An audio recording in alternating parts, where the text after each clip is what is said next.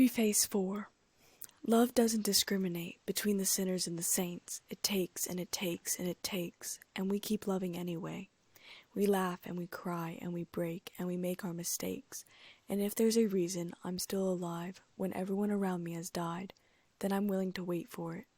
I'm willing to wait for it. Aaron Burr, Hamilton. Chapter 32. Bella's Wedding and My Funeral. Davina, POV. I still can't believe it, I laughed with Marcel and Bree, sitting on top of the Cullens' roof. I was wearing an oversized sweatshirt that covered up the large baby bump. I was hiding from the rest of the family. Marcel grinned at me, his orangey-yellow eyes gazing at me. I love Esme, and I was meant to be a vampire. I had no idea how I was pregnant, or when I became pregnant. All I knew was that it wasn't a normal pregnancy. Bree was very quiet. She had told me that in the newborn coven, she had found a temporary mate whose name was Diego. We had, of course, killed him as he had tried to kill us, but they weren't super close, and it wasn't a painful thing for her, that much.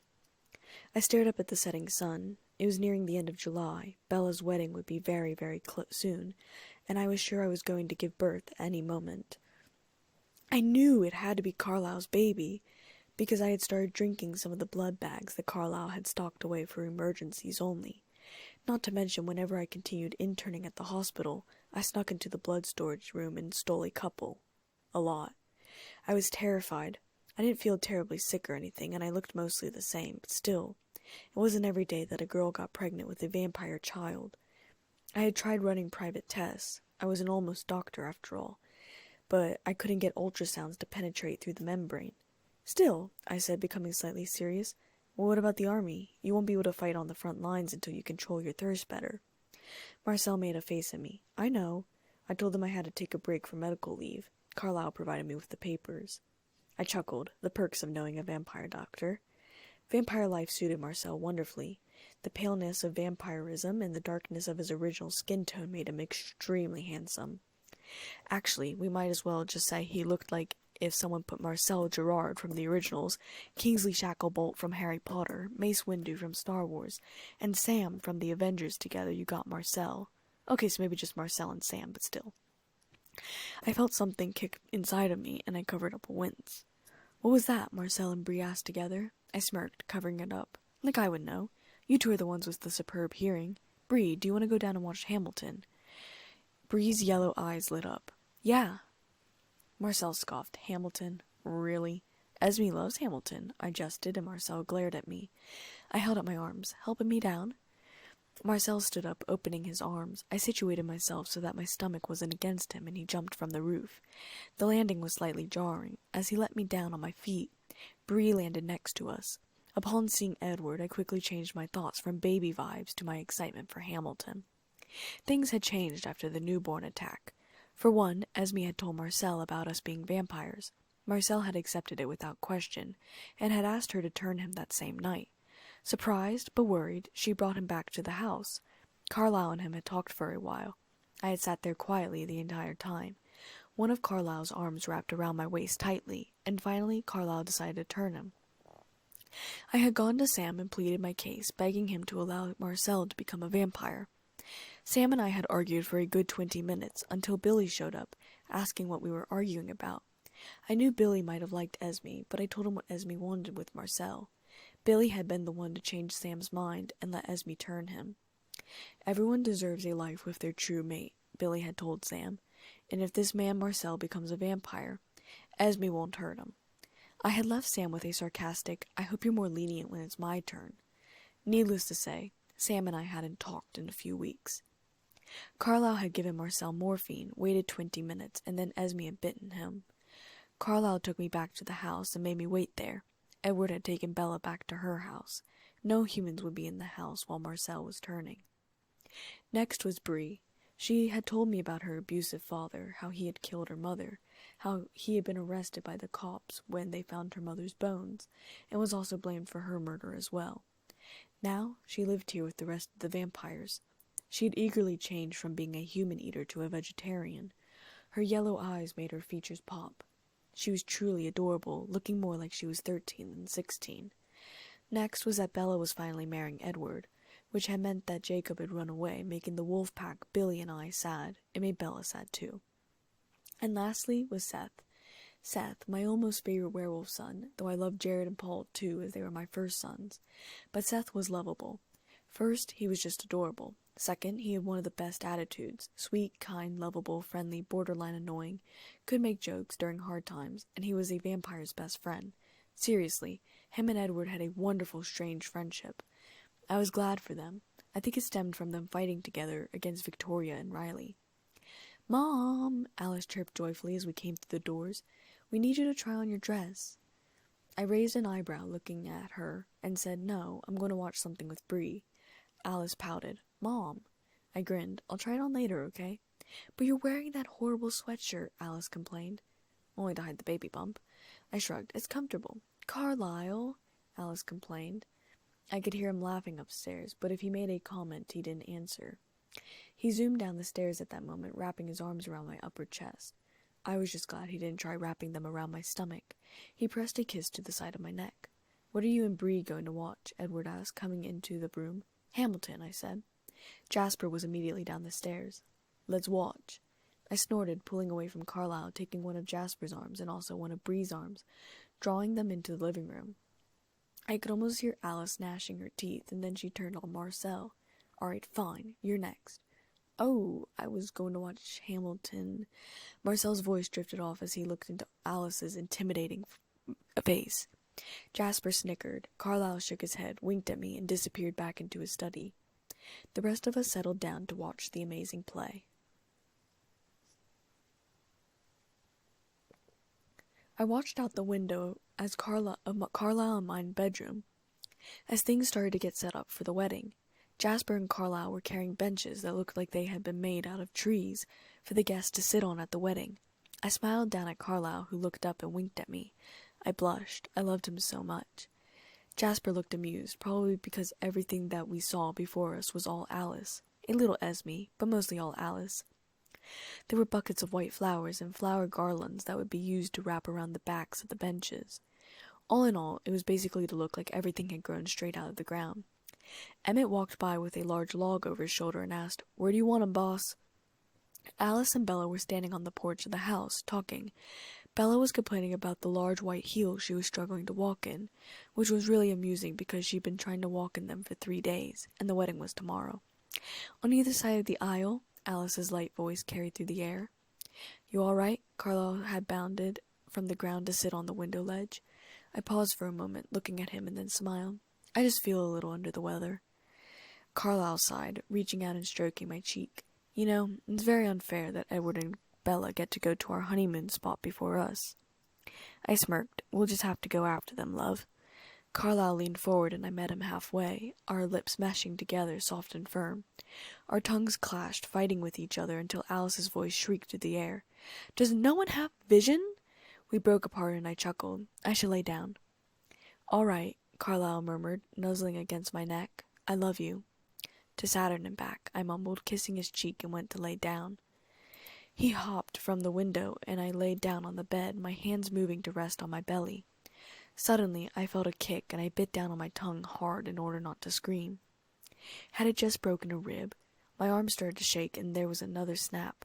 Had my rib just fixed back into place? I got up off the bed and hurried to the library. I needed to research what the hell was happening to me. "What do you mean you don't feel well enough?" Alice practically shouted at me. I shook my head, groaning, a light sheen of sweat on my forehead.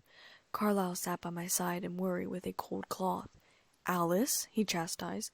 "Look, if I feel better by tonight," I muttered, and then vomited into the bucket. "No," Carlisle said firmly. "You will stay in here and drink lots of fluids. Understand me? I don't want you to move from this bed." "Okay," I whispered. Alice's expression softened, and she said, "Sorry, Mom. I just wanted this wedding to be perfect." I smirked, glad to know that if I'm not there, everything falls apart. Carlisle chuckled softly, stroking hair back from my forehead. I wasn't entirely sure what had brought this strong sickness on. It was very sudden. I had been reading in the library about vampire children sucking on a drink that was a mix of root beer and blood, don't ask, when I had felt sick. And now it had just gotten worse, really worse. I'll be back to check on you soon, Carlisle said, smoothing my black hair back from my face. His gold eyes were full of worry. I scoffed. Carlisle, it's probably just the flu or something. Alice and him shared the briefest of looks, and I raised an eyebrow. Davina, is there something you might know? Carlisle asked hesitantly. My heart started to race, and I nearly cursed because I knew they both heard it. What do you mean? I mean, I haven't been able to see your future for a while, Alice murmured, which usually means that someone dies, and now you're sick. Would I die giving birth to this baby? I hesitated and then whispered, after the wedding. Carlisle swallowed, putting his forehead against mine. I relished his cool skin against mine. I love you, Carlisle. I love you too, he whispered. My phone rang and I reached over and saw that it was Sam. Oh, it's Sam, I murmured. We'll give you some privacy, Carlisle said, putting a thin blanket over me, kissing my forehead, and then they were both gone. I picked it up. Sam? No, it's Seth, Seth said quietly. You don't sound good. I'm not good. I chuckled and then coughed. What are you calling for? Sam wanted to talk to you, Seth murmured. Are you sick? I chuckled. Something like that, although now I feel bad for snapping at Sam. I think my time for becoming a vampire is coming sooner than expected. How soon? Sam's voice asked frantically into the phone. What's wrong? What are you sick with? I chuckled. Well, hello, ugly. Davina? I sighed. I'm pregnant. Sam paused. What? The thing is, I shouldn't be pregnant. The bombs, the sulfur, the air, the smoke, the punctures. I shouldn't have gotten pregnant, but I am. So when I go into labor, I might not make it, I murmured, feeling like I was going to throw up, and then I did. You really are sick, Sam murmured. Can they turn you into a vampire before you give birth? No, I can't give birth as a vampire, I murmured. It'd kill the baby. But if they turned me the minute after I gave birth, I could hear Sam swallowing on the other side of the phone. What do they think of this? I hesitated, and then muttered, I haven't told him yet. Any of them. You're the first one I told. You're kidding me, right? Sam's tone was incredulous, and then quiet, and then he asked, Davina, whose child is it? I started to sob, theatrically. I don't know. It can't be his, but I haven't been with anyone else. I'm terrified. What if I've been raped and I don't even know it? I don't remember anything. I swear I've only been with Carlisle. I'm coming over. Sam's voice was concerned, hard, and extremely husky at the same time. Wait, I hiccuped. I told Carlisle I'd tell him what was wrong after the wedding. Please, Sam, come over tomorrow. I will, I promise, Sam whispered into the phone. I smiled a watery smile, even though I was terrified of everything at that moment. Thank you. I love you, Sammy. Love you too, Shorty. I smiled, shutting the phone off. Carlisle? I called. He was there in an instant, wearing a black tuxedo and a white shirt and a matching vanilla white tie. He had slicked his hair back, and it was slightly redder than it was, blonde at the moment. Strawberry blonde. I smiled, my heart racing at the sight of him in front of me. He looked dashing. Carlisle smiled, squatting to be close to my face. This sickness you have. How serious is it? I smiled. Shouldn't be serious at all. Just different, I think. So you don't have to worry during the wedding, okay? I'm not going to die while you're out there, I promise. After all, I had only been pregnant for a month and a half.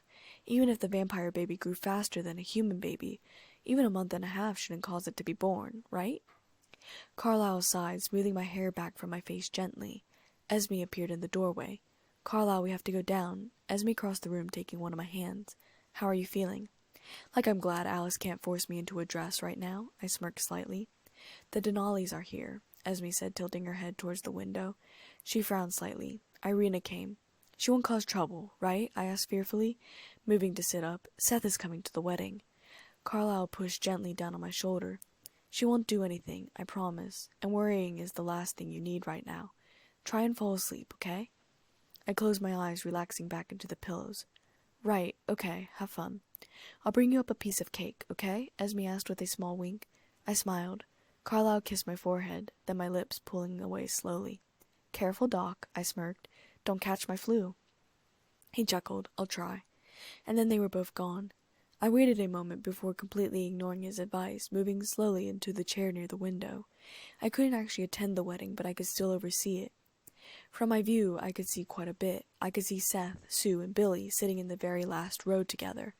I guess Leah hadn't come, but she didn't like Bella for several reasons.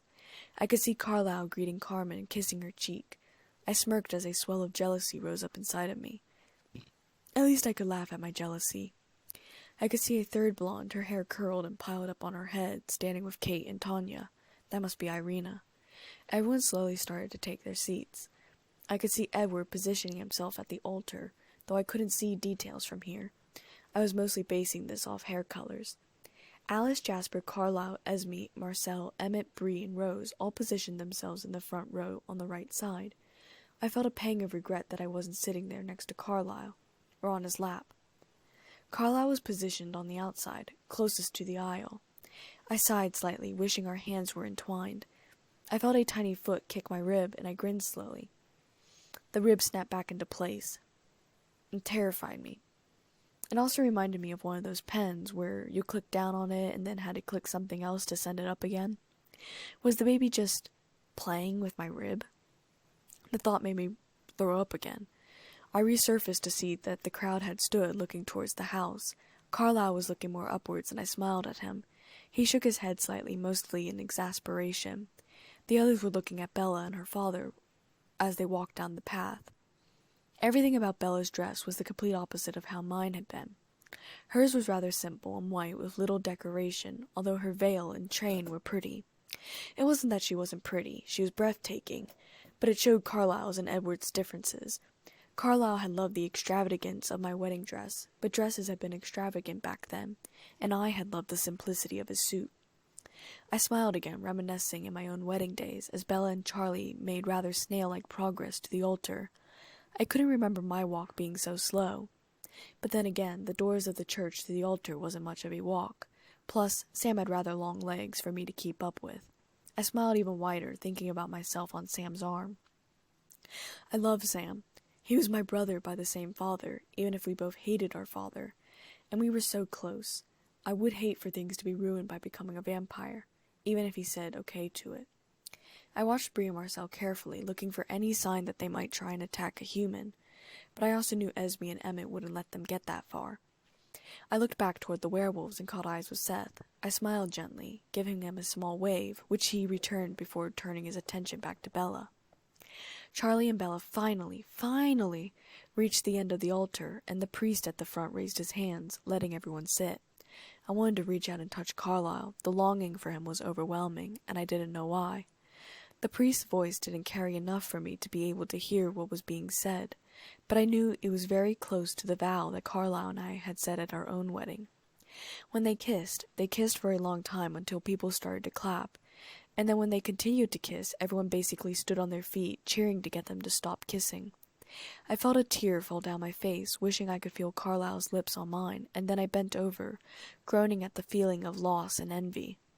I had no idea what was happening, why I felt like this. I had been with Carlisle, 30 minutes ago? Had felt his lips on mine 40 minutes ago? Carlisle was all mine, the ring on my finger said so. So why was I feeling like this? These were Carlisle's kids, despite what I had said to Sam. There was no way they couldn't be. Human blood tasted fantastic from a blood bag. I had gone through several a day, it kept me strong and healthy. But I had to pretend they weren't Carlisle's kids, for now. I had no idea how Sam and the rest of the wolves would react if there was some sort of half-human, half-vampire child running around. What if they wanted to kill him or her? I wouldn't be able to live with that. I had to protect my children first, even from the rest of the family. At least until we knew more. At least until Carlisle and I could tell whether the kids would be a threat or not. But I couldn't tell Carlisle. I didn't want Edward to know. I watched the ceremony turn out so that people were standing, chatting with each other, congratulating Bella and Edward. I watched Irina staring across the room towards where Seth, Billy, Sue, and Charlie were standing, drinking champagne. I tightened my fingers around the windowsill ledge, terrified. Please don't do something stupid. Please don't do something stupid. Please don't do something stupid. The chant rang over and over in my head, gazing at Irina, who was glaring hatefully at Seth. Irina leaned forward, muttering something to Edward before stalking off. As she passed by the house, she looked up. We met eyes. I gazed back as she glared at me, almost snarling. I looked over and saw Carlisle look tense at our interaction. I gave him a soft, "it's okay" smile, before he turned back to the party. I sighed, wishing he was here with me instead of down there. Actually, why didn't I just go down there? There wasn't really anything stopping me. I got up from the wooden chair, shutting the window quietly, moving towards the door. That was when something in me broke. I fell to my knees, a strangled scream erupting from my lips. I quickly smothered it so that no one heard it. I felt something gush down my leg, making me nearly faint. No. This couldn't be happening. Not now. Not with all those people out there. With trembling legs, I laid down on the bed. I reached into the side drawer, dragging out a syringe of morphine. I stabbed it into my leg and gasped. Seth burst into the room suddenly. "Mom!" "Seth?" I questioned. If he had heard it, did that mean Carlisle or one of the others heard it? "What?" "I saw you weren't in the window anymore, and I wanted to make sure you were all right," Seth said, staring from the needle to my hand. "What's going on?" I clenched my teeth, squeezing my eyes shut in pain, my whole body convulsing as there was something like a contraction. I opened my eyes, gasping for breath, seeing stars. "Mom?" Seth questioned, by my side in an instant, his wide, innocent brown eyes staring into mine. Seth, I gasped out, touching his brown jacket. "Carlisle." Seth understood, but he didn't do it the way I was hoping he would, leaving the room to go get him. Instead, he shouted, "Carlisle!" I zipped the hoodie down, tugging it off, and Seth's eyes stared hugely. "Mom?" I stared at him, tears in my eyes, before biting down on my hand as something kicked against me. I let out a sob. Carlisle was in the room in an instant.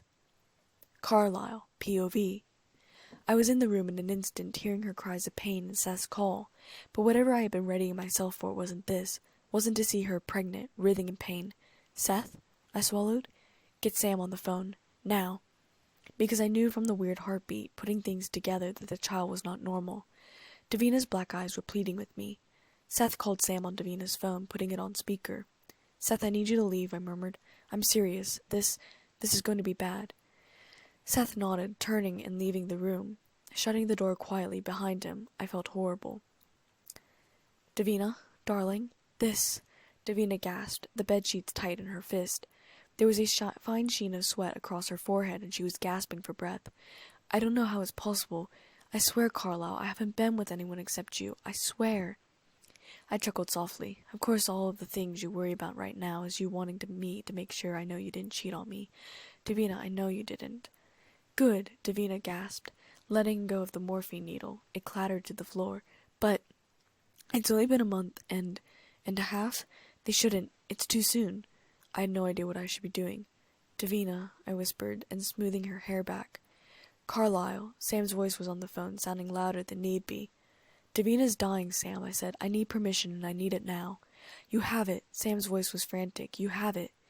"Thank you, Sam," Davina and I whispered together, and then Davina screamed again. "Davina!" Sam shouted. "Sam, I know you want to be here," I said, picking up a scalpel, "but you and the entire pack need to stay away from the house for a few days. Swear it. Come pick up Seth, please." "All right," Sam said. "Good," and then I unceremoniously hung up on him. With a calm hand, I settled into my doctor zone, cutting Davina's stomach open, performing a C-section. I wished I'd had known. Now that it was out there, it was so obvious.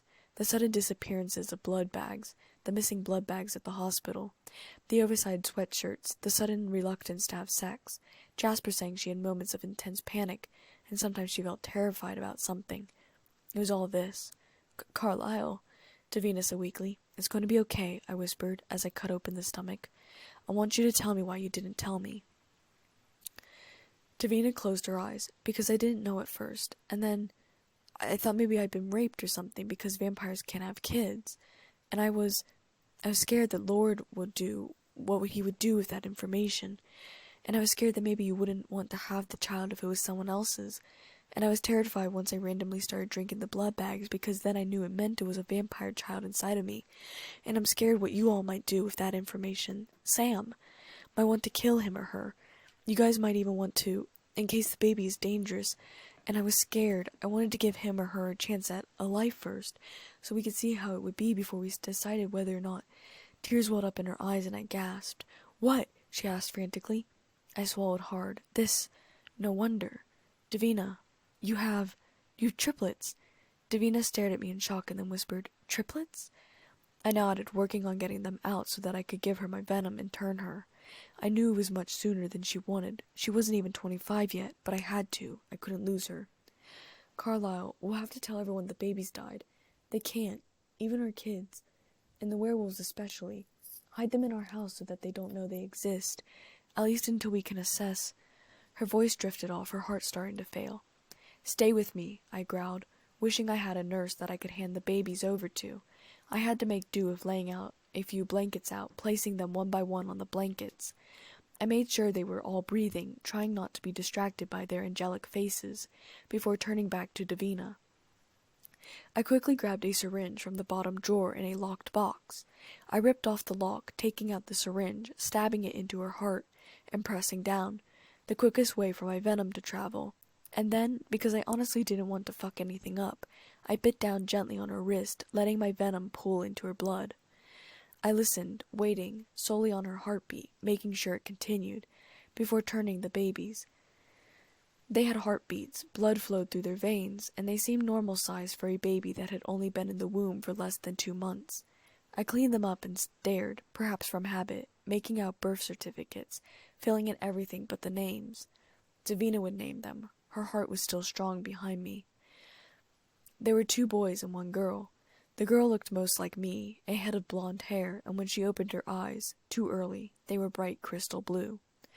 The boys, on the other hand, looked like they were identical, with black hair and brown eyes. The reception was still going on, and I debated about what to do. I had to listen to Davina's last words. She wanted me to hide the children in the house, and not let Sam or anyone else but the 2 of us know about the children. Who would take care of them while I waited by Davina's side? Then I realized that Alice must not be able to see the children. That was why Davina's future had disappeared. I hesitated. I could tell Rosalie, no, that was a bad choice. I finally ran from the house, the 3 babies in my arms, back to the house that Davina and I shared. Working with vampire speed, I put together 3 makeshift cribs, putting each of them in one, watching them. I would have to study, see what they wanted to eat. Arriving back at the house, I found that Bella was getting ready to leave. I disappeared as my suit was covered in blood. I appeared back in Davina's room. I waited. Alice burst into the room a few moments later, taking in the sight of all the blood, my suit, and Davina's still frame. What happened? The others filed in, as Edward and Bella had driven off. Marcel and Bree were there too. Marcel looked horrified. She was pregnant, I said, trying to figure out what to tell everyone. There were complications with the birth. I glanced at Marcel. Yes, the doctor said she couldn't have children, Marcel murmured, and that if she got pregnant there was a high probability she would die in the childbirthing process. I nodded. Well, they were triplets. Marcel's mouth dropped. Well, no wonder. She would never have been able to. The children? Rosalie asked, and even with her mother on the deathbed she sounded slightly excited. I just shook my head and her shoulders slumped. Sam gave you permission, right? Jasper asked. I nodded, without a second of hesitation. Good, Esme said, reaching out and rubbing my shoulder. Everything will be okay, brother. Her heart sounds strong. I nodded. I know. Rosalie was the first to leave. Everyone followed out after her. Jasper kissed Davina's forehead, following Alice out to the last people in the room except Esme. When it was just Esme and me and Davina, she whispered so quietly, I know you're lying. I swallowed and then jerked my head towards the window. I brought her back to the house and whispered, Esme, please. You can't tell a soul. I brought her into the house to show her the babies. Esme looked at them in wonder and then whispered, How? I don't know, I said. I mean, there's never been anything like them. Vampires usually can't have sexual relationships with humans. Not enough control to keep them from killing them. But I suppose, males can have children at any age, so I suppose it's technically possible. She's afraid, though, that they might not be quite right. She doesn't want anyone to know about their existence except me. She's especially afraid of what Sam might do. Please, Esme, you can't tell anyone. I won't, Esme whispered. I can stay with them while you stay with Davina, though. Thank you, I murmured. Esme paused and then said, Carlisle, Edward, and Bella. I closed my eyes, knowing she was right. Maybe not. It could be because of Davina's werewolf gene. 2 supernatural genes combining together, and Bella doesn't have that. Esme nodded, but said, I'm just saying you should be prepared if Bella does get pregnant. I nodded. You're right. I know. And then I zoomed back to the house to wait for Davina.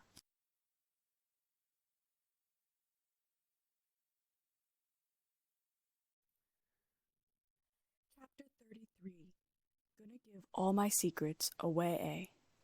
Davina, POV. Birds are annoying. Seriously. When you're trying to sleep and they're just going chirp, chirp, chirp, chirp Honestly, it sounds like they're screaming.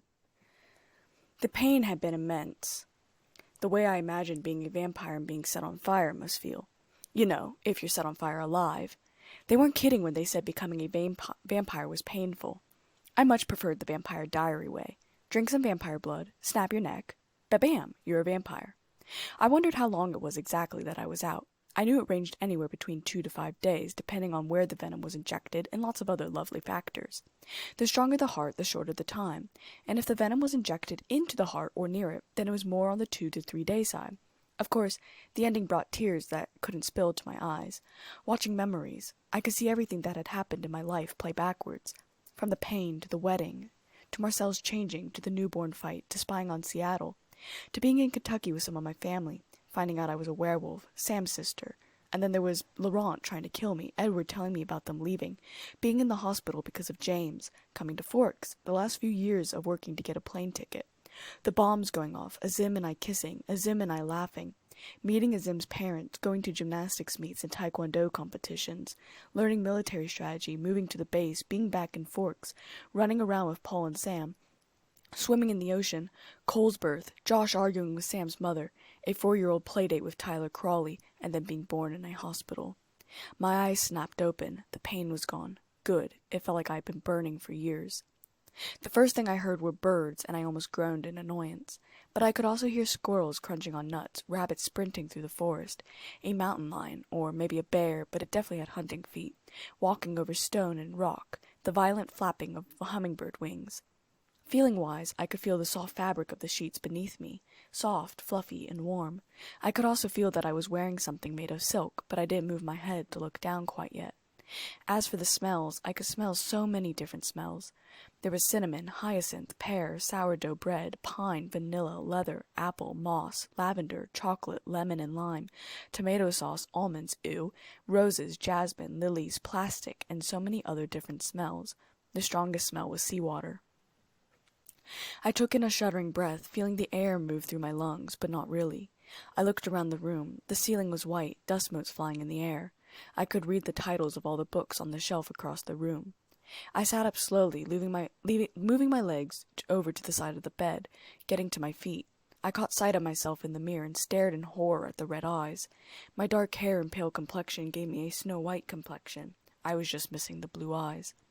I had been lucky with my complexion, though. I had been captured in a mid-tan state, my dark skin coming out only after being in the sun for long periods of hours. I now looked half Cullen, half Twilight-like, and I loved it. I pursed my lips at the choice of dress Alice had dressed me in. It was a green color that balanced out the skin and my eyes nicely, except for the fact that I was not wanting to be in it. I would much rather have wanted to wake up in jeans and a t-shirt. I could hear voices downstairs, and I could distinguish Emmett, Jasper, Carlisle, Alice, and Bree's voices. I darted down the stairs, stopping in front of Alice, my arms crossed angrily. "Davina!" Carlisle said in surprise. "You're up early." "Early?" I questioned, raising an eyebrow. "It's only been 2 days," Emmett said, looking me over. "Looking good, Mama Bear." "Really, Alice?" I questioned, gesturing to the dress. "Really?" "What?" "It's a wonderful dress for you to go on your first hunting trip in," Alice said, putting an elbow on Jasper's arm. I looked at her incredulously. "You want me to go hunting in this?" Jasper shifted uncomfortably.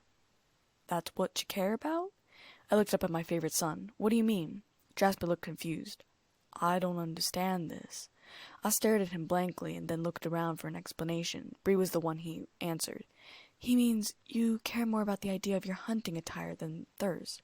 "Oh," I said, thinking. I concentrated on my throat, but I didn't feel anything. "Where should I feel hungry?"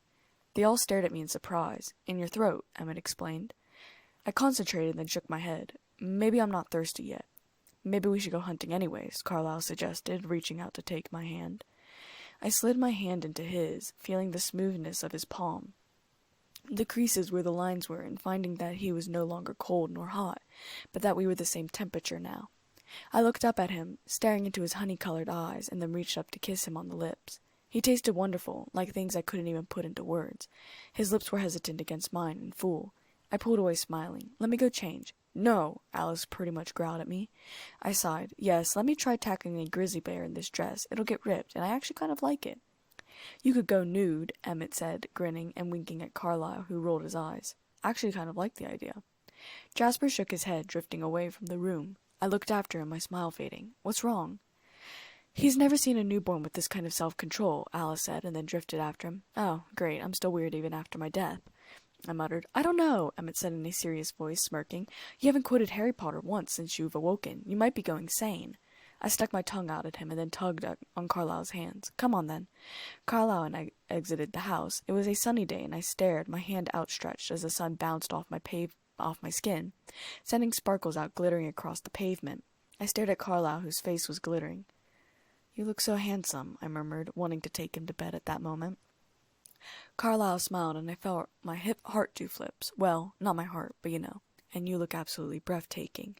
He breathed. Except the eyes, I said with a sigh, preening as he swept a strand of my long black hair back from my face. He gazed at me, sliding his thumb across my cheek, and I relished the feeling of his hand. Even with the eyes, you were stunning. Well, I said, taking his hand, squeezing it lightly. Let's go hunt some animals and make them gold. Carlisle nodded. Ready? I nodded, preparing myself, and then started to run. It was amazing. It felt better than my motorcycle. I flew across the forest, laughing a little, and when we reached the creek, I leaped without thinking, feeling myself almost fly as I crossed the water. I landed lightly on the balls of my feet, continuing to run, thinking of nothing but the wind caressing my skin, and then Carlisle stopped me. We don't want to go far, he purred. His eyes were raging between black and yellow, and I smirked. Well, hello, Lord. I see you trying to make an appearance. Well, the eyes become completely black. You look completely ravishing like this. You've completely taken over Carlisle, I complained lightly, walking my finger up his tight sweater. He's trying to figure out your self-control, so he's too distracted to try and take back over. Lord smirked before smashing his lips to mine. Oh yes, I liked where this was going. My back hit a tree, making the plant shake underneath my body. I barely felt the bark scraping against my impenetrable skin, pushing back fiercely against Lord's lips. So rough and smooth and delicious. His hands ripped the dress from behind, and I tore his sweater off of him. I growled, seeing the light blue buttoned-up shirt underneath. You wear too many clothes, Lord. Blame Carlisle, Lord growled, biting at the skin on my neck. He pulled back and murmured, I can leave a bruise. Good. I chuckled before using strength and speed, sending the both of us crashing into an opposite tree as I pressed against him tightly. And then I paused, lips hovering over his. The kids? Lord's black eyes melted, becoming tawny again, and Carlisle actually shook his head like he was trying to clear his mind. His eyes lingered over where he'd ripped part of my dress, revealing the top of my cleavage. He cleared his throat and said, I do apologize for that. And they're at our house. We can go see them after we hunt. I nodded, my mind focused solely on the hunt. Let's find a few rabbits, then. He raised an eyebrow. Rabbits? Or squirrels, I muttered, thinking back to Vampire Diaries. That's what they eat in Vampire Diaries. Carlisle chuckled, reaching out his hand. I took it without hesitation. Let's find you a mountain lion, shall we? I laughed lightly, running again. This time, I led, following my heightened senses to a cave. Could I just walk in there and eat it? I questioned. Carlisle seemed a little anxious and muttered, Maybe we should find a deer instead. I raised an eyebrow. It's not like the mountain lion is going to hurt me. The mountain lion suddenly paced out of the cave, growling at me. I could smell it, and while it was appealing, it didn't send me wild like I thought it might have. I stalked forward, avoiding its claws, and bit down into the neck. I tasted the blood gushing into my mouth. It was sweet? I don't know how else to describe it. It was satisfying, but it tasted different, and I realized that was because I was dissecting the different tastes of the blood. I could taste the water, the salt, and even the plasma. I wrinkled my nose a little bit, trying to ignore the taste that way. I pulled back once I was done. I had done pretty well, I thought. I'd barely spilled any blood on my dress. I turned to look at Carlisle, who had a strange expression on his face. What? I asked, racking my brain. Did you want some? It's not that, he said softly, coming over and pulling me into his arms. It's just, well, first, it's very hard watching you drain something that would normally kill you. And for another, your thirst didn't take you over. You were very calm in your feeding, and you also didn't seem to enjoy it. Well, I said, frowning slightly, I've always liked big cats. Maybe I should go after a bear instead. Those scare me. I might not feel as bad about killing a bear than a cat. And well, for another, it was the taste. What do you mean? I could taste the individual components of the blood, I explained, wiping my bottom lip. The water, the salt, the plasma, it wasn't the best taste in the world. Oh, Carlisle whispered, frowning deeper. Now can we go see our kids? I asked. Carlisle was still staring at me, and I recognized this face from my months of interning under him. He was analyzing me like a data project. "Carlisle." He snapped out of it. "Our kids. Yes, we can go see them now." "It's only been 2 days," I murmured. "What are they like?" "They're wonderful," Carlisle said with a small smile. "Come on, I want you to meet them." Have you noticed any signs of danger from them at all?" I asked in worry as we ran back, not to the main Cullen house, but our small cottage. "Nothing," Carlisle said, and then frowned slightly. "They bite a lot. Esme. She's the one who's been helping me take care of them, but she hasn't told anyone else about them. She said that when our little girl bites, she doesn't feel anything, but the boys are venomous." "2 boys and a girl," I breathed out. Carlisle nodded. "The boys are identical. The girl looks more like me." I smiled. "What did you name them?" We stopped running once we were in front of the front door of the house. Carlisle stopped, picking me up in his arms, carrying me across the threshold before kissing me on the lips. I giggled as he set me back down on my feet. "I'm letting you name them," Carlisle murmured. I shivered, nervous. I had already had boy names in my head, but nothing for the little girl. "Carlisle," Esme's voice floated out the door. She appeared, holding a very small baby with long golden locks in her arms. My breath caught in my throat at the sight of my daughter. "Oh," I gasped. Esme's hold tightened around the baby. "They're still part human, Davina." Carlisle's wrapped his arms around me tightly. "Breathe deeply." I was nervous, not wanting the scent of my daughter to attract me. I let out a stuttering breath and then breathed in. I could smell honey, cinnamon, and parchment, like the way Carlisle smelled, and I could smell her blood, which smelled sweeter than the mountain lion, but it was nothing. I felt nothing. I was still relaxed in Carlisle's arms and then asked, "Can I hold her now?" Esme was shocked, looking from me to Carlisle. "Maybe you have a self-control gift," Carlisle said, but he didn't relax his arms. I sighed, staring at the blonde girl. "She doesn't look like she's 2 days old," I whispered. "She's around 3.5 months, Carlisle whispered behind me. Fear spiked through me. "So, she's aging much faster than normal." "Yes," Esme said. "All 3 of them are." But then they might not live very long," I panicked. Venom stung at my eyes, and I quickly blinked. "No, they might not," Carlisle said, kissing my cheek. "Oh," I whimpered. "Esme, I think she's all right," Carlisle said, letting go of me. I stepped forward cautiously, extending my arms for the little girl. Esme handed her over, and I shivered. Her skin was warm, her heart beat faster than I thought it should be. Her eyes were ice blue, and I looked at Carlisle, trying to imagine it with blue eyes.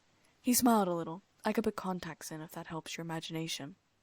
I giggled a little, though sound lighter and less hoarse goat-sheep sounding than it used to be. More like an angel now, I guess. "Sorry. Personally, I was thinking your eyes might have been green. Sorry to disappoint." I was suddenly by his side, pressing my lips to his, our daughter between us. "You don't disappoint me. Ever." Then I pulled away and was in the baby's room in a heartbeat. The 2 boys truly were identical, around the same size as their sister. "Do you have names?" Esme asked me quietly. I nodded. "For the boys, anyways." The only difference between the boys was that one of them had short black hair, while the other one had curls, and they were a tad degree lighter. I handed the baby girl back to Esme with reluctance, picking up the one with the straight black hair. I held him out to Carlisle and said, "This is Samuel Carlisle Cullen." Carlisle smiled, kissing the top of my head, before taking his son into his arms. I turned back, picking up the last baby, looking into his eyes, and said softly, "This is Niklaus Cullen."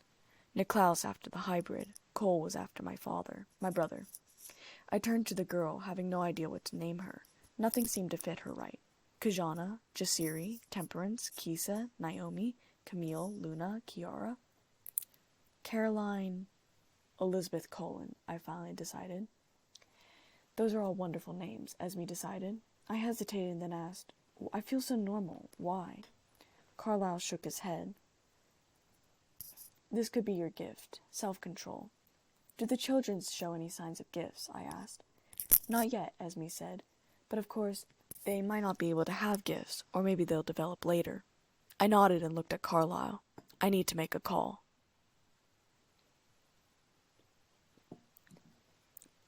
I paced by the treaty line. I was terrified, unsure.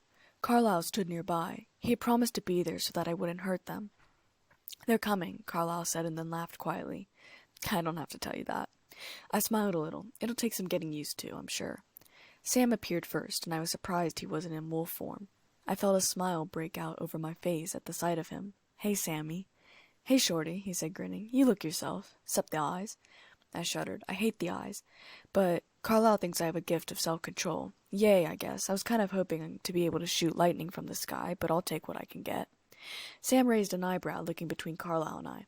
She really hasn't changed at all. Carlisle chuckled. No, she hasn't. How is everyone? I asked. Have you heard from Jacob at all? Sam paused and then said, how about you come down on the res? I blinked. What? Sam sighed. Billy, Sue, old Quill and I, well, we might have come up with a late wedding gift for you. We decided as you're basically the wolf's mother, you could come down on the res. You're the only one, though, mind you. Although, Carlisle, you're not that bad. Thanks, Carlisle muttered, but he looked worried. Are you sure you're okay with this? I paused, glancing over at Sam, and then sniffed tentatively. I cocked my head to the side. You don't smell. Sam looked surprised and then said, You don't smell either. Well, not bad, anyways. Carlisle looked stunned. I don't understand this at all. I tilted my head. Could it be because I'm, or was, half werewolf? So maybe I don't have an aversion to them.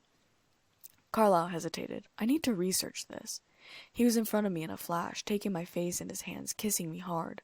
I kissed back fiercely, wrapping my fingers in his hair. We kissed until Sam cleared his throat. I'm as romantic as either of you, but I don't like watching my little sister kiss anyone. I giggled, pulling back from Carlisle. I'll see you back at our house, okay? Carlisle kissed the side of my head, pulling away slowly, and then he was gone. I hesitated on the brink of the treaty line before carefully stepping over it. I looked around nervously and then said, No booby traps? He chuckled. None.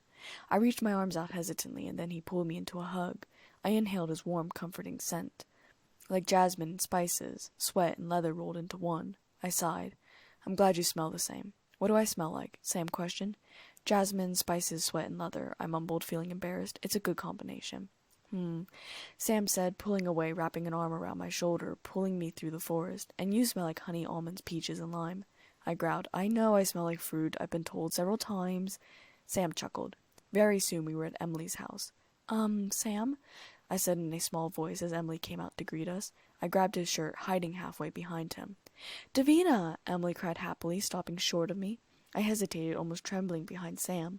The last thing I wanted to do was hurt Emily. I noticed Jared and Paul emerged, looks of excitement on their faces, too. Hey, Vampire Mom, Jared called, jogging over. I shivered. It's all right, Davina, Sam said. You're not going to hurt them. I inhaled deeply, smelling for Emily's scent directly, and though I smelled her, though her blood smelled divine, there was no unnecessary craving for it. I let go of Sam's shirt a little, taking a few steps till I was closer to Emily, but still hesitating. Hi, I said softly. Emily threw her arms around me, taking me by shock, making me freeze. Sam was there in a second, worry in his eyes, until I very slowly put my arms around her. That wasn't so bad, I mumbled as she pulled away. She seemed rather relieved. You smell good, I said half-heartedly, still very nervous. Though I couldn't smell the werewolves as awful, my nerves were tingling like I knew I was being surrounded by enemies. But I'm not craving after your blood, or any blood for that matter. I frowned a little. I hunted a mountain lion today. It didn't taste as good as I thought it might. You hunted a mountain lion? Jared asked with a grin. What was it like? Boring, I said slowly. It kind of just stood there while I killed it. Maybe it was in shock. But you said it didn't taste good, Sam said, frowning slightly. I shifted uncomfortably. They were okay with this conversation. Well, I could taste everything individually. The water, the salt, the plasma. It wasn't very good. The water was most potent in taste, but it didn't taste like blood, really. Interesting, Jared said. Mom! Seth's voice called from behind me, and a brilliant smile lit up on my face. I turned, dashing towards him and wrapping my arms around him. I was very careful not to squeeze him too tightly, though. Hi, Seth, I said with a grin. I could hear Jared and Paul complaining behind me about how I hadn't hugged them. I darted till I was in front of Jared and Paul and hugged both of them, too. Paul imprinted, Seth offered. My eyes lit up. Really? Paul rolled his eyes, but he was trying not to smile either. Yeah, Jacob's sister, Rachel. Quill imprinted, too, Jared said. Really? I asked, astonished. Did everyone imprint while I was dead? No, Seth said glumly. I haven't. Neither has Leah or Embry or Jacob or Cullen or Brady. I ruffled Seth's hair. Well, good. You're too young for love. Embry and Quill showed up sometime later. I found out that Quill had imprinted on a 2-year-old named Claire, who happened to be related to Leah and Emily. Privately, I was thinking that it made sense they were imprinting on each other's family members. Jacob was a powerful member of the wolf family, which meant his sisters technically had the gene too. So it made sense for Paul to imprint on one of the sisters, and anyone related to Leah, Seth, and Emily would have strong genes too from Harry's side of things. Same with Quill's bloodline. I didn't stay long, not wanting to overstay my welcome, for one thing, but also wanting to get back home to Carlisle. Unfortunately, Paul still wasn't good at keeping his nose out of other people's business. "So what are you going to do tonight?" I raised an eyebrow. "I've no idea. So you and the doctor aren't going to get it on?" Paul smirked. I wish I could have blushed. I scowled at him instead, putting my hands over Seth's ears. "Not in front of the kids, dumbass." Paul snickered. I got to my feet, swooping down and kissing Sam on the cheek. "I'll come back soon, I promise." "Stay safe," Sam said, and I smirked, rolling my eyes. And then I was gone, running back for the treaty line, back into the forest, and back to my house. Our house. Carlisle and mine house. I stepped inside. "Carlisle?" Carlisle was in front of me in an instant.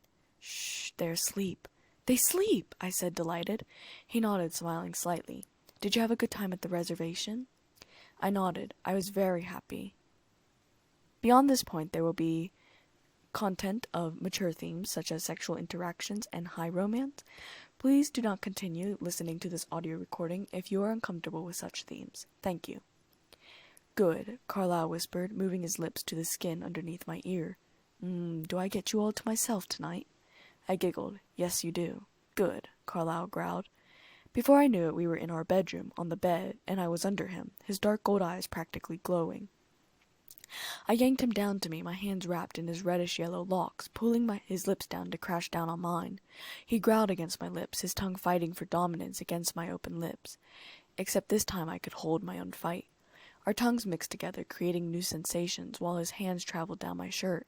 He didn't even bother unbuttoning it, ripping it in half instead, and I was grateful that it was a new top I hadn't gotten attached to yet. I rolled over, pressing him down to the bed, gripping his hips with my legs, squeezing tightly as I tore his shirt apart, blue buttons flying and scattering across the floor. I pressed my lips right into his pants line, licking a stripe all the way up his chest, his neck, and all the way to his earlobe before nipping at it. He growled again, his fingers pulling at the stretchy leggings I was wearing, pulling them downwards, and they were discarded as well. My fingers worked fast, undoing his belt, yanking it out of the belt loops, tossing it away. It fell to the ground with a dull clink. I unzipped the black dress pants, pulling them down quickly. His arms were behind my head in an instant. His body pressed against mine, and I could feel his member pressing against my mound. Our mouths moved furiously in sync with each other, our hands tangled in each other's hair. I moaned against his lips as one of his hands traveled down to my heat, rubbing my clit with lightning-fast speed between his fingers. The sensations were even more erotic as a vampire. They hadn't been lying when they said your emotions were heightened.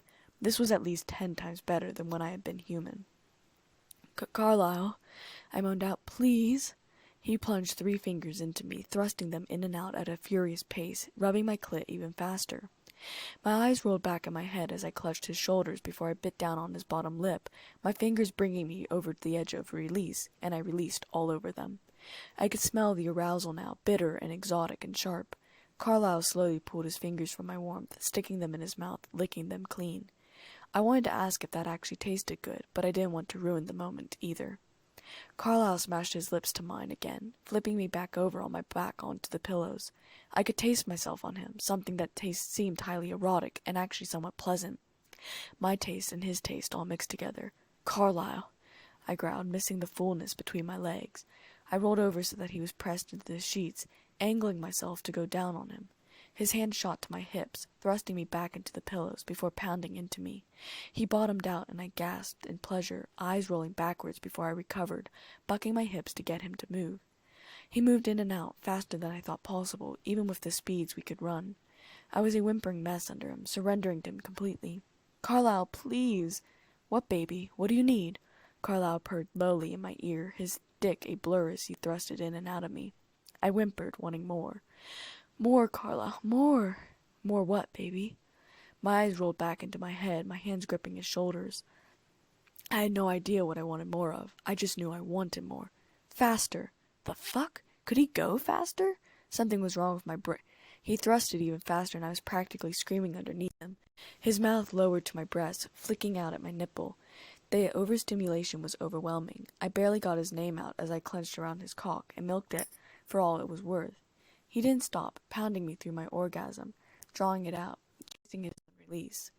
The sensation was more than white static. It was burning white fire that made my toes curl, and now I saw how it had taken Emmett and Rose weeks to leave their house. I never wanted to leave this. I wanted Carlisle and I to continue going forever. We were blessed with such short refractory periods it wasn't even funny. It was probably going to be my favorite extracurricular activity, outside everything else. "Carlisle!" I screamed as he twisted my nipple tightly between his smooth, dexterous fingers, pulling it, sending the jolt straight to my clit at the same time I came.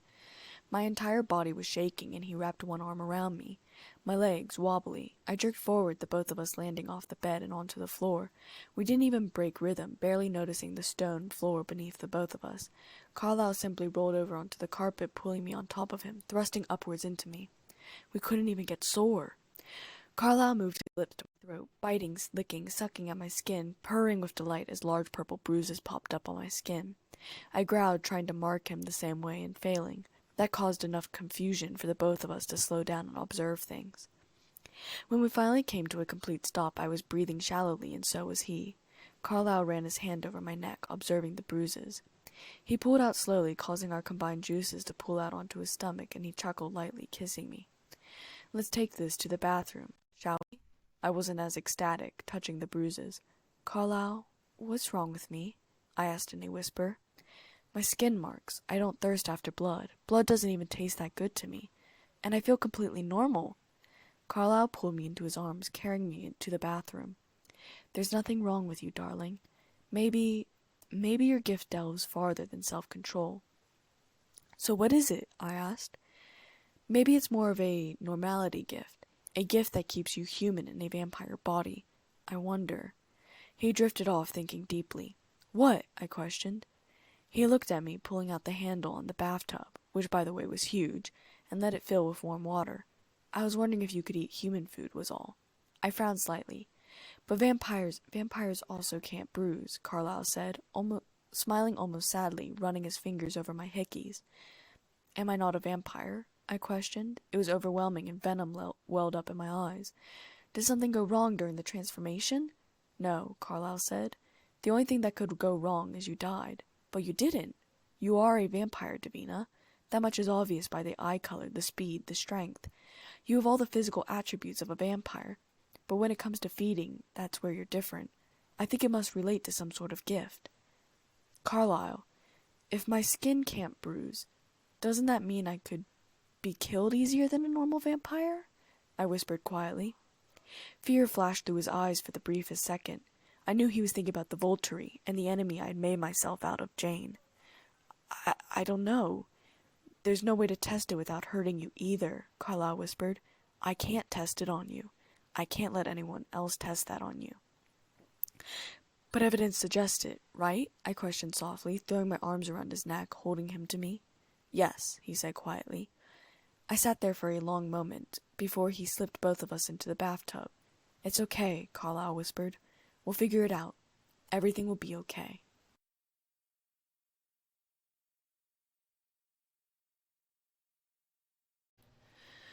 Chapter 34.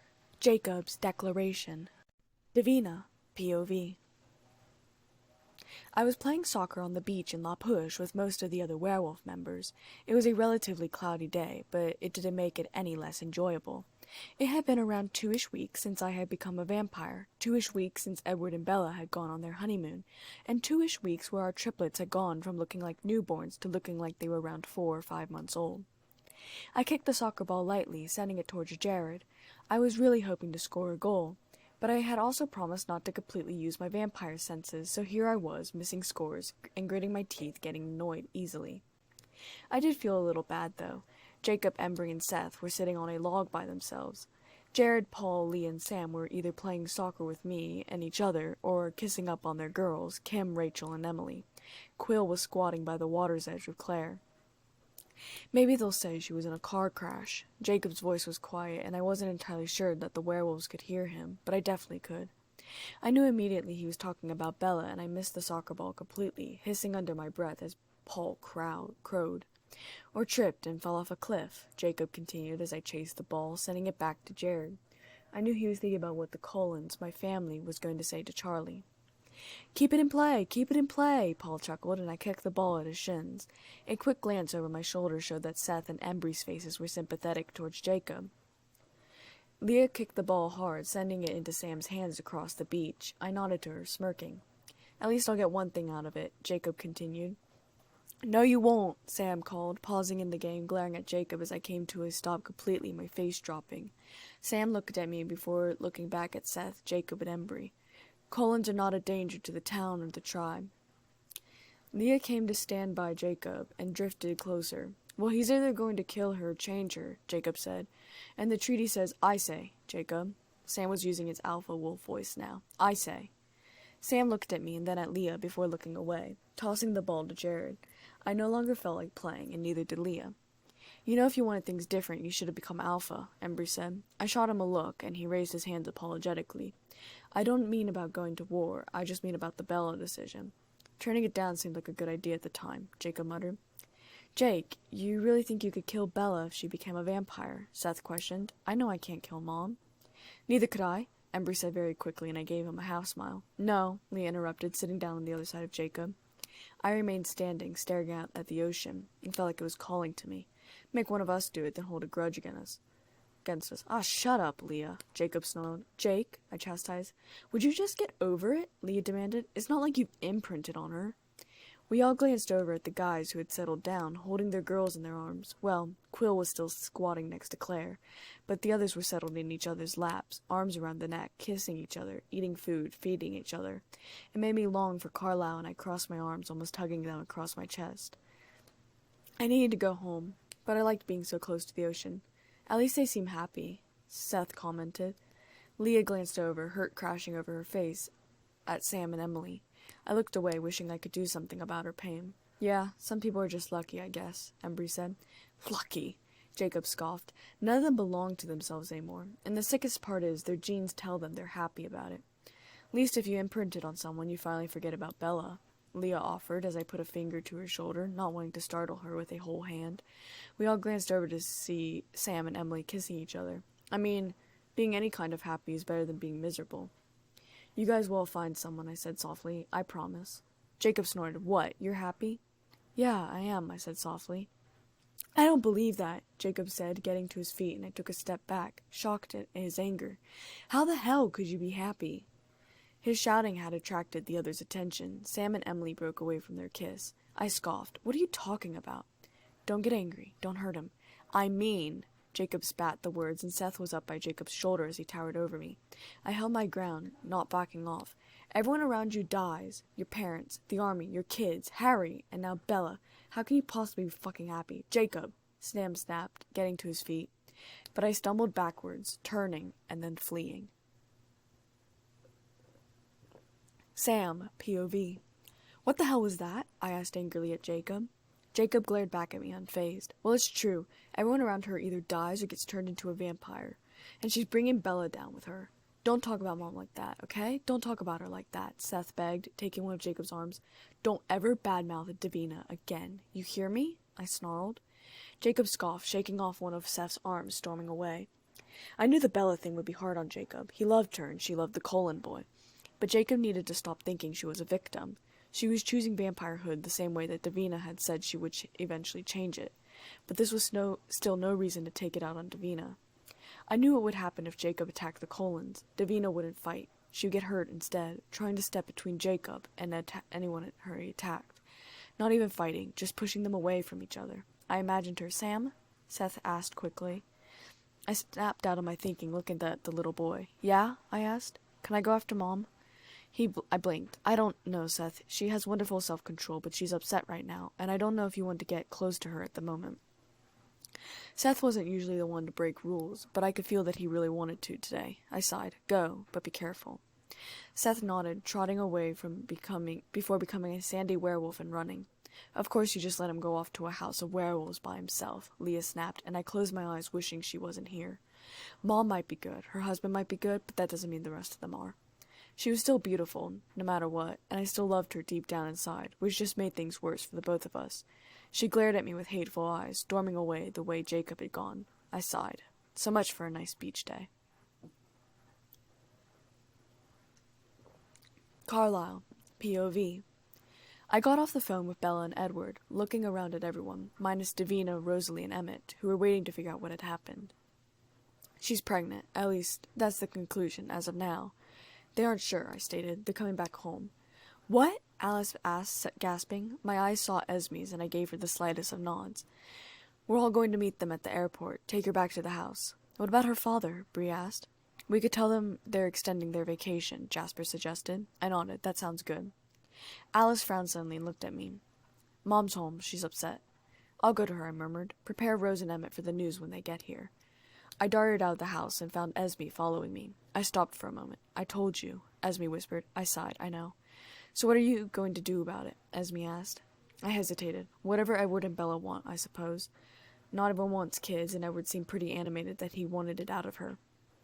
I can't imagine Bella would want that, Esme warned. I thought about it. I don't know, but these kids... The word of Bella's kid will get out to the Quillolite wolves. I need to see their reaction before I start telling everyone about mine and Davina's kids are alive, all right? Esme hesitated, then nodded. I need to go back to Marcel. Do you think I can handle my wife, sister? I smirked slightly.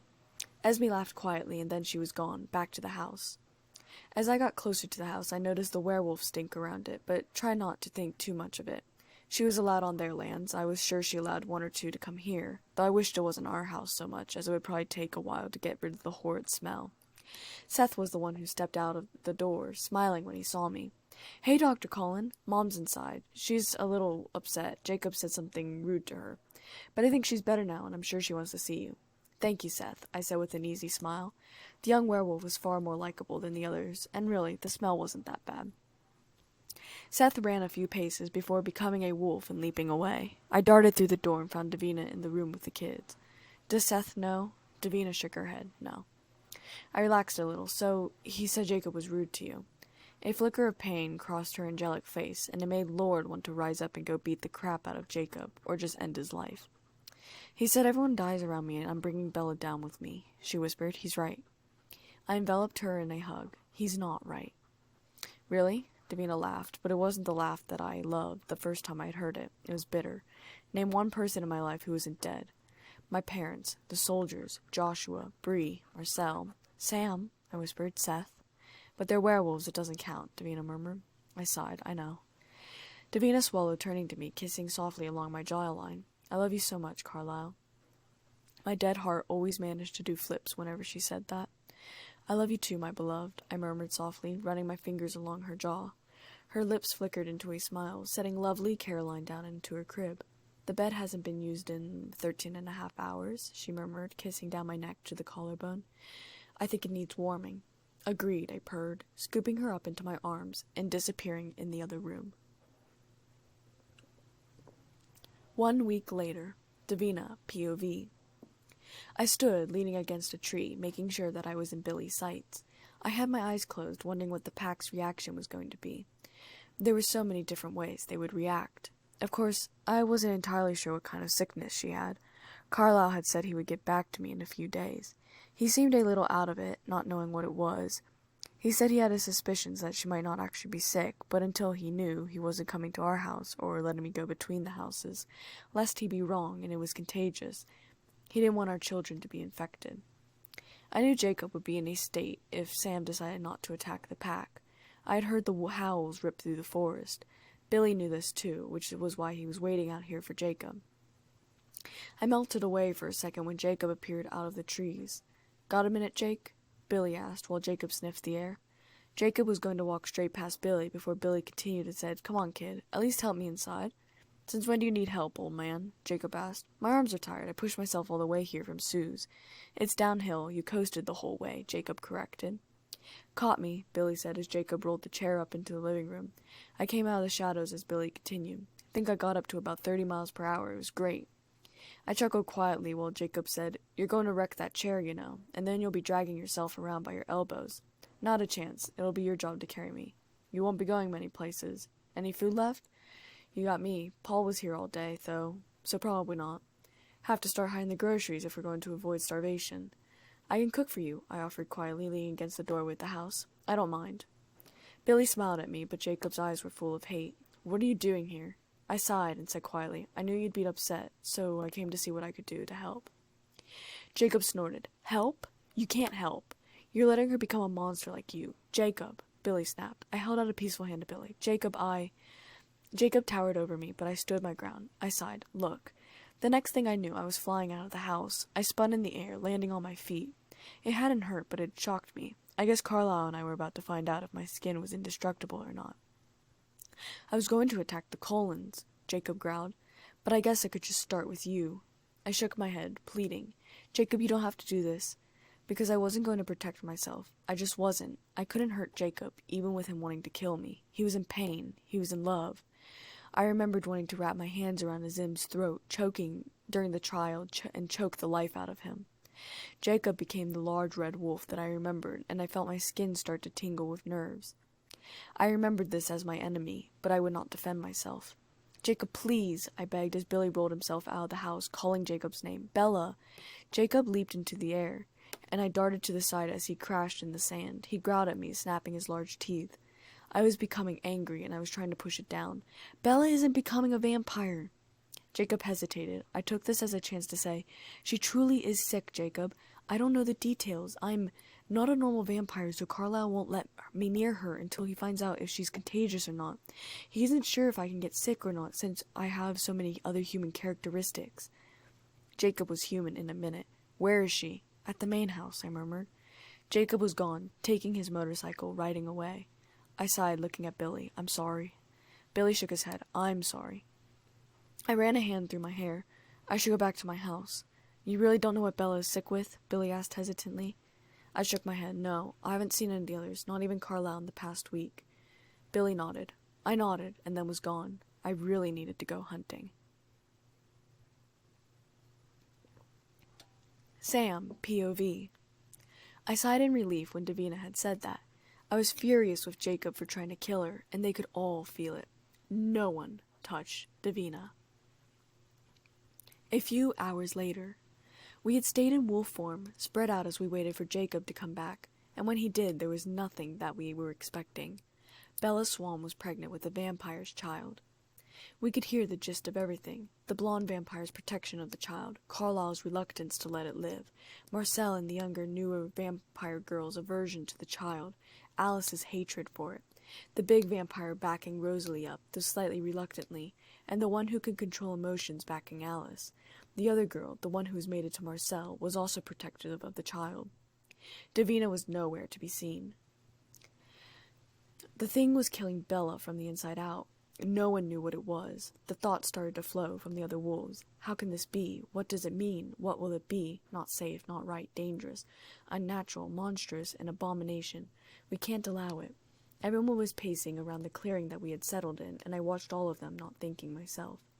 The treaty does not cover this, Paul thought. This puts everyone in danger, Jared thought, but at the same time he was trying to push Davina's face away from him. The thoughts grew louder, urging more towards war with the Cullen clan until Jacob finally said, wait. There was a pause for a beat, and I thought, there's little time. But what are you thinking? You wouldn't attack them for breaking the treaty this afternoon. Now you're planning an ambush when the treaty is still intact. This is not something our treaty anticipated. This is a danger to every human in the area.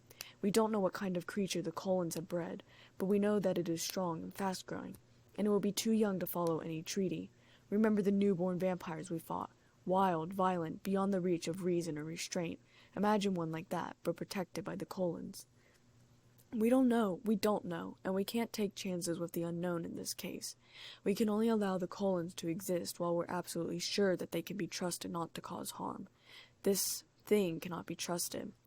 They don't like it any more than we do. What about Mom? Seth asked. They put everyone on hold, and so Seth continued, showing us the memory of when he had followed her after Jacob had snapped at her. She was sitting outside of a small cabin in the woods, obviously hers and Carlisle's. It's not like he isn't right, she whispered to Seth, and I worry sometimes about what Bella's turning will do to Jacob. I think he'll attack Seth. And maybe the pack will follow, and maybe they won't. But I can't handle loss anymore, Seth. I lose Carlisle or Jasper or any of my other vampire family. I might as well just get on my knees and beg Sam to kill me, too. I can't live without Carlisle, Seth. That's like Sam trying to live without Emily, or Jared without Kim. I can't do it. I'll just let them kill me, too. We can't, Seth whimpered. We can't attack. Leah was pacing now, thinking about conversations with her and Davina. I swallowed hard, looking at my pack's memories of my sister. Her dancing with Carlisle at the wedding, smiling, cooking in Emily's kitchen, teasing Paul, helping Quill with Claire, helping Jared plan a date with Kim. Seth hurt the most, though, bringing up how he remembered her before, in Kentucky, her brave face she put on, brushing aside hateful notes. She won't be there, I finally thought. She told Jacob specifically that she's staying in that cabin instead of the main house. She won't even know until it's older. Yes, let's hurt her like that, Leah snarled. That will definitely go down well when she comes back the next day, kneels in front of you and asks you for her to bite her head off. Or she'll go to those Italian vampires, Quill fretted, the way Edward did when he thought Bella was dead. We're forgetting about the thing in Bella's stomach, Brady growled fiercely. We can't take the chances. Then tell them to leave, Seth thought, and inflict the menace on others. When blood drinkers cross our land, we destroy them, no matter where they plan to hunt. We protect everyone we can, I said. Except Mom, Leah argued. But she's also normal, Embry argued, and she's mine and Sam's sister. This is crazy. This afternoon you were afraid to put the pack in danger, Jacob said. This afternoon I didn't know our families were at risk. I can't believe this. How are you going to kill this creature without killing Bella? There was silence, and Jacob knew the answer. He threw his head back and howled in agony. She's human, too. Doesn't our protection apply to her? She's dying anyways. We'll just shorten the process, Leah replied. Jacob lunged for Leah. I leaped after Jacob, dragging him back, and he howled in pain.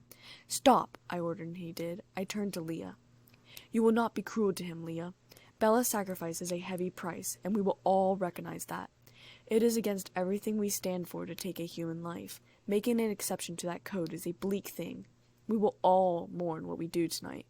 I felt the shock go through all of them, but Seth was the one who voiced it. Tonight, Sam, I think we should talk about this some more.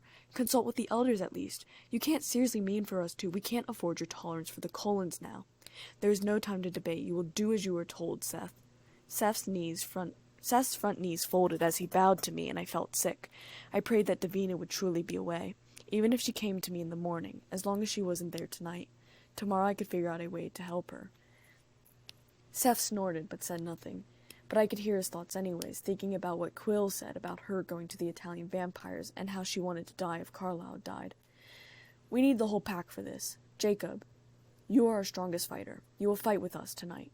I understand that this is hard for you, so you will concentrate on their fighters, Emmett, Jasper, and Marcel Cullen. You don't have to be involved with the other part. Quill and Embry will fight with you. Paul, Jared, and I will take on Edward and Rosalie. I think from the information Jacob has brought us, they will be the ones guarding Bella. Carlisle and Alice will also be close, possibly Esme. Brady, Colin, Seth, and Leah will concentrate on them. Also Bree, if she is there as well. Whoever has a clear line on, I couldn't say Bella's name, the creature will take it. Destroying the creature is our first priority. If Mom is there was so much hostility in Leah's voice, and I wished, no, stop. I'll do it, I said heavily. Yeah, don't worry, Leah spat venom, and she spat good. She'll let you, so it'll be an easy job. Davina had been the only good part about Leah's transformation, having a girl there who could understand her. I turned away as the pack made nervous agreement on the entire thing. I could feel Seth's hurt, betraying his friend, Edward, and I could hear Jacob going over each and every vampire, landing on Carlisle last. That one hurt almost as much as thinking about Davina dead, because Carlisle was her mate. Maybe even with the rest of the family dead, she might live if she had Carlisle. And that he was human, a doctor, saved lives. Jacob was thinking about how Carlisle might be better than humans, and his life was just as worth saving. That Carlisle was just like Davina, wouldn't fight back, even to save his own life, because he wouldn't want us, Davina's other family, to die. It all hurt. Pull it together, Jacob. The tribe comes first, I ordered. I was wrong today, Sam, Jacob was begging.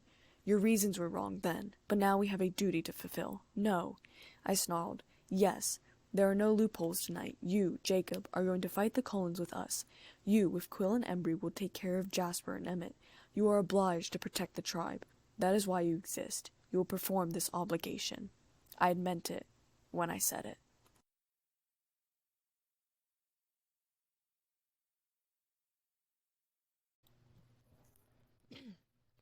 Chapter 35. Betrayal hurts like a bitch. Think I'd be used to it by now. Davina, POV. I had gone all the way to Oregon to feed. Apparently there was a large American black bear population, and since I only needed one anyways, it seemed worth it. And it was. I found that the black bear did taste a little bit better than the mountain lion. But in my surprise, when I hunted a herd of deer, they tasted even better than the carnivorous animals. I experimented with the different taste: bunny, deer, cougar, and black bear. The bunny and deer honestly tasted better. I wondered why. Carlisle had explained that to vampires, carnivorous animals like bears and wolves and big cats and such were better to the taste because of being closer to the human population in terms of blood. So why?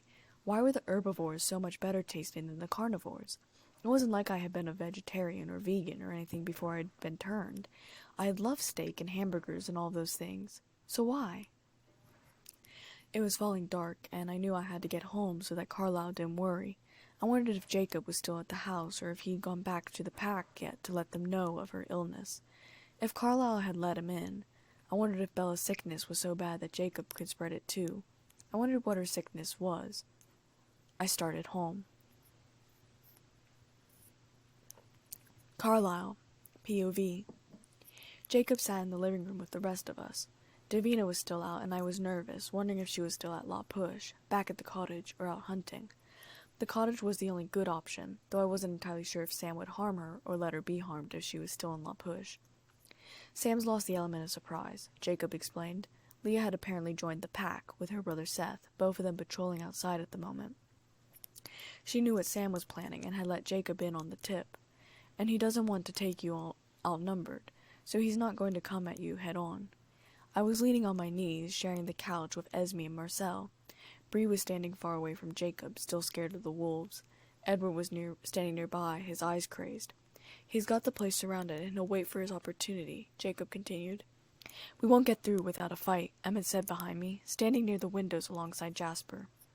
No fights, I whispered, looking over my shoulder at him. We won't be the ones to break the treaty. The treaty is void, at least in Sam's mind, Jacob said. Not in ours, Esme said, tightening her grip around Marcel's hand. I wondered just how close they were. Were they between the cottage and the main house? Carlisle, no one's hunted in weeks, Emmett pointed out. We'll make do, Esme replied with a false, optimistic voice. You've done us a great service, Jacob, I responded. Lord growled inside of me, not agreeing. He still wanted to rip Jacob's head off. Thank you. Jacob nodded. Lord growled at him again inside my head. I hesitated and then asked, What about Davina?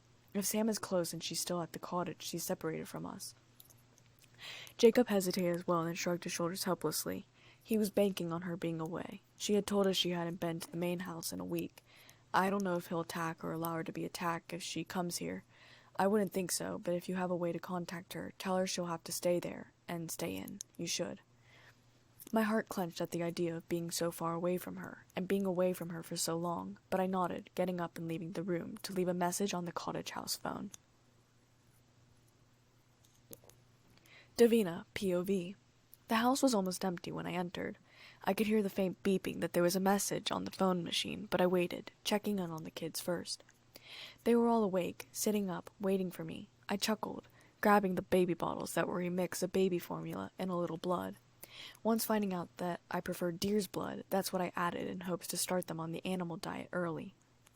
They were all able to hold their own bottles and feed themselves. It was cute, but it made me sad too, knowing that they were aging and maturing so much faster than a normal human baby. It made me wonder how many years I would get with them. The average adult life was around 72.6 years, rounded up to 73. So what would I get with my kids? 35 years? 36? That seemed like a long time, but when you lived forever... I suppose if they became too old, I could always change them in vampires, if that was what they wanted, but at the same time, the fact that they were already drinking blood, did that mean they were vampires? Part vampire? But if that was the case, wouldn't they age slower instead of faster? Vampires stopped aging completely, so if they were part, shouldn't they be aging slower rather than faster? I didn't understand it, and it scared me. I worked methodically around the house, plugging the sink to give them baths, putting the special baby soap to the side. I loved giving them baths and changing them into clean clothes. Carlisle had bought some of the cutest outfits for Caroline, and he bought mostly suits for Niklaus and Samuel, which were also adorable. I smiled a little just thinking about it, before going and getting both of my little boys to take care of them. Niklaus splashed the water with his little hands, making me laugh. Everything they did was so adorable. They made my world a lighter place. I sung as I washed them. I had never liked singing before. I sounded like someone who was brutally murdering a chicken. But now, with a perfect voice that could sing, that could hit any pitch at any frequency, at any time with perfection, how could you not sing? And when I think that God, his Son not sparing, sent him to die, I scarce can take it in, that on the cross my burden gladly bearing, he bled and died to take away my sin. Then sings my soul, my Saviour God, to thee. How great thou art, how great thou art. Then sings my soul, my Saviour God, to thee. How great thou art, how great thou art. I dressed Niklaus in red pajamas and Samuel in green. Then I went to put them back down in the cribs, taking Caroline next. Without even thinking, I started to sing a song that Dad used to sing to me before I went to bed. It wasn't the normal kind that you usually sung kids, because this one was a patriotic one. But I had loved it, the powerful way he had sung it, the way that it made my heart rise and soar and be proud to be a daughter of a colonel, proud to be an American, proud to be part of a country where we had the freedom to say what we wanted, to keep guns if we wanted, to do almost whatever we wanted, the freedom to worship God or Allah or no one at all, the freedom to choose what we could eat, what we could buy, where we could work, or who we could marry, what we put in our bodies, whether we took the flu shot or not, whether we gave our kids a hepatitis A shot or let them go without it because they didn't actually need it, the freedom to watch whatever we wanted on TV, and more. Those were the images that were sent to my mind whenever I listened to the song from before I even believed in werewolves and vampires and witches and dragons.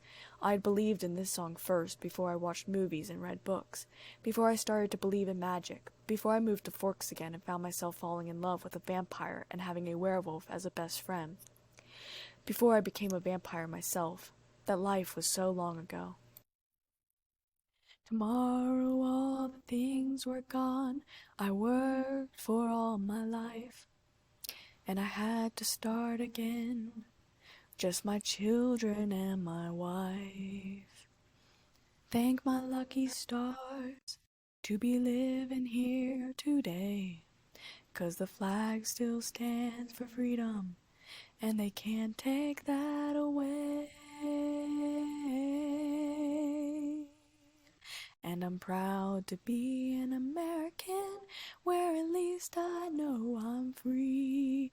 And I won't forget the men who died, who gave that right to me. And I gladly stand up next to you and defend her still today. 'Cause there ain't no doubt I love this land. God bless the USA. It sounded different in my voice, less strong than my father's, more wishful than anything else. Maybe I could get Marcel to sing it for me. I was so used to a strong male voice singing it, that my high feminine one just sounded wrong. I quickly hummed the rest of the song instead as I dried Caroline off carefully, slipping her into her pink pajamas. I sat in the bedroom, grabbing one of the Jack and Annie books that I liked reading out loud to them, reading aloud in a quiet voice until they all drifted off to sleep. Once that was done, I headed back to the kitchen, pulled out vanilla cake mix, and started to make a cake. I would bring it to Emily's tomorrow for Claire's birthday party. I had already told her I would. It was a princess-themed party that would be Emily, myself, Claire, and a bunch of her friends. Quill would probably be there, too. I had bought a dress for Claire down in Port Angeles, taking off the tag, putting it in a beautifully wrapped box. It was pink and cream-colored dress with roses down the front, complete with a small tiara with small gems laid in it. It hadn't been expensive, at least not compared to Carlisle shopping for her own kids. I quickly mixed all the ingredients together at the same time I was preheating the oven. Vampire Speed had its perks almost all the time. I wasn't entirely sure what I was to do about the top of it, so I moved on to the cupcakes. Yes, these kids were going to get lots of cavities. I was very excited about the cupcakes because of what I was doing with them. I had bought small princess figurines, and I was going to embed them into the cupcakes. So the first picture with the stickers is all the princesses she is going to use. The second picture is how they'll look with the figurines. I couldn't find one with all the ones I wanted, and I'm talking about the pictures inside the actual book. Of course, this meant a lot of different colored icing, but that was alright because I was going to have a lot of fun making the different shades for the cupcakes. While the cake and cupcakes baked, I mixed together 15 bowls, each with different colors and shades, 3 yellow, 5 blue, 2 red, 1 pink, 1 purple, and 3 greens. These were the princesses as follows: yellow, Pocahontas, Belle, and Snow White; blue, Cinderella, Mulan, Elsa, Anna, and Merida; red, Moana and Elena; pink, Aurora; purple, Rapunzel, personal favorite; green, Ariel, Jasmine, and Tiana. I was so excited. And thankfully, I was a vampire, so I had the skill and precision to make the cupcakes identical and neat. I set everything out to cool while grabbing one of the books from the shelf. By the time I was done reading it, everything had cooled down, and I started the frosting job, leaving the cake for last as I still wasn't entirely sure what to do with it. Once the 15 cupcakes were done, hopefully I had enough, I put them in their case carefully before sliding it into the refrigerator. I stared at the cake for a while, envisioning all sorts of things, most of them dramatic, and would require several layers of cake to complete. Finally, I found a simple design. I frosted the cake pink, layering it to look like stone in a way. Then I used vanilla buttercream frosting to create a top layer with drips going down it. I placed small pearl candies and butterflies into the icing, completing the simple touch. I used fondant as a way of making an edible gold crown to set on top of the cake, along with a pendant I attached to the front of it that said, "Happy birthday, princess." I really hoped she'd like it. Once I was done, I put it in a cake box, sliding it into the refrigerator as well. I started to clean up the mess. The 4 excess cupcakes I frosted just as delicately, using some of the leftover figurines in case there were other girls, or 2 of the girls wanted the same characters.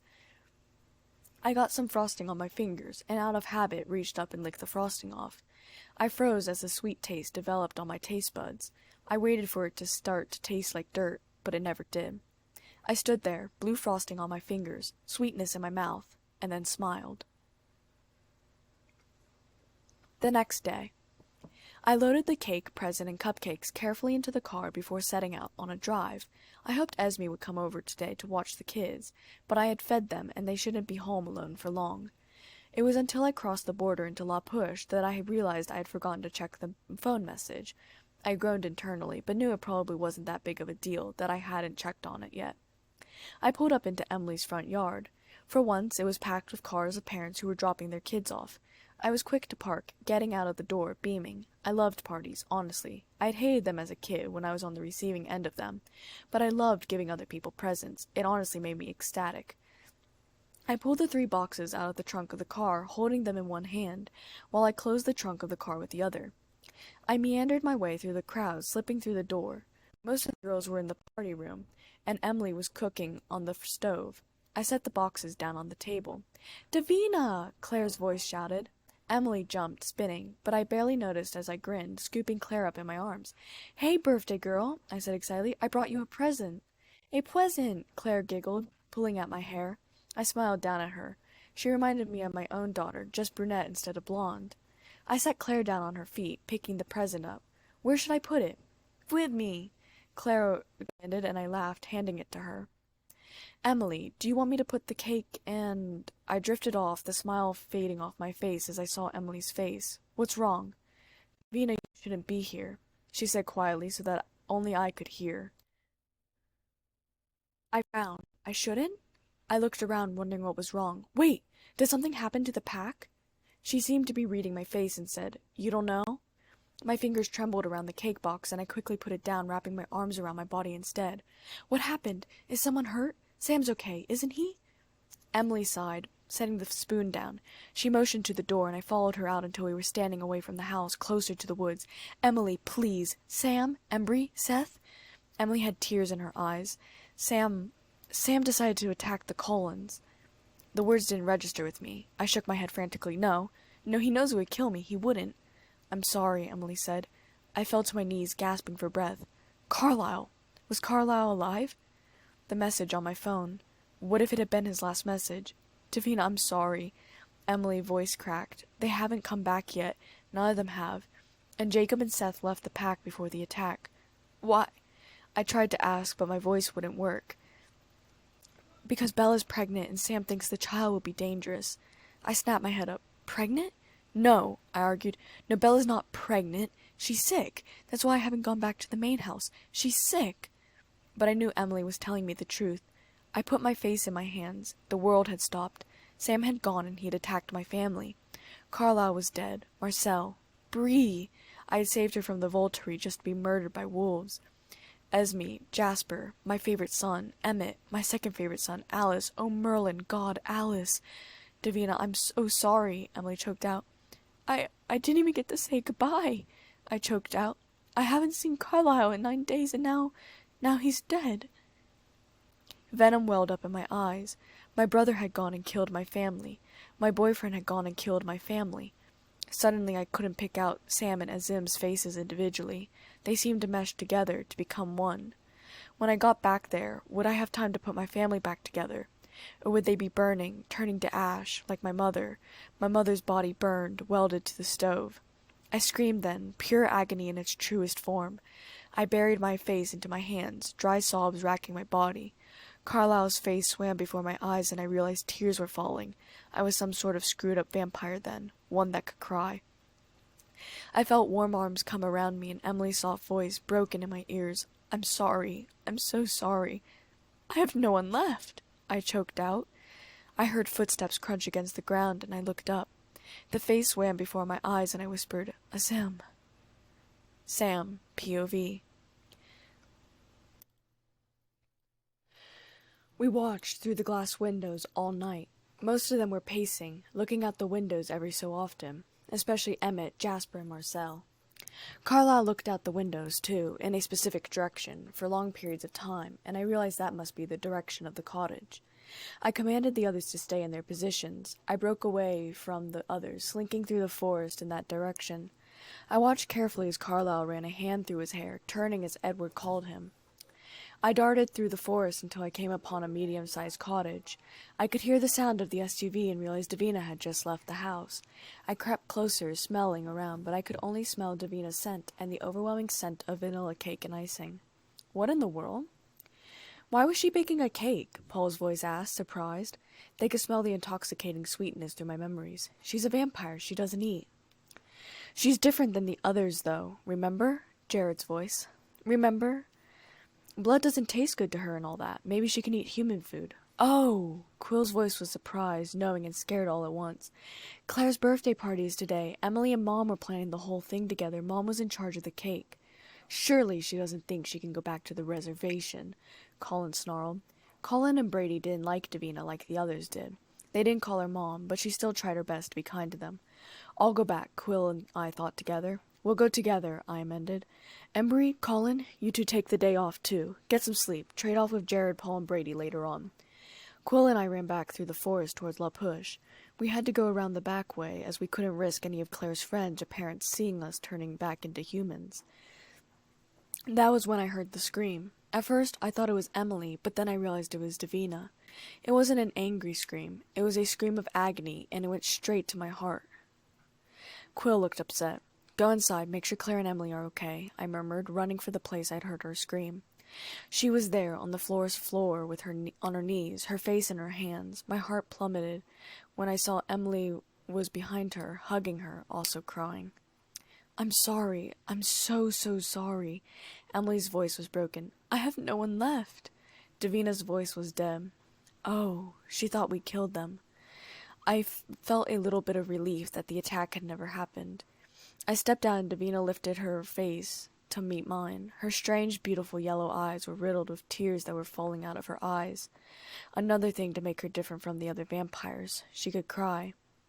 She opened her mouth upon seeing me, and I was ready for whatever she was going to say. Her eyes seemed unfocused, and the word that she said wasn't anything I was ready for. Azim. It hit me like a punch to the gut. Her boyfriend who had murdered her parents and brother and everyone she knew and everyone she didn't know. Now she thought I was like him. I saw Emily's eyes widen at the comparison, and she looked at me sadly. Davina was suddenly in front of me on her knees, staring up at me, tears falling down her face. Please. Seth, Leah, they'd all been right. I could see Emily getting to her feet behind Davina. She was shaking her head frantically, tears falling down her face. I reached out, taking Davina's precious face into my hands. Emily turned away. Davina closed her eyes. I wiped the tears off her cheeks and said, They are all alive. Emily whipped around. Davina didn't move. Instead, she spoke. I should have asked you to do this a long time ago, Azzy. I should have died when they died. I never deserved this love, and now all I feel is pain. End it, Azzy. Please. If you really love me, you'll kill me. Davina, it's me. It's Sam. Carlisle is alive. Emmett, Jasper, Alice, Marcel, Bree, Edward, Esme, Rosalie, Bella. They're all alive. They're all alive, Davina. I swear, I said forcefully. Her words were continuous punches to my gut. No, it felt like she was stabbing me with burning knives. This wasn't supposed to be happening. I wasn't supposed to be like him. Not like him. I was supposed to protect Davina, not hurt her. This was my little sister. How had things become so wrong? Davina opened her eyes, staring hesitantly. I knew she couldn't afford to get hurt again. I couldn't imagine why I had thought attacking them would be a good decision. I don't know why I had imagined that Davina would forgive me if we killed the entire family. They're alive? I nodded, getting to my knees as well. I swear on my life. Davina quieted down, tears ceasing, and she very slowly wiped her face. But Emily said you were attacking them because Bella's pregnant. We don't know how the child will be after, I replied softly. We just want the creature dead, not your family. She flinched and my expression softened. Please, Sam, please wait. Please don't kill my family, please, I'm begging you. I hesitated. On the one hand, I could get the wolves out of the forest, bring them home, but at the same time, the creature, no matter how badly Davina begged. Davina was one person, even if she was my sister and my best friend. I still had a whole tribe to protect, and I couldn't let my selfish desires get in the way with it. I hesitated too long. She stepped back, out of my touch, tears popping up in her eyes again. I guess I know my answer. And then she was gone. I groaned, staying on my knees, pushing the palms of my hands to my forehead. The Cullens always ruined everything. First they had turned me with their appearance, causing me to break Leah's heart, and even though I loved Emily, she was my other half, I had still loved Leah. And then they had continued to ruin other tribe members' lives. And then Davina had come back, and she had fallen for the doctor, and I couldn't blame her because they were soulmates. And then the tracker vampire tried killing her, and then the Cullens had left. And then the black vampire tried killing her, and then the youngest Cullen boy had gone to these Italian vampires, and Davina had gone after him, and now they were interested in her. And then the redhead vampire had created an army to kill her and Bella, and then the Cullens had turned her into a vampire through a dead pregnancy, and now the Cullens were ripping Davina away from me. Sam? Emily's voice was soft, tearful, but firm. I love you, but this? If you do kill the family, at least spare Carlisle. Otherwise, she's not going to find the will to live. And then Emily walked away, heading back into the house where Claire's friends were cheerfully talking about the wonderful cupcakes that Davina had made. Davina, POV. My heart, dead or not, was racing. I had left the SUV at Emily's house, didn't matter now, and was racing through the forest back to the main house. I was torn between going straight for my kids and making sure they were all right, or making sure that Carlisle was all right. Finally, I detoured back to the cottage. It had been stupid, really, to get on my knees before Sam and beg him to kill me when my kids were still here. I couldn't leave them to die of starvation, or just plain die. If Sam truly went through with this, I wouldn't ask him to kill me. Not right away, anyways. I'd wait till my kids were dead and then go to him. Or maybe I'd go straight to the Volturi. I'd probably have to do something drastic, though. Both Aro and Dimitri liked me too much for my own good. I'd have to do something strange, something no one would forget, and it wouldn't be something simple like standing in the sun. I supposed I could stack as many cars as possible and lift them over my head, but that seemed weak. I suppose I could show how fast I could run and jump off buildings. I would need something extremely dramatic. I dashed into the house, checked on the kids, made sure to feed them again, and then dashed out of the house for the main house.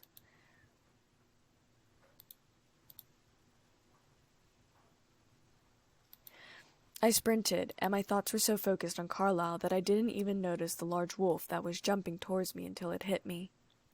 I grunted in pain as I collided with a tree, hearing it crack. I turned to see Brady standing over me, teeth bared, drool dripping off the fangs. The wolves were still in the forest? Were they surrounding the house? Did that mean that my family couldn't get out to hunt? That wasn't good, especially for Marcel, Bree, and Jasper. "Brady, get off!" I hissed angrily, shoving lightly, making him stumble back. He growled, snapping at me, and if I hadn't jumped out of the way, my hand would have been taken off right there and then. I had no choice. I turned and ran. I could hear him crashing behind me, but every time he made a leap for me, I dashed around a tree. Finally, I could see the house in the distance, and I clambered up a tree and made a leap onto the roof before dropping down onto the porch and throwing myself through the front door. Carlisle was there in an instant, his eyes wide. "Davina, what are you doing here?" I slapped him across the face with sudden anger. "Bella wasn't sick. She was pregnant. Why the hell didn't you tell me?" But then I was so overwhelmed that he was alive, I threw my arms around him, kissing him fiercely. He kissed me back, his arms so tight around me I thought I might shatter in a million pieces. Tears fell down my face, and he pulled back in surprise, wiping them away curiously. I snorted, completely burned out with my emotions. Jasper would have had a field day if he could have felt them.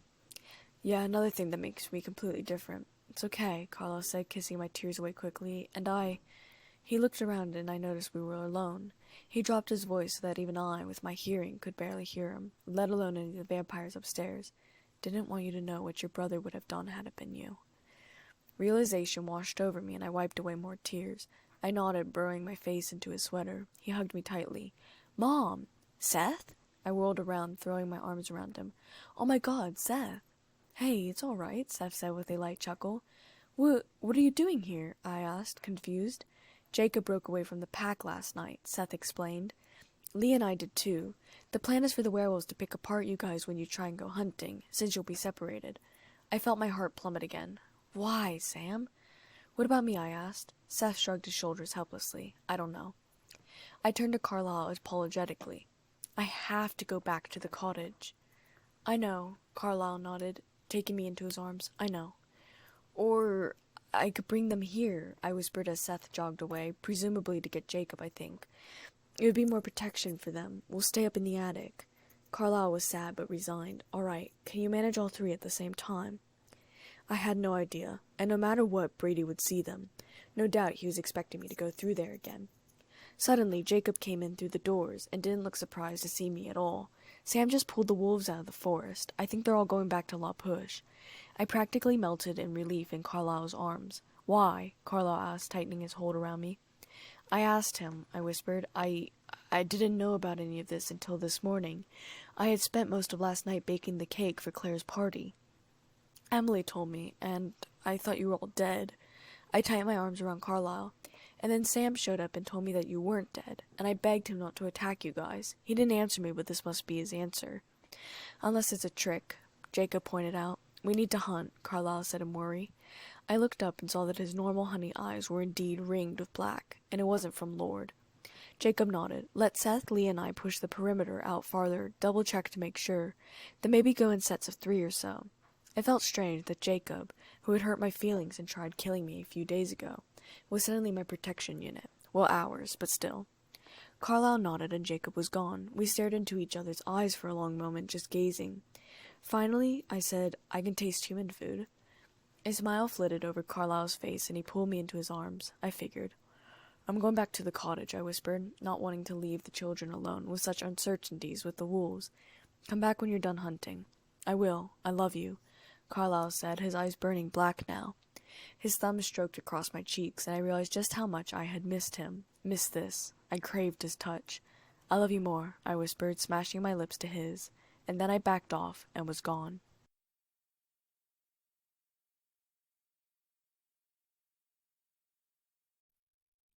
Chapter 36. A Night of Imprinting. Davina, POV. Over the next few days, I fell into an uncomfortable rhythm. I made the food for Seth, Leah, and Jacob, not because Esme was incapable of making food, but because Leah would only eat food made by me. I didn't mind making the food either, as since now that I would continue eating it, I had a fun time making sure it tasted right. The 3 wolves still stayed with us, not going home, at least not until the baby was born. It was weird, though. Bella was only 3 weeks pregnant, and the acceleration seemed much quicker than mine. Her baby bump was far larger than mine ever was, and I had been carrying 3 babies. Of course, perhaps things would have been different if I hadn't been in the bomb accident and had to undergo so much surgery. Maybe the bump would have been bigger then. For another, when it broke her rib, it didn't snap back in place, but maybe her baby didn't just like playing with them. I had no idea, and I didn't voice anything aloud. In fact, when I was with Edward, I focused mostly on random things. Of course, half the time my mind wandered to Sam, which was a painful thing for me to think about. Alice, Jasper, and Carlisle were often researching about immortal children in the library. Sometimes I helped, sometimes I stayed at the cottage with our kids. Carlisle and I still wanted to keep our own kids a secret. Should this end badly with Bella, we wanted to be able to take our kids and leave. It was all about keeping our own kids safe. Carlisle was trying to use our kids as a measurement to Bella's, but it was hard because he hadn't watched me go through the effects. Right now, Carlisle, Edward, Bella, and I were in the front room that Carlisle had turned into a hospital room. I didn't really want to be here, but I refused to leave Carlisle's side unless I was checking in on Samuel, Niklaus, or Caroline. "Your rib is cracked," Carlisle said softly, staring at the x-rays that he had just taken of Bella. "But there are no splinters. You haven't punctured anything." He turned to face her, wrapping an arm around me in the process. "Yet," Edward said in an angry voice. He and Rose were the only ones who hadn't gone hunting in weeks. Both of them had incredibly black eyes. "Edward," Carlisle whispered, "it's breaking her bones now," Edward said coldly. "It's crushing you from the inside out. Carlisle, tell her what you told me. Tell her." Bella looked upset, her hands resting on the baby bump. I felt bad for her. My pregnancy had been nowhere near as bad as this. It seemed almost as though her baby was growing even faster than mine, and I'd had 3. Carlisle turned from looking at Edward to Bella. Now that he was rarely going anywhere, he had dressed less fashionably, wearing a purple hoodie. I smiled grimly as he looked down at me, squeezing his hand. "Carlisle, tell me. It's all right," Bella said. Carlisle let go of me to walk closer to Bella. In a very quiet voice he said, "The fetus isn't compatible with your body. It's too strong. It won't allow you to get the nutrition you need. It's starving you by the hour. I can't stop it, and I can't slow it down. At this rate, your heart will give out before you could deliver." Had mine been compatible with my body?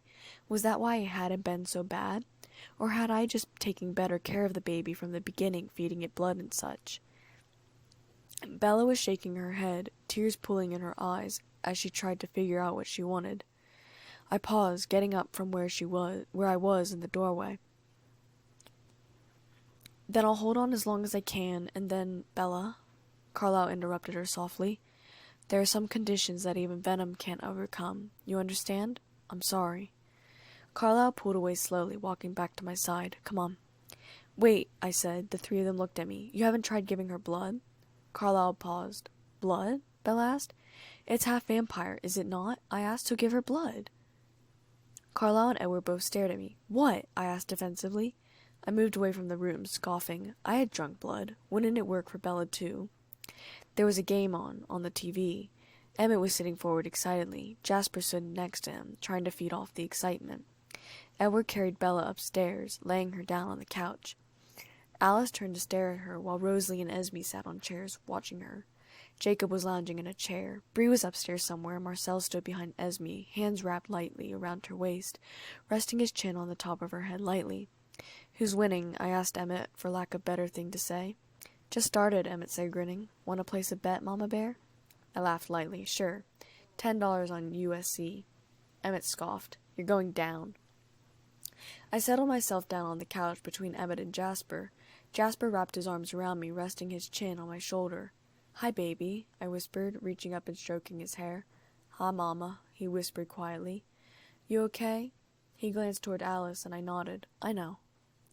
Esme was watching Bella in anguish. I knew she considered Bella her child just as much as I did, perhaps even more. "Are you cold?" Edward asked quietly. "I got it." Jacob got up to go sit by her, and that was when Carlisle came up with a blood bag and a cup. "Jasper, let's go on a walk," I whispered, taking him by the arm. "You too, Emmett. Marcel." They all glanced toward Carlisle, and we slowly filtered out of the room. "What are they doing?" Jasper asked quietly. "Seeing if the baby wants blood," I whispered. "And we're leaving because?" Emmett asked. "Because it's human blood," I whispered again. "And I think we should go hunt some animals, yeah?" Jasper was clinging to mine and Alice's hands.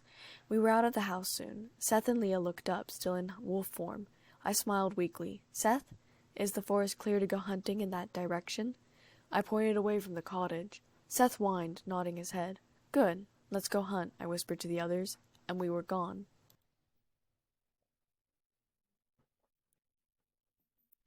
I was back at the cottage. Carlisle was sure that Bella could give birth tomorrow or a few days after.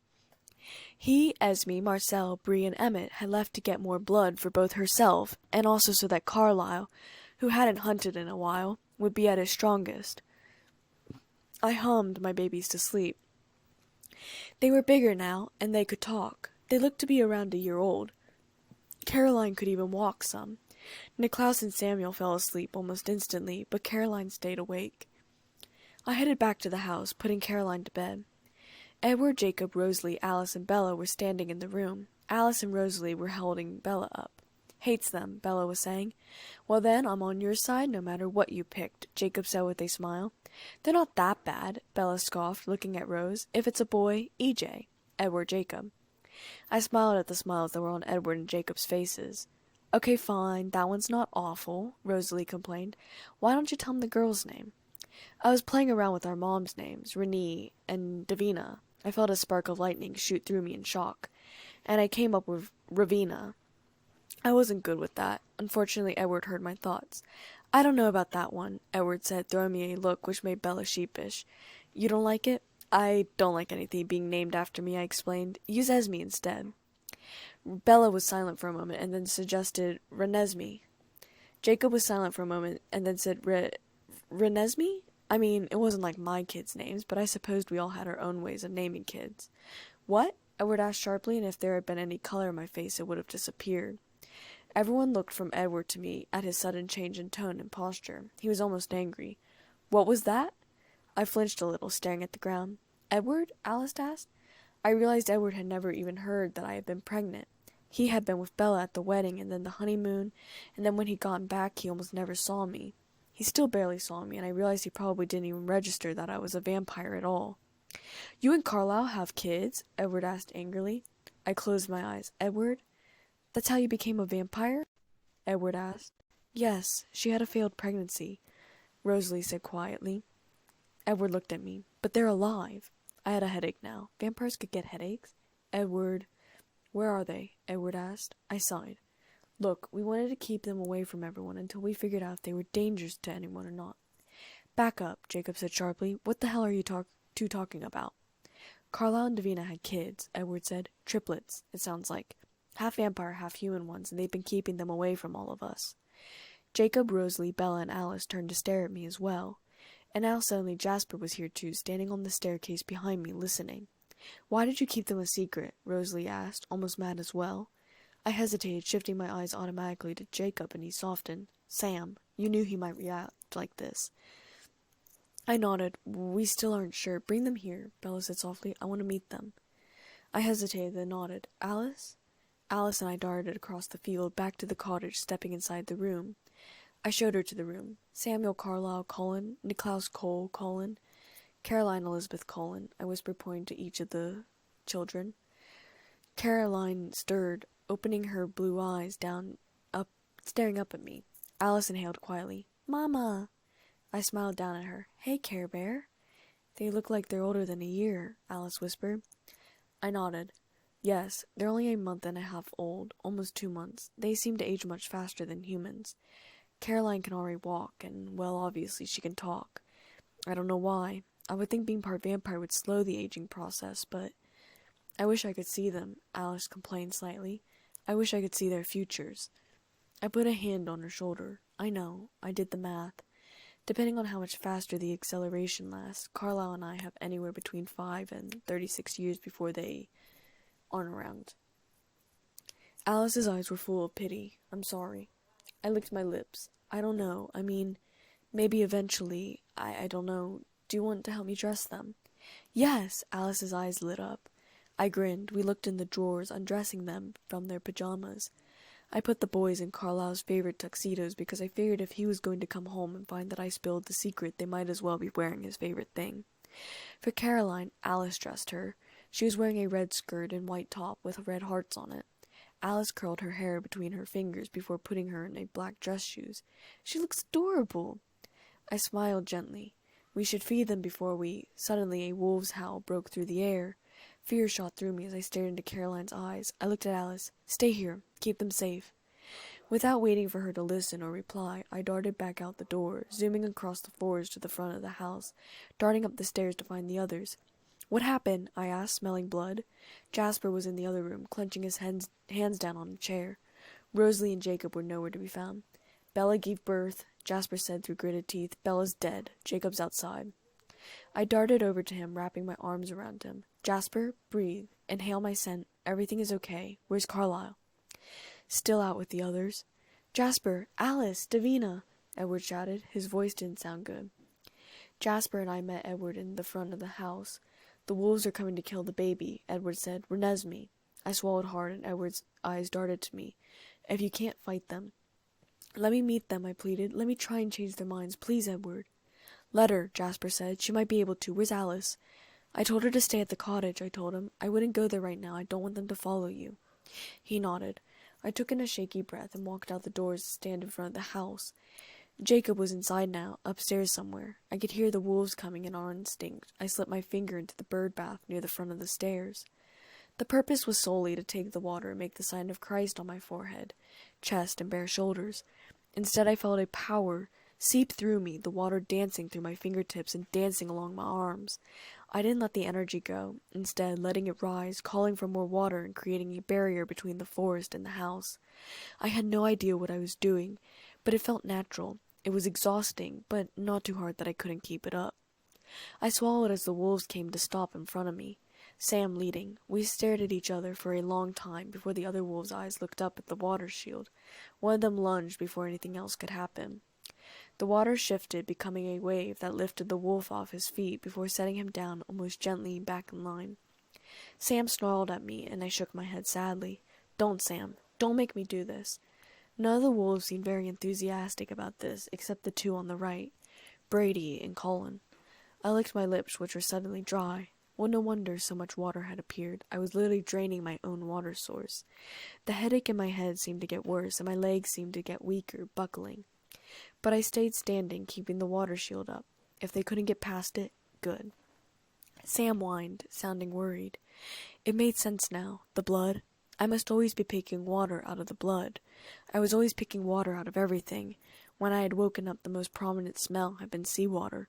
I had always loved water. My first memory of my life was being baptized. Water. I tried calling water from the stream, hoping that it would relieve me of something. Maybe some of my natural waters would flow back into my body. My vision was going blurry, my stomach churning. I was going to be sick, if I could be.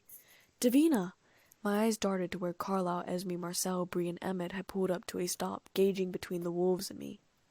Bree immediately hid behind Emmett, hiding her from the view of the werewolves. "Davina, stop!" Carlisle warned me, realizing what was happening once he looked at my face. "Davina, stop! You're burning yourself up!" But I couldn't. The shield was becoming bigger now, swelling to start covering the entire house. The stream was here. Carlisle, POV. I had no idea how she was doing it, but I could tell that the water she was using was from her own resources. "Davina, please!" I pleaded as the water grew larger, surrounding the house. Sam stepped forward, and a wave of water pushed him back gently. Davina collapsed to her knees, but she continued on the shield. "Carlisle, she's going to die," Esme said. I couldn't let that happen. I rushed forward, grabbing her around the neck, slamming her head down on the deck stairs. Her skin broke a little and her concentration was lost. Water slammed down on the deck, coating us and the wolves in water. The wolves whined as I scooped Davina up, bringing her into my arms. The cracks formed again and she opened her eyes dazedly. "Did we win? Sam's all right, right?" I glanced up at Sam, who didn't seem very eager to respond. Davina's eyes fluttered shut. I realized she had 0 nutrients in her. No blood, no water, nothing. "Emmett, I need blood," I whispered. "She needs blood, she needs it now." Emmett nodded, but before he could move, the wolf snarled at him. Jasper and Edward were on the porch now. And then suddenly there was a small pop, and a voice that electrified my nerves rang out. "Daddy!" I looked up sharply as the wolves growled. "Caroline, what—" "Carlisle, I'm sorry," Alice said, dashing from the way the cottage was, holding Samuel and Niklaus in her arms. "She teleported. I didn't know where she was going, and—" Alice stopped, her eyes landing on Davina's frame. Her breathing was shallower. Caroline looked over at the wolves with her blue eyes. "Puppies!" One of the wolves let out a snort. Suddenly Seth and Leah were there, too, eyeing the wolves warily. Seth inched his way over to me before turning his back on the wolves. Carlisle, what's wrong with her? She needs blood, I murmured frantically, thinking back to that TV show she loved. How I wished I could just bite my wrist and give it to her. But our life didn't work that way. But then the smell of wolf blood filled in the air, and I looked around frantically and saw that Seth had cut his own arm, putting his blood into Davina's mouth. One of the wolves snarled in rage, lunging forward. Leah met it, tossing it off to the side, snarling at the wolves. Emmett and the others took up defensive positions. And then, out of the corner of my eye, I saw one of the wolves changing, stumbling forward before falling to his knees. Seth and I both looked over as Davina started to move. Embry, Seth whispered. The boy that Seth had called Embry was staring straight at Bree. The wolves started to back away, except for Sam, who phased and rushed to Davina's side, knocking Seth's arm out of the way. What just happened? I asked. Embry imprinted on one of your coven members, Sam muttered darkly, but his eyes were caring as he stared frantically at Davina, holding her face in his hands. Your coven is off limits now. Alice rushed the children inside. Jasper followed her quickly. Jacob came running out at that moment. It's over. Everyone looked up at him except Sam and I. What did you do? Edward snarled. I imprinted on Renesmee. She's off limits now. Jacob said. I guess tonight's the night for imprinting, Seth said, sounding sad about it. Sam turned. Go back. We're done here. The wolves turned tail except for a chocolate one who nudged Embry, who still wasn't moving. Davina gasped, waking up. Her eyes flew from mine to Sam's to Seth's. Carlisle. You're all right. I'm so sorry, I whispered, taking her into my arms. You were killing yourself. I had to protect you, she whispered, and I saw Sam flinch. Davina, Sam whispered. I'm so sorry. Jared told us that Renesmee had killed Bella. It was our duty as a tribe. Stop, Davina whimpered. You sound like him. Sam flinched again. Your duty as a tribe, your duty to Allah. Just stop, Davina said. Oh, she was comparing Sam to Azim. No wonder Sam was flinching. We were only coming for... What did Jacob say her name was? Sam asked quietly. Renesmee, Davina whispered, clinging to me. We only wanted her. Everyone else was safe, I swear it on my life. The oath meant something to Davina because she pulled back, staring at him, eyes wavering. Are you being truthful? Yes, Sam whispered, reaching his hand out but not touching her. Davina leaned forward and he rested his hand on her head. I'm sorry, he whispered.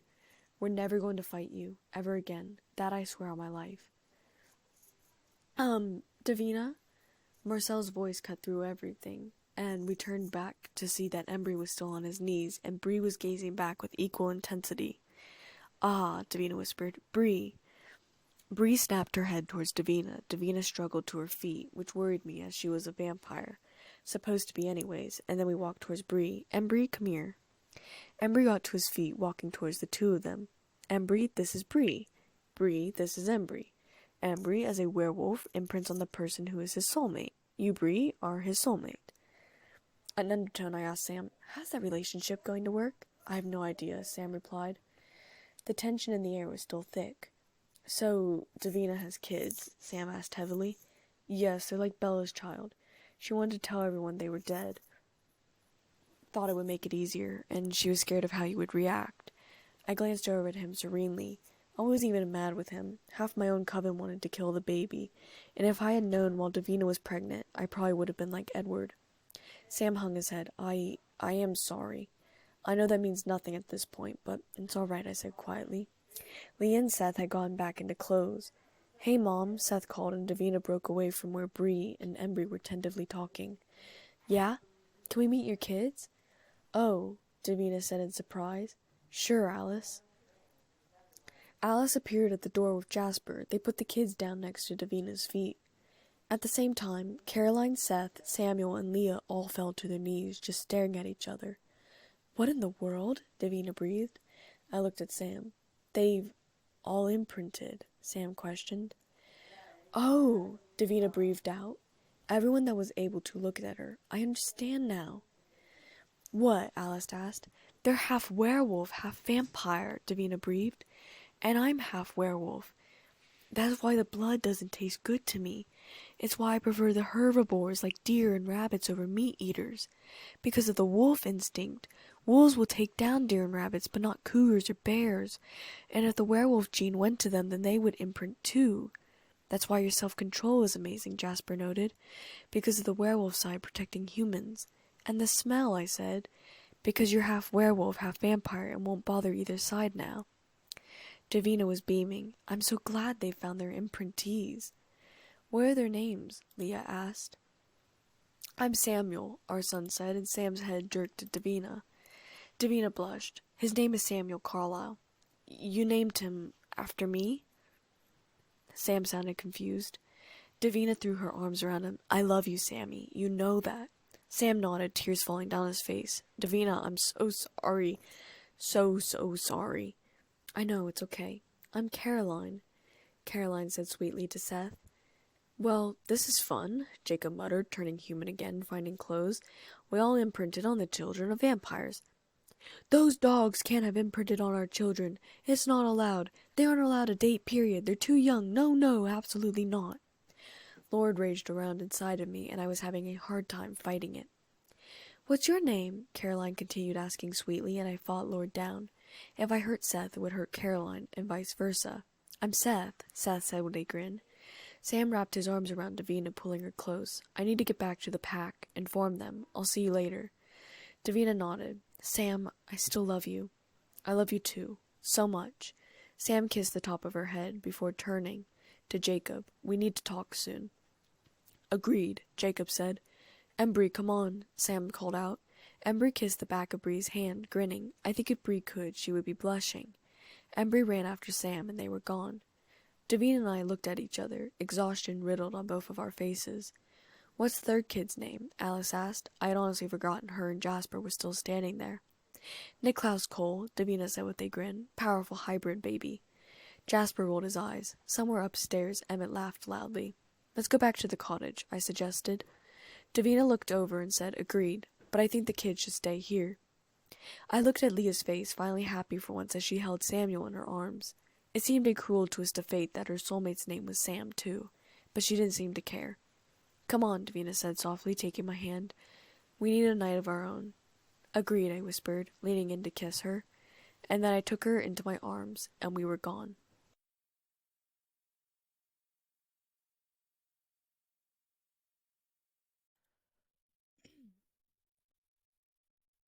Chapter 37.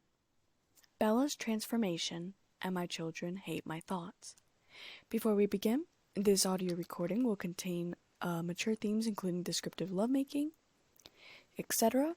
You might want to be 18 years of age or older, and if you are uncomfortable with such topics and themes, please do not listen to the rest of the YouTube recording. Thank you.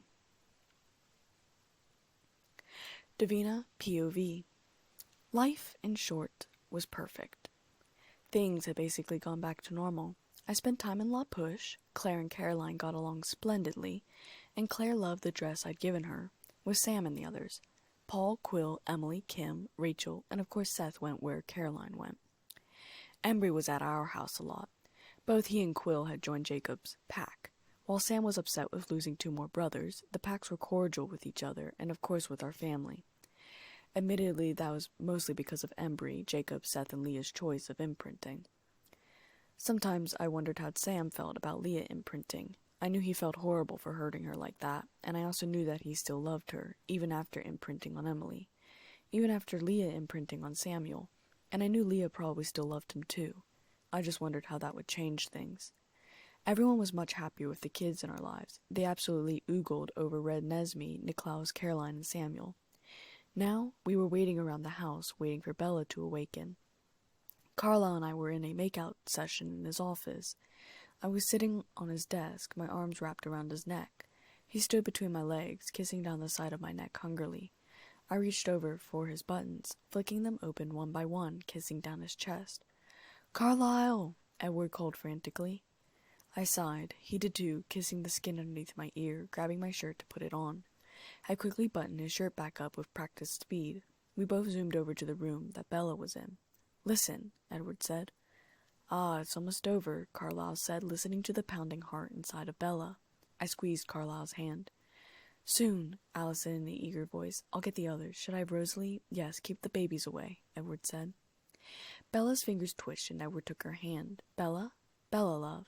She didn't answer, though her fingers continued to move. "I'll bring them right up," Alice said in an urgent tone, and then was gone with a soft swish. I sighed, leaning into Carlisle. "After all of this," Carlisle murmured softly into my ear, "I'm taking you on a proper honeymoon." I smiled, glancing up at him. "About time," I teased, winking at him.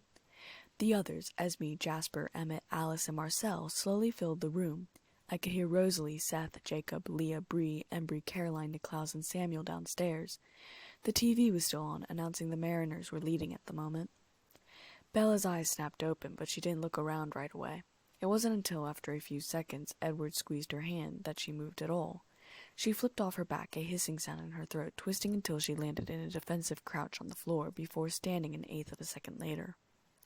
Jasper and Emmett were standing in front of all of us, and I did not miss the way that Carlisle had angled his body in front of mine. I let him. I could easily take care of myself. Bella stared at Edward, barely looking at us until Edward advanced and asked Bella, "Bella, love, I'm sorry. I know it's disorienting, but you're all right. Everything is fine." Carlisle pulled me to his side, kissing the top of my head. I knew he always regretted not being by my side when I had first woken up. I burrowed into his side lovingly. Edward reached out to brush Bella's cheek. It took a few moments, but then she threw her arms around him. Carefully, Bella. Ow." Edward winced at her tight hold. I chuckled, squeezing Carlisle slightly. Bella yanked her arms away, mouthing oops. "Don't panic, love. You're just a bit stronger than I am for the moment," Edward said, his hand lifting so that his fingers could brush her lips. I personally thought this was a private moment and was wondering why so many of us needed to be here. Carlisle and I should go hunting. Edward's eyes flickered to me for the briefest second, and he nodded before he turned, giving Bella his undivided attention. I took Carlisle's hand, but Carlisle gave me the slightest look that said he wanted to wait for a moment. I tried not to be too annoyed, but I went with it. "I love you," Bella said, touching his cheek. "Yeah, none of us should be here right now. As I love you." And then they kissed. I closed my eyes and even Carlisle looked away, lowering his forehead to rest on the top of my head. Emmett cleared his throat in a joking yet annoyed sound and then pulled away. Edward chuckled. "You've been holding out on me," Bella said in an accusing voice. Edward laughed. It was sort of necessary at the time. "Now it's your turn to not break me."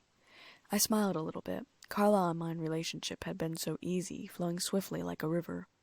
He was so controlled there had never been fear on either end about him physically hurting me. Though I had noticed the differences, the changes in our sexual relationship had gotten much rougher, much better.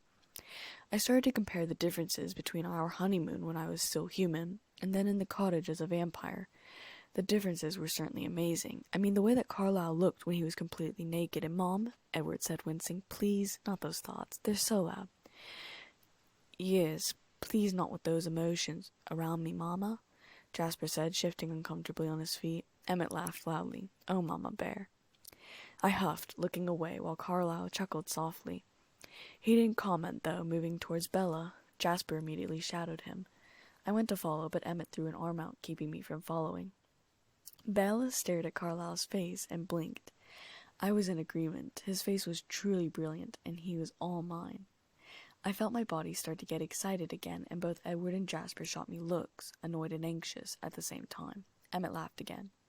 "How do you feel, Bella?" Carlisle asked. "Overwhelmed. There's so much. Yes, it can be quite confusing." She nodded once. "But I feel like me, sort of. I didn't expect that." "I told you so," Edward said, squeezing her arms around her waist. "You are quite controlled, more so than I expected, even with the time you had to prepare yourself mentally for this," Carlisle said quietly. I knew he was in doctor mode right now, so sexy and hot. "Mom," Edward complained. "Mama," Jasper whined. "I shall leave," I muttered. Emmett was laughing. Carlisle's eyes were twinkling. "I'm not so sure about that," Bella said, focusing solely on Carlisle. Carlisle nodded, being serious, and said, "It seems like we did something right with the morphine this time. Tell me, what do you remember of the transformation process?" "It hurts like hell, and you can't do anything about it because the morphine holds you still," I thought. Edward's eyes flicked to me, and Carlisle followed his train of thought and became slightly abashed. He probably realized he could have just asked me. I smirked slightly to show him I wasn't offended.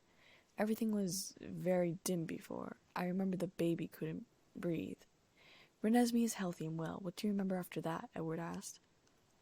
Her poker face sucked, and she said, "It's hard to remember. It was so dark before, and then I opened my eyes and I could see everything." Amazing, Carlisle said, and it pained me to see the light in his eyes when I knew that Bella was just lying so that Edward wouldn't hurt over it. I want you to tell me everything you remember. I glared at Edward. And then Carlisle was apologizing for some reason. Oh, I'm sorry, Bella. Of course, your thirst must be very uncomfortable. This conversation can wait. Good. Bella's hand flew up to her throat at his words. Edward took one of her hands and said, Let's hunt, Bella. She turned to him and he smiled, saying, It's quite easy, love. Instinctual. Don't worry, I'll show you. I was under the impression that you always wanted to see me hunt. She gave off a short round of laughs. Shall we? Edward asked, reaching for her hand that was still around her neck. I don't want you to be hurting. I'm fine. Wait, first. Yes? Carlisle asked. I want to see her. Renesmee. I straightened a little, suddenly wanting to guard the door. Edward and Carlisle exchanged a glance. What? Bella demanded, eyes flashing a little. Bella, that's not really a good idea. She's half human, love. Her heart beats and blood runs in her veins, until your thirst is positively under control. You don't want to put her in danger, do you? Bella frowned, and I didn't miss how Jasper and Carlisle's eyes jumped to me. After all, it did seem I was still part human to an extent, but I also knew my scent was calming rather than appealing, so I probably wouldn't smell appetizing to Bella. Unless, of course, my blood was her blood singer, that wouldn't be good. Edward's eyes snapped to mine, lasting there long enough for everyone to know I was thinking something important. Where is she? Bella asked. She had also noticed everyone's looks and was looking at me too, drawing her attention away quickly as she tried listening. Is Rosalie with her? Yes, Edward said, and his tone was clipped. I smirked a little, along with Emmett, knowing how well Edward and Jacob were getting along at the moment. I must say, Carlisle was doing much better with Seth and Leah than Edward was, and Edward didn't even have an alter ego to fight with. Lord wasn't as thrilled as Carlisle. Wait, what about Jacob and Charlie? Tell me everything that I missed. How long was I unconscious? Edward and Carlisle exchanged another glance, and then Bella had demanded, What's wrong? Nothing is wrong. Nothing has changed much, actually. You were only unaware for just over 2 days. It was very fast, as these things go. The venom injected straight to your heart was Davina's idea. He smiled at me, and it was very hard to keep my inappropriate thoughts down. Jacob's still here, and Charlie still believes that you were sick. He thinks you're in Atlanta right now, undergoing tests at the CDC. We gave him a bad number, and he's frustrated. He's been speaking to Esme. I should call him. Hold on, Jacob is still here? Bella questioned. I growled in my head for Edward to go hunting. We have all the time in the world for explanations, Edward said. Okay, Bella said. Wait, Alice said, dancing away from the bodyguards. You promised I could be there for the first time. What if you two run past something reflective? Alice, Edward protested. It will only take a second, Alice darted from the room. Edward sighed. I did too. Impatient, Mama Bear? Emmett teased. I raised an eyebrow. What? And you never are? Emmett grinned wider. What is she talking about? Bella asked. Alice was already back with Rosalie's silver mirror from the bedroom. Jasper moved from Carlisle's side to Alice's, giving me a chance to dart to Carlisle's side. Now Bella was taking in Jasper's handsome face, assessing his battle scars and the red blonde hair that had grown thicker. I didn't like it as much as the long blonde hair that he'd had, but I supposed if he wanted change, he could. Then Bella turned to me, taking in my features. I smiled gently as Carlisle wrapped a protective arm around my shoulder. Edward gave me grief for not getting you to a mirror before the wedding. I'm not going to be chewed out again, Alice said, setting the mirror down.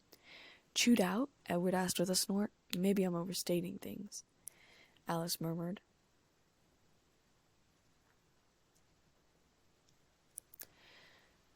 And maybe this has solely to do with your own voyeuristic gratification, Edward said. I rolled my eyes, getting up on my tiptoes to kiss Carlisle's cheek, and then looked at him with begging eyes. He bit his bottom lip, his eyes darkening for a second before returning to gold. He chuckled lowly, shaking his head. The eyes, how long? Bella asked. They'll darken up in a few months. Animal blood dilutes the color more quickly than a diet of human blood.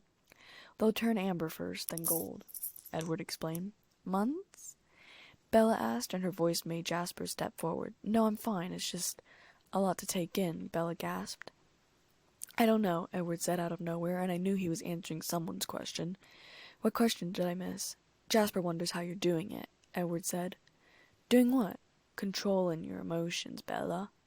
I've never seen a newborn, besides Mama, do that, stop an emotion in its tracks that way. You were upset, but when you saw our concern, you reined it in, regained power over yourself. I was prepared to help, but you didn't need it. Is that wrong? Bella asked. No, Jasper said uneasily. It's very impressive, Bella, but we don't understand it. We don't know how long it can hold. But what do you think? Alice asked impatiently, gesturing to the mirror. I noticed that Esme Marcel had disappeared at some point, leaving Emmett as the only guardian for the door. I wanted to leave too, take Carlisle back to the cottage. Disappointed? Bella asked as Edward sighed. Yes, Edward admitted, with a laugh. I growled. Alice snarled. Jasper leaned forward. Edward wrapped his arms around her waist and said, I was rather hoping that I'd be able to hear your mind, now that it is more similar to my own. And here I am, as frustrated as ever, wondering what could possibly be going on inside your head. Oh well, I guess my brain will never work, right? At least I'm pretty. Bella, you have never been merely pretty. Paused, and then he said, all right. What? You're making Jasper more edgy by the second. He may relax a little when you've hunted.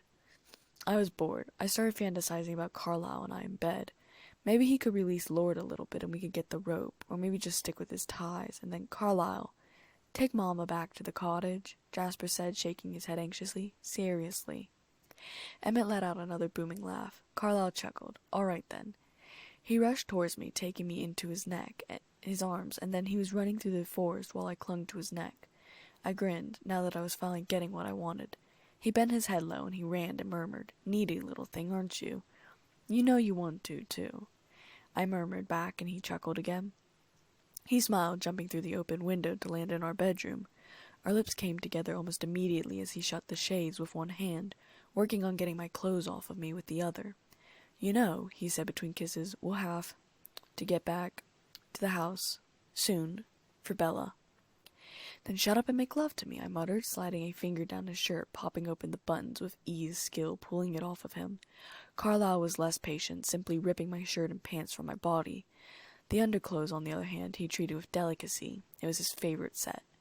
I absolutely loved this side of Carlisle, the side no one but me saw. Everyone saw the gentleman, the compassionate one, the strong one that could resist human blood, the kind one.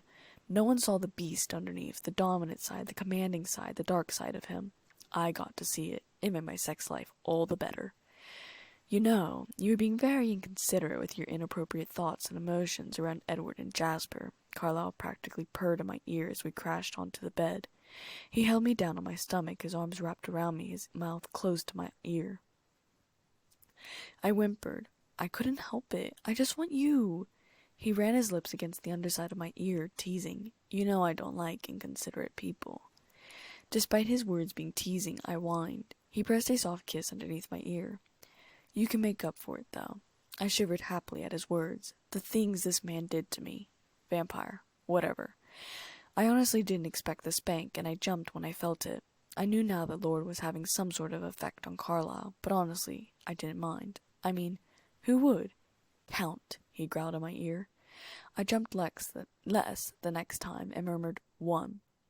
His spanks were hard, and I knew my arse had to be bright red, for though my skin was indestructible like the others, marks could still be left, and he kept going, making me count all the way up to 45.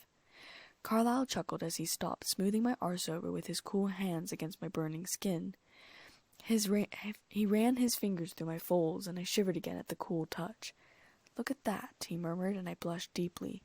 I could hear him lift his fingers to his mouth, sucking at them, and then he growled, Delicious. My praise kink. I was so glad Edward wasn't here. And then Carlisle flipped me over onto my back. I hissed a little as my sore arse met the soft bed sheets, and he grinned, his perfect white teeth flashing in the light. Sore, love? I grumbled under my breath.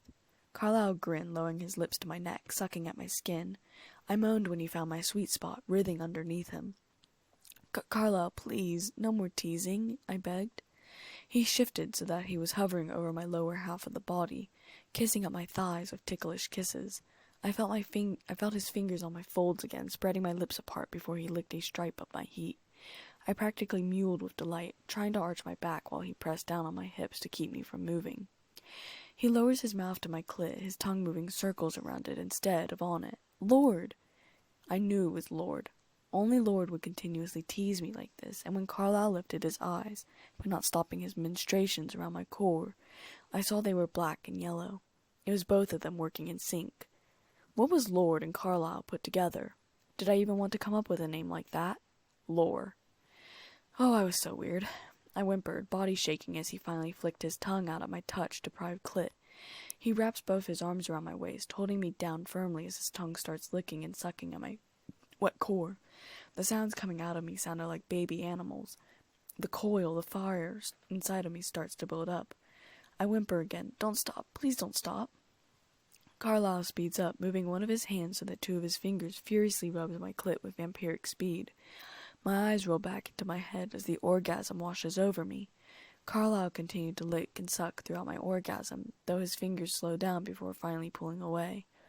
The room is kind of blurry as he pulls away, licking his lips for any of my excess arousal. He rubs my face in his hands. You all right, darling? Yeah, I mutter, trying to come off cloud nine. That was really exhilarating. Are you satisfied? He murmured into my ear, the tip of his cock swirling at my entrance, not penetrating me. Never, I whispered, pulling his face down so I could kiss him. He thrust it into me at the same time, swallowing my loud moan. My arm snaked over his shoulders, scratching down his back. If he'd been human, I would have broken his skin. Carlisle thrust it into me at a bruising pace, one of his hands teasing the nipples of my breast, while the other was around my throat, holding me down still. My legs were bent, curling into his legs, hands sliding upwards into his hair. He bent down, kissing all over my body, sucking dark purple spots, before running his tongue over them. I whimpered, moaned, and groaned at these ministrations. Everything was so perfect, so overwhelming. My toes started to curl as my orgasm started to approach for, the third time? Or maybe it was only the second, I couldn't remember. Don't you dare come, Carlisle growled in my ear, pounding into me harshly. It felt so good, though, and I clenched around him in an attempt not to come. He groaned at the tightness that was suddenly suffocating his maleness. Davina, love, relax. I tried my best as he continued to move, feeling him bottom out every time, hitting my cervix just perfectly, my moans louder and louder until they turned into screams of pure ecstasy and delight. I rolled my hips forward to meet his own as he thrusted back in, and the action made both of us moan. Without even realizing it, we had moved. My back was pressed up harshly against the wall, my legs wrapped around Carlisle's waist as he pounded into me from below. I bit down on his shoulder, teeth breaking skin just a little bit as I groaned, and he gasped slightly in pain. Sorry, I muttered. He answered in thrusting upwards even more furiously than before, making me slam my head against the wall.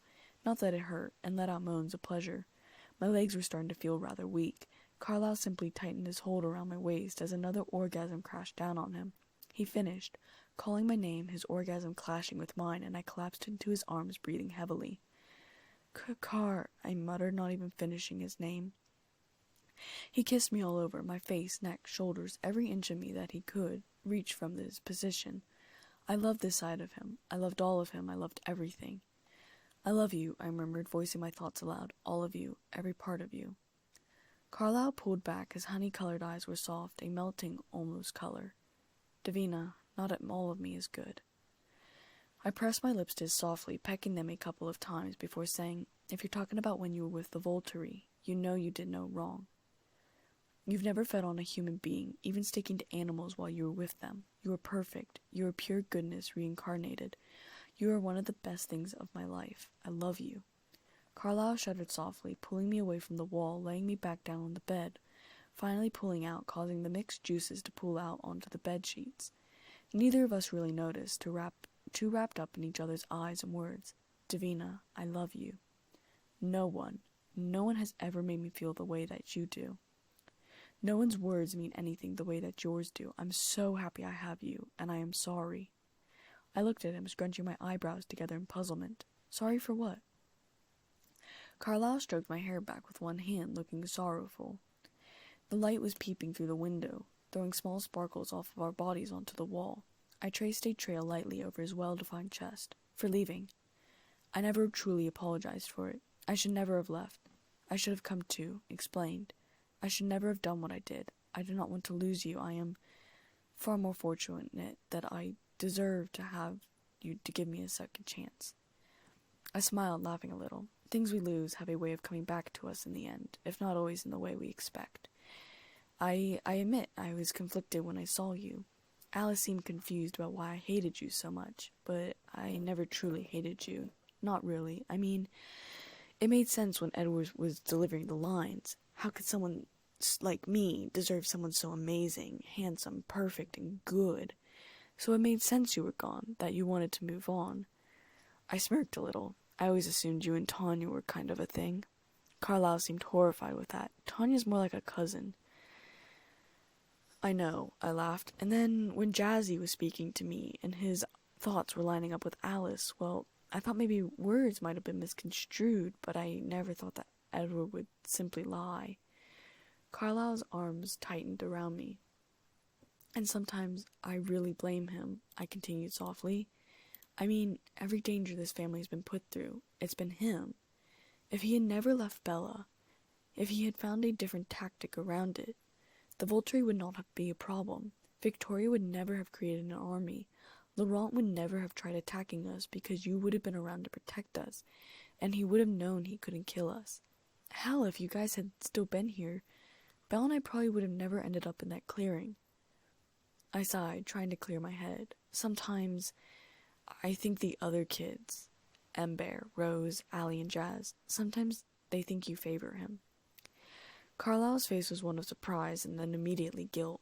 I didn't realize. I nuzzled into his chest to comfort him, but interrupted him, saying, Carlisle, I know you love everyone in the family. I know that.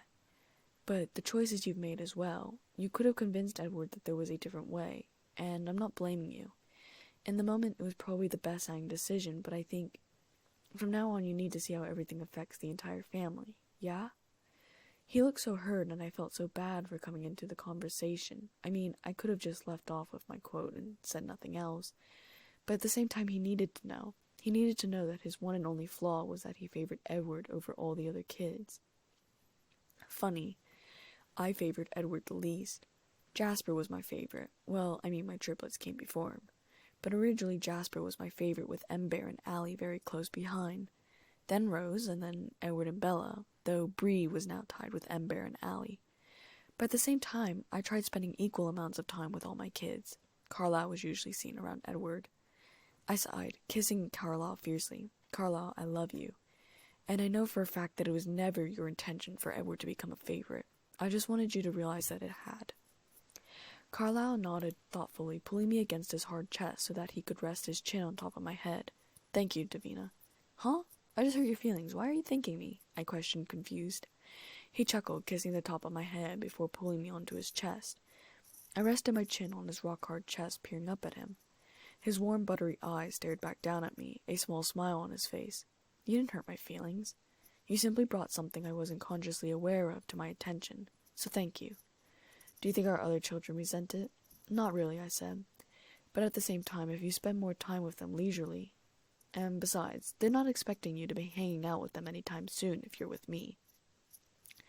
I smirked, propping myself up on my elbows, hissing slightly as my nipples grazed against his skin, and quickly sat up, rubbing them. His yellow eyes turned black all of a sudden. Keep doing that, he demanded. I froze, my nipples between my fingers, and I blushed slightly. Keep touching yourself? He demanded, raising his eyebrow. His eyes had not turned yellow again, and I knew it was Lord instead. I rolled my nipples between my fingers, breathing slightly at the feeling. To be honest, I had never found pleasure in playing with myself, at least, not until Carlisle got that look in his eyes from watching me do it. Beautiful, he growled, sitting up suddenly, latching onto my nipples with his mouth. I practically screamed with pleasure as jolts of electricity were sent down to my clit. Fuck, I could definitely use a few more rounds. His other hand moved to my other nipple, his long dexterous fingers twisting it, pulling and pinching it. I wondered if it was possible to come simply by nipple play. I mean, we were both doctors, and I was even more on the researching side. We could certainly test our experiments, right? Pleasure yourself, he growled, flicking his tongue out at my nipple, nearly making my eyes roll back into my head. I gingerly reached my hand between our bodies, and then decided to ignore him, grasping his member instead, slowly pumping him. He groaned around my breast, his eyes flashing as I disobeyed him, but he didn't stop me. He sucked at my nipple harder, making me moan, my head falling forward to rest on top of his. Lord. No, not the Holy One. The Demon One, obviously. I pumped him faster as he worked quite feverishly on my nipples. How'd we gone from sex to foreplay? Wasn't it usually the other way around? Of course, vampires could keep going for weeks, so maybe there was technically no start or end to what we could do. Endless possibilities. Suddenly, Lord pulled away, eyes black onyx with lust, like Severus Snape, except blonde and, okay, yeah, so completely different from Snape, but still, the eyes were the same. I was blessed.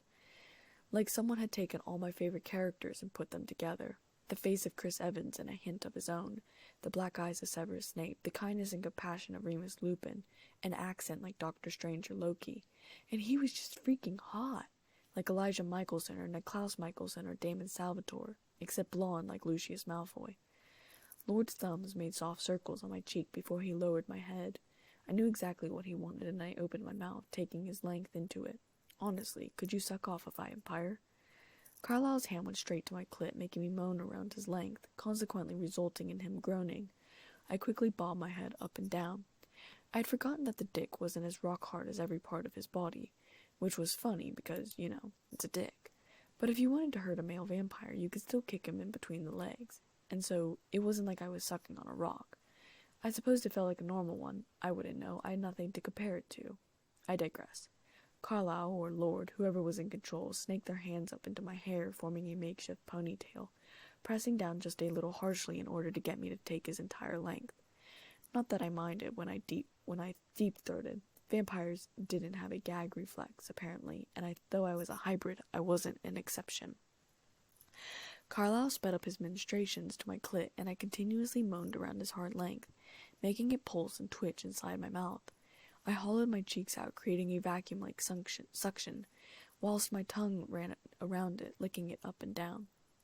Carlisle growled again, rubbing even more furiously at my clit, moving his other hand back to my nipples. Then with a groan he released into my mouth. I pulled back, regaining my breath, while Carlisle gave another tug at my breast, and I released myself. I collapsed back on his chest, recovering from the last orgasm. Carlisle's eyes slowly shifted back to yellow. "You all right?" he chuckled. "That was different," I whispered, and then chuckled. "Yeah, I wasn't expecting that, and in all honesty, neither was Lord," Carlisle murmured, kissing the top of my head. We lay there in content until I finally said, "We should go back to the house." Carlisle was silent, thinking it over, and then said, "One more round."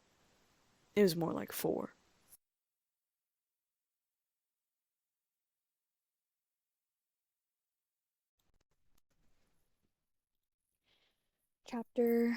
Chapter 38. Stupidity and love are the same thing. Davina, POV. Carlisle and I sprinted back through the forest, hoping to get back to the main house before Bella and Edward returned. After all, if we truly were going to introduce Renesmee, and consequently Carlisle and my own kids, to Bella, then we wanted to be there to make sure they were safe. Bella and Edward were just talking to Jacob. Lee and Seth were nearby. Quill was probably at La Push, and I had no idea about Embry. Carlisle and I went to join the others on the front porch. Rosalie was holding Renesmee, while Marcel and Bree were farther back. Marcel had his arms full with Niklaus and Samuel, who were squirming, and Carlisle eagerly reached out for Niklaus, relieving Marcel of half of his burden. Meanwhile, Bree was holding Caroline on her hip, who was watching everything in great excitement. "I was out just 2 days?" Bella gasped in amazement, staring into Renesmee's face. I knew exactly how she felt. It was how I felt seeing my children after I'd gone back from hunting with Carlisle. They grew so fast. "Yes, that's her," Rosalie said.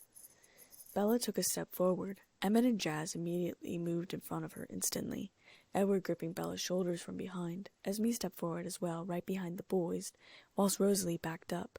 Jacob moved in front of Renesmee and Rosalie protectively. Marcel, Carlisle, and Bree also backed up, keeping my own children out of harm's way. Only Alice and I didn't move, staying in our own spots. Alice chided all of them, saying, "Oh, give her some credit. She wasn't going to do anything. You'd want a closer look, too." "I'm okay," Bella said, patting Edward's hands before adding on, "Keep close, though, just in case." Jasper was far too tense, but Renesmee looked impatient, reaching out for Rosalie's arms for Bella. "Jazz, let us through. Bella's got this," Edward said. "Edward, the risk," Jazz started. "Minimal. Listen, Jasper, on the hunt she caught the scent of some hikers who were in the wrong place at the wrong time," Edward started. "Oh, shit." Carlisle and Marcel inhaled sharply at the same time. The others' emotions, with Bree and Esme, to Ember and Rosalie, ranged from concern to uncaring. I frowned slightly. "Edward, how could you be so irresponsible?" Carlisle chastised. I know, Carlisle, I know. I was just plain stupid. I should have taken the time to make sure we were in a safe zone before I let her loose. Like an animal. I nearly snorted when Edward shot me an annoyed look. Edward, Bella murmured. He's absolutely right to rebuke me, Bella. I made a huge mistake. The fact that you are stronger than anyone I've ever known doesn't change that, Edward said. Tasteful joke, Edward. Alice rolled her eyes. I was right with her. I wasn't making a joke. I was explaining to Jasper why I know Bella can handle this. It's not my fault everyone jumped to conclusions, Edward said. Wait, she didn't hunt the humans? Jazzy asked in shock. She started to. She was entirely focused on the hunt. What happened? Carlisle asked, his eyes bright, an amazed smile breaking out on his face, his lovely research expression. Oh, we had so many things we could research later. Edward leaned towards Carlisle, and I felt that favoritism again, though I notched my thoughts down. She heard me behind her and reacted defensively. As soon as my pursuit broke into her concentration, she snapped right out of it.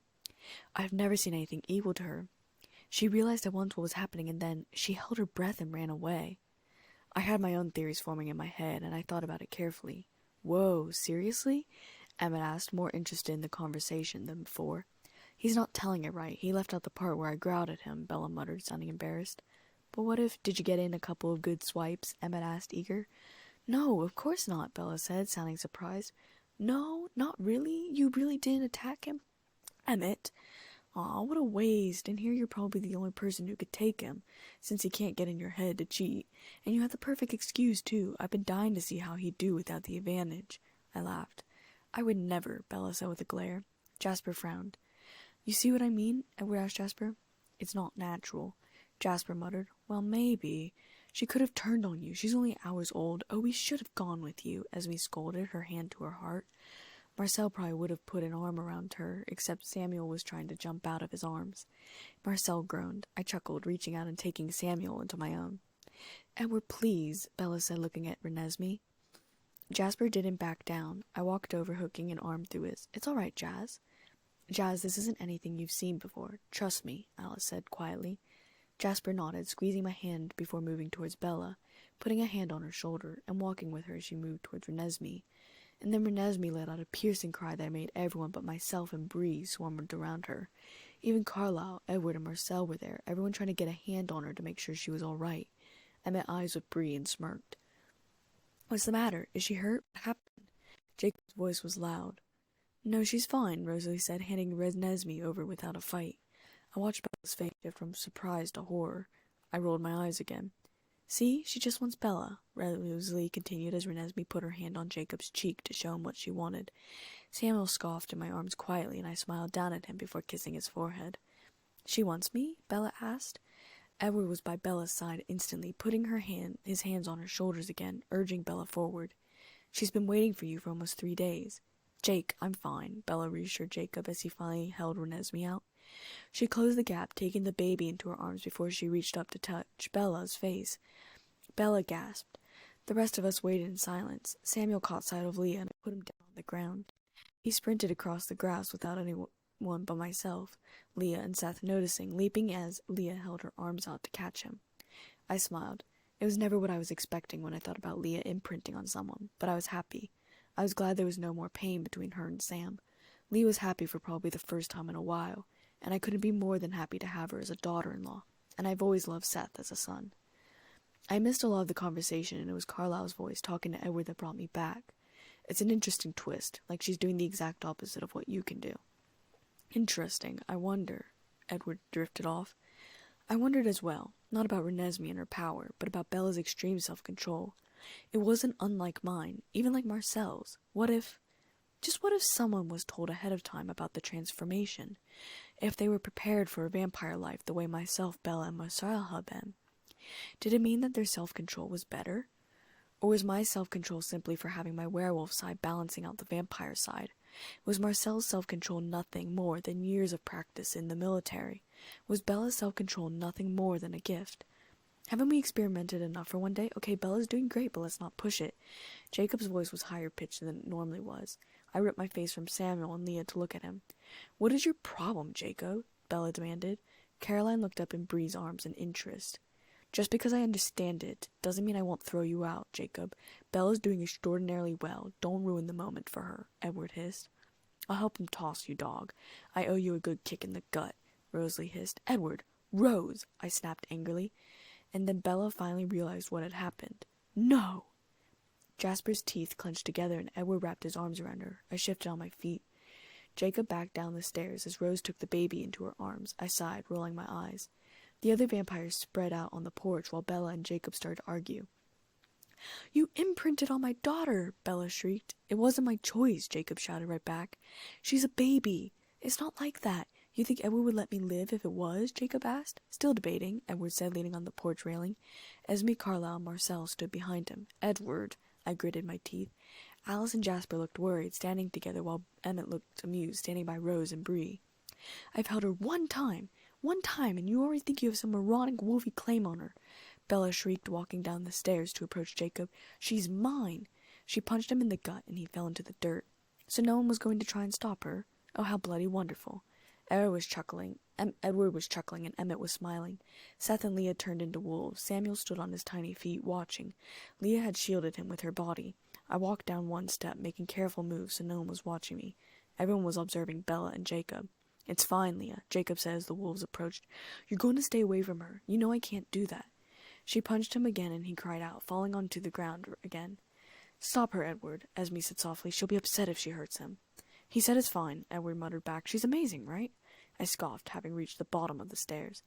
Seth and Leah approached, growling at Bella. Someone was going to get hurt, and as I didn't particularly like Bella as much as my other kids, parents say they don't have favorites, they lie, I was most definitely going to protect Leah, Seth, and Jacob at all costs. Samuel shouldn't be in any danger, though. And maybe the fact that I had favoritism made me a hypocrite with Carlisle for blaming things on his favoritism for Edward, but at least with me, I loved almost all my kids. I still love Bella and Edward, they just happen to be farther down the list. Do you remember how much you wanted to be around me 3 days ago? Jacob asked desperately. That's gone now. Long gone. Because it was her. From the beginning, it was Nessie who wanted me there, Jacob said. I closed my eyes. Well, damn, don't come up with a nickname like that. Nessie? Bella shrieked. You nicknamed my daughter after the Loch Ness Monster? Bella went to lunge for Jacob, so naturally Seth went to lunge too to protect Jacob.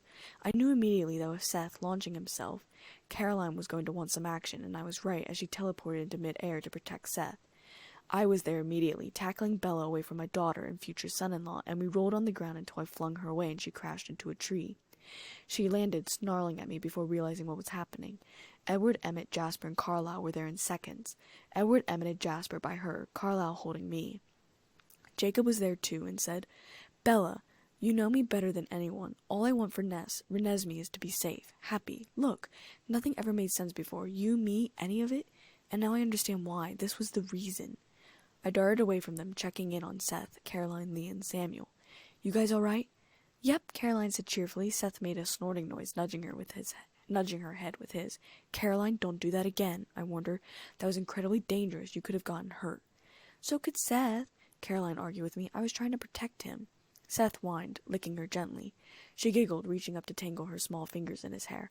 Seth can protect himself, and if he can't, I'll be there, or Leah. But not you. You're not old enough, okay? I don't want you to get hurt. Okay, Mom, Carlisle pouted, which just made her look all the cuter. I sighed. Seth, do you want to maybe run along with her to push? I made the slightest jerk of my head towards Bella and then looked at Leah. I'll be along in a moment, I promise. Seth nodded, lowering himself, and Caroline situated herself on his back. Maybe find Claire to play with her. Leah nodded her wolf head while Samuel leaped onto her back, and then they were gone. Seth, Leah, Caroline, Samuel, and I returned from La Push, running fast through the forest. Caroline and Seth were racing, but Samuel was running alongside Leah calmly, without a care in the world. It was amazing, seeing how big they were starting to get. Samuel even seemed older than Caroline in some ways, looking more like he was going on 3, while she was looking about 2. I knew there was no way they were supposed to be running already, but their development was much faster than a normal human's. It was like one of those kids who go to college at 11 years old because they're just that smart. They had also started reading much older books, moving through books I read in the 3rd grade, like The Boxcar Children, Hardy Boys, 39 Clues, and Rainbow Fairies, Caroline. I wouldn't be surprised if soon they started reading Percy Jackson and Harry Potter, not that I minded. But as we ran, we came across the others. Basically everyone minus Edward, Bella, Rosalie, and Jacob. "Hello, darling," Carlisle said, grabbing me around the waist to kiss me. "Daddy!" Caroline yelled, jumping into Carlisle's arms. He chuckled. "Hello, princess." He kissed her cheeks. Samuel launched himself upwards, and Carlisle took him in his arms next. Carlisle wrapped an arm around my waist as we headed back up to the house. Seth and Leah disappeared. I looked up into the windows to see Edward and Bella holding Renesmee, Rosalie coming up behind them to take her. It felt strange, watching Bella willingly hand Renesmee over to Rose like that. Bella seemed very lenient to let others take care of her daughter. I mean, yes, sometimes Rose, Esme, Bree, and Alice helped take care of my kids, along with myself, Carlisle, Lee, and Seth. But for the most part, I took care of my children, and it was harder when you had 3 of them.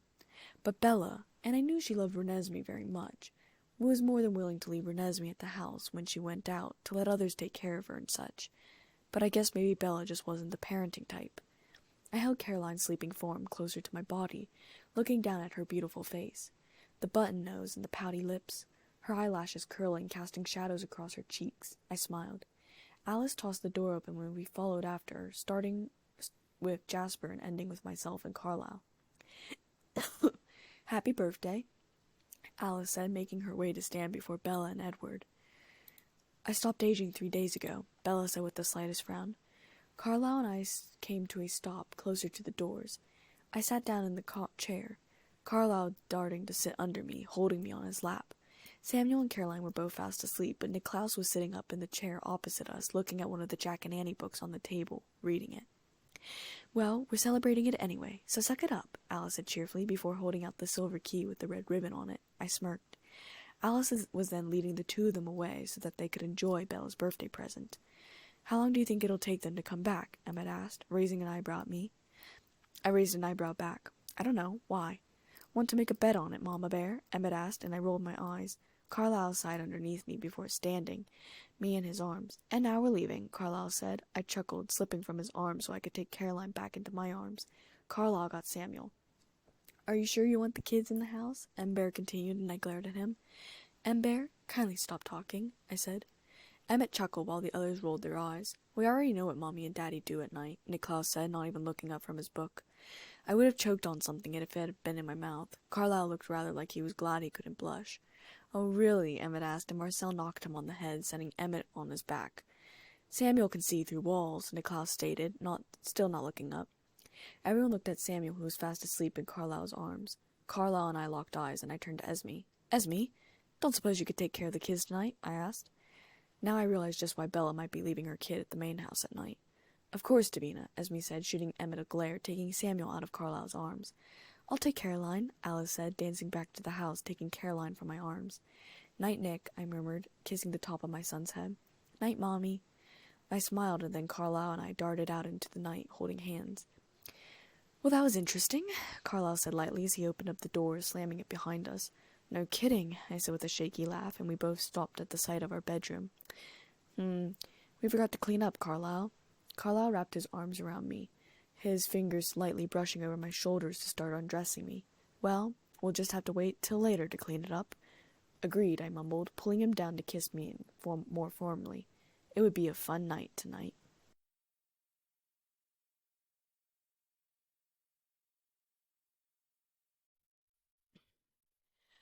Chapter 39. Charlie. Davina, POV. Carlisle and I headed back to the main house early in the morning, just in time to feed Care Bear and Samuel. Niklaus was still asleep. He'd probably stayed up late reading, as Daddy and I hadn't been there to put him to bed. Renesmee, on the other hand, was sitting in the middle of the floor, Rose and Emmett standing over her while she played with twisted silverware. Alice, Jasper, Esme, Marcel, Carlisle, and I settled down on the couch. "Where's Bree?" I questioned with a raised eyebrow. "She left early," Jasper said. "I think she's meeting Embry for a breakfast date." I grinned. "Jacob and Seth left early this morning as well," Rose informed me. "Okay," I murmured, snuggling into Carlisle's side, Caroline drinking from her own bottle like a good girl. Samuel, on the other hand, was very insistent that I feed him. "Mommy's boy." "How late was Niklaus up?" Carlisle questioned Esme. "Around midnight," Marcel answered. "He was engrossed in his book. We couldn't get him to go to bed any earlier than that." Carlisle chuckled. Renesmee hadn't been up as long when Edward and Bella came in through the door. Renesmee chucked the spoon that she'd been holding in her right hand at the floor, creating a dent. Everyone but myself laughed. I merely smiled, but paid more attention to my own daughter, who was playing with my long hair. Bella was across the room in a 32nd of a second to hold her, and Bella was soon asking, "How long has she been up?" I could hear Edward in the kitchen putting together Renesmee's cup. She still had to be hand-fed. "Just a few minutes. We would have called you soon. She's been asking for you. Demanding might be a better description. Esme sacrificed her second-best silver service to keep the little monster entertained. We didn't want to, bother you." I tried to hide my grin at her implications. Emmett's laughter was silent, sending vibrations throughout the entire house, which was impressive considering its 3 almost 4-story height and quite long as well. "We'll get your room set up right away," Bella said, obviously not speaking to Rose at the moment. "You'll like the cottage. It's magic. Thank you, Esme, so much. It's absolutely perfect." Emmett laughed again, not silent. "So it's still standing. I would have thought you two had knocked it to rubble by now. What were you doing last night? Discussing the national debt?" I chuckled with amusement. Have I ever mentioned that Emmett was my favorite son? I could hear Bella's teeth gritting, but she didn't answer, deflecting instead. "Where's the wolves today?" "Jacob took off this morning pretty early. Seth followed him out," Rosalie said, frowning slightly. "What was he so upset about?" Edward questioned, coming back into the room. Renesmee was handed off to Rose to be fed. "I don't know, or care. He was watching Nessie sleep, his mouth hanging open like the moron he is. And then he just jumped to his feet without any kind of trigger, that I noticed anyway, and stormed out. I was glad to be rid of him. The more he spends here, the less chance there is that we'll ever get the smell out." "Rose," Esme chided gently. "Rose," I chastised slightly angrily. "I suppose it doesn't matter. We won't be here that much longer," Rose said. I shifted uncomfortably on the couch. Leaving Forks, leaving probably the one town who had no idea what I had done. I would hate to go back out into the real world.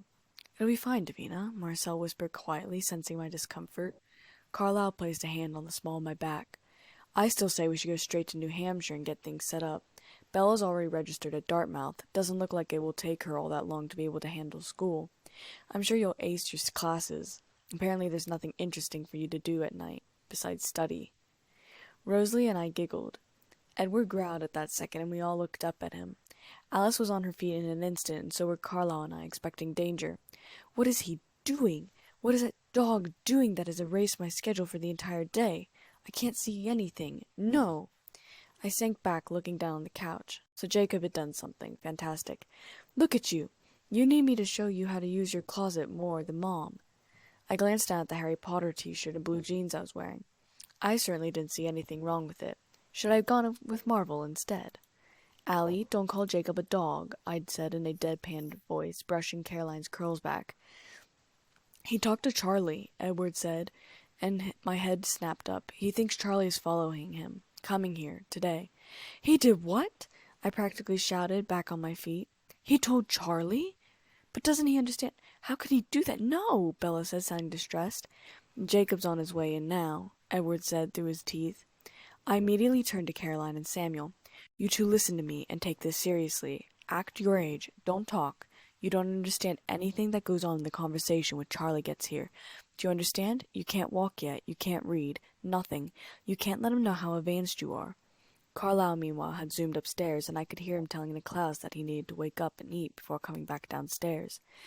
Meanwhile, Esme was calling Bree and telling her that Charlie was coming, and she should either stay out with Embry or come home now. Either way, she couldn't leave or come back until Charlie was gone. Jacob came through the door at once, and I could smell a slight wet dog smell, probably because it had been raining. He shook his head, water droplets going everywhere. "Hey, guys." Lee and Seth were with him, too, wearing clothes in human form.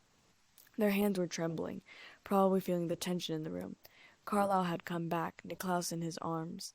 Caroline and Samuel were each sitting on one of my thighs, but I set them aside now to stand slowly. "Rose," Bella said, holding out her arms. "Charlie'll be here soon, just a heads up. I assume Alice is getting you sunglasses or something," Jacob said cheerfully. "Jacob," I said slowly, "what part of you said that getting Charlie involved one day after Bella became a vampire was a good idea?" "Blondie and Emmett woke me up this morning going on and on about how you all moving cross-country, like I could let you leave. Charlie was the biggest issue there, right? Well, problem solved." I gritted my teeth. "So you did this for yourself? Jacob, Whether or not Charlie knew about Bella or not wasn't the issue. We were going to have to leave eventually. This was selfish, Jacob. How do you even know that Bella can control herself? You're putting Charlie in danger in so many ways. I didn't put him in danger, Jacob said with a snort. Except from Bella. But you've got some sort of kind of supernatural self-control, right? Not as good as mind-reading, if you ask me. Much less exciting. Edward moved across the room at that moment, taking over for me, making Jacob lean back as Edward attempted to get into the tall wolf's face. That's just a theory, mongrel. You think we should test it on Charlie? Did you consider the physical pain you're putting Bella through, even if she can resist? Or the emotional pain if she doesn't? I suppose what happens to Bella no longer concerns you. Bella will be in pain? Jacob said, his mouth shifting from a stupid grin to a frown.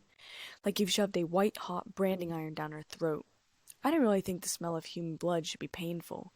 Why couldn't it be the sweetest thing you've ever smelt in the world? That made much more sense in my opinion. I didn't know that, Jacob whispered. Then perhaps you should have asked first, Edward growled. You would have stopped me. You should have been stopped. This isn't about me, this is about Charlie, Jacob. How could you put him in danger this way? Do you realize it's death or vampire life for him now, too? Bella asked. Relax, Bella. I didn't tell him anything you weren't planning to tell him. But he's coming here. Yeah, that's the idea. Wasn't the whole let him make the wrong assumptions thing your plan? I think I provided a very nice red herring, if I do say so myself. I groaned. Oh, Jacob, you didn't. Say it straight, Jacob. I don't have the patience for this. I didn't tell him anything about you, Bella. Not really. I told him about me. Well, shows, but probably a better verb. He phased in front of Charlie. Edward confirmed my suspicions. I leaned my head on Carlisle's tense shoulder. His arm went around me, rubbing comforting circles on my hip with his fingers. You what? Bella hissed. He's brave. Brave as you are. Didn't pass out or throw up or anything. I gotta say I was impressed. You should have seen his face when I started taking my clothes off, though. Priceless, Jacob chuckled, and I let out my own tiny smile at the thought. You absolute moron. You could have given him a heart attack, Bella hissed. I flinched, thinking about Harry, and shot a look at Leah, who was glaring at Bella with hatred. Charlie's fine. He's tough. If you give this just a minute, you'll see that I did you a favor here, Jacob said. You have half of that, Jacob. You have 30 seconds to tell me every single word before I give Renesmee to Rosalie and rip your miserable head off. Mom won't be able to stop me this time. I was up on my feet again, darting towards the werewolves as a defense mechanism. This caused both Marcel and Carlisle to rise to their feet. 2. Jasper and Emmett closed in on Bella as I glared at her. Geez, Bells, Jacob said, ignoring the rest of us. You didn't used to be so melodramatic. Is that a vampire thing? 26 seconds, Bella said. I went tenser. Jacob flopped into the nearest chair. I kept my position even as Seth and Leah moved to stand on his flanks. Leah bared her teeth at Bella. So I knocked on Charlie's door this morning and asked him to come for a walk with me. He was confused, but when I told him it was about you and that you were back in town, he followed me out to the woods. I told him you weren't sick anymore and that things were a little weird, but good. He was about to take off to see you, but I told him I had to show him something first, and then I phased, Jacob said with a shrug. I want every word, you monster. Bella, I hissed. Good Lord, was my life going to consist of chastising my kids 24/7? I was going to have to retire from that job very soon. Well, you said I only had 30 seconds. Okay, let me see. I phased back and got dressed, and then after he started breathing again, I said something like, Charlie, you don't live in the world you thought you lived in. The good news is nothing has changed except now that you know. Life will go on the same way it always has. You can go right back to pretending that you don't believe any of this. It took him a minute to get his head together, and then he wanted to know what was really going on with you, with the whole rare disease thing. I told him that you had been sick, but you were fine now. It was just that you'd had to change a little bit in the process of getting better. He wanted to know what I mean by change, and I told him that you looked a lot more like Esme now than you looked like Renee. Edward hissed.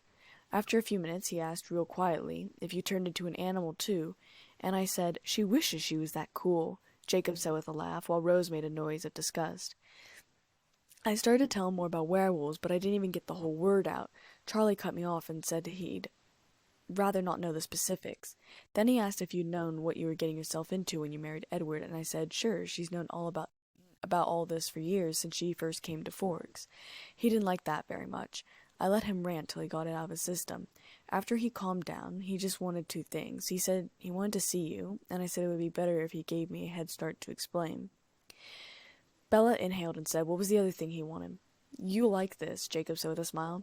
His main request is that he be told as little as possible about all of this. If it is not absolutely essential for him to know something, then keep it to yourself. Need to know only.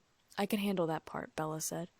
I still wasn't relaxed, my eyes on Edward and Bella, only throughout the conversation waiting for one of them to leap for Jacob's throat.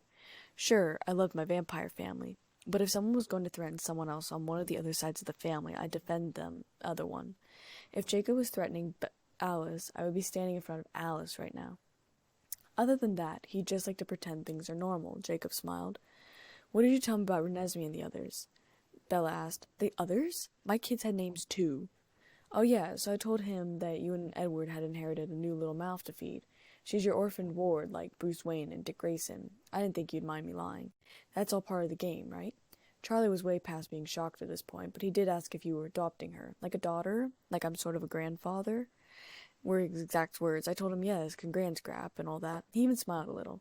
I didn't really say anything about Caroline, Samuel, or Niklaus. I figured if Mom and Doc want to make up their own story, they can. But she's changing so fast, Bella whispered. I told him that she was more special than all of us put together. I told him, trust me, you don't want to know about this. But if you can ignore all the strange parts, you're going to be amazed. She's the most wonderful person in the whole world. And then I told him that if he could deal with that, you would stick around for a while and he would have a chance to get to know her. But that if it was too much for him, you would leave. He said as long as no one forced too much information on him, he'd deal. I'm not going to say thank you. You're still putting Charlie at a huge risk, Bella said. Bree and Embry came into the house at that moment. Bree seemed just slightly annoyed, rolling her eyes at me, and I winked at her, but didn't move away from the werewolf's side. Marcel and Carlisle had settled back down on the couch, though Carlisle seemed rather anxious from the way his leg bounced Caroline up and down jitterily. I am sorry about it hurting you. I didn't know it was like that, Bella. Things are different with us now, but you'll always be my best friend, and I'll always love you. But I'll love you the right way now. There's finally a balance. We both have people we can't live without. Still friends? He held his hand out and I raised an eyebrow. Bella shifted Renesmee's weight and put her left hand in his. If I don't kill Charlie tonight, I'll consider forgiving you for this. When you don't kill Charlie tonight, you'll owe me huge. Bella rolled her eyes. Jacob held out both hands now, asking, Can I? I'm actually holding her so that my hands aren't free to kill you, Jacob. Maybe later, Bella sighed. How was the date? I questioned Embry and Bree. Embry blushed darker, and Bree tilted her head away. It was good, they said together. I smirked. Good. Bree, you'll let me know if my brother's giving you a hard time? Bree giggled lightly while Embry wrapped an arm around her thin waist. Hey, I'm a good boyfriend. I grinned. I know, just teasing him. Alice was down second, snapping at Jacob, Seth, Leah, and Embry. You, and you. If you must stay, get over in the corner and commit to being there for a while. I need to see. Bella, you better give him the baby too. You'll need your arms free away. Take her, Bella said, almost shoving Renesmee into Jacob's arms. He nodded, taking her before gesturing to the other wolves. Seth, Jacob, and Embry slouched to the floor, Bree sitting on Embry's lap, while Leah pursed her lips, shaking her head. Am I allowed to leave?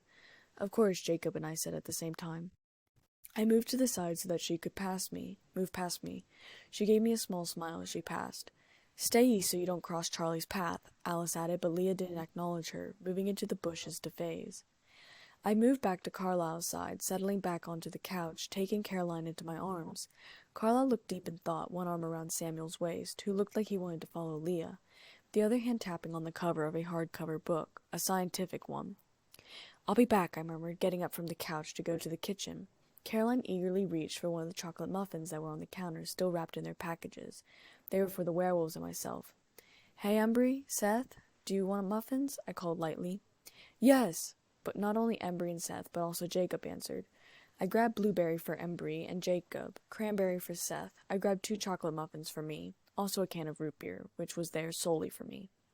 I brought it back to the living room, tossing the muffins at them. I opened the chocolate muffin, sighing and giving Caroline a small piece. You know sugar isn't good for your teeth? I questioned lightly. She simply grinned, looking proud of herself for not talking. I smirked, kissing the top of her head while I ate the rest of my muffin. What are you thinking about? I asked Carlisle while the rest of the family gave Bella pointers on how to act human. Emmett had turned the TV on to watch the football game.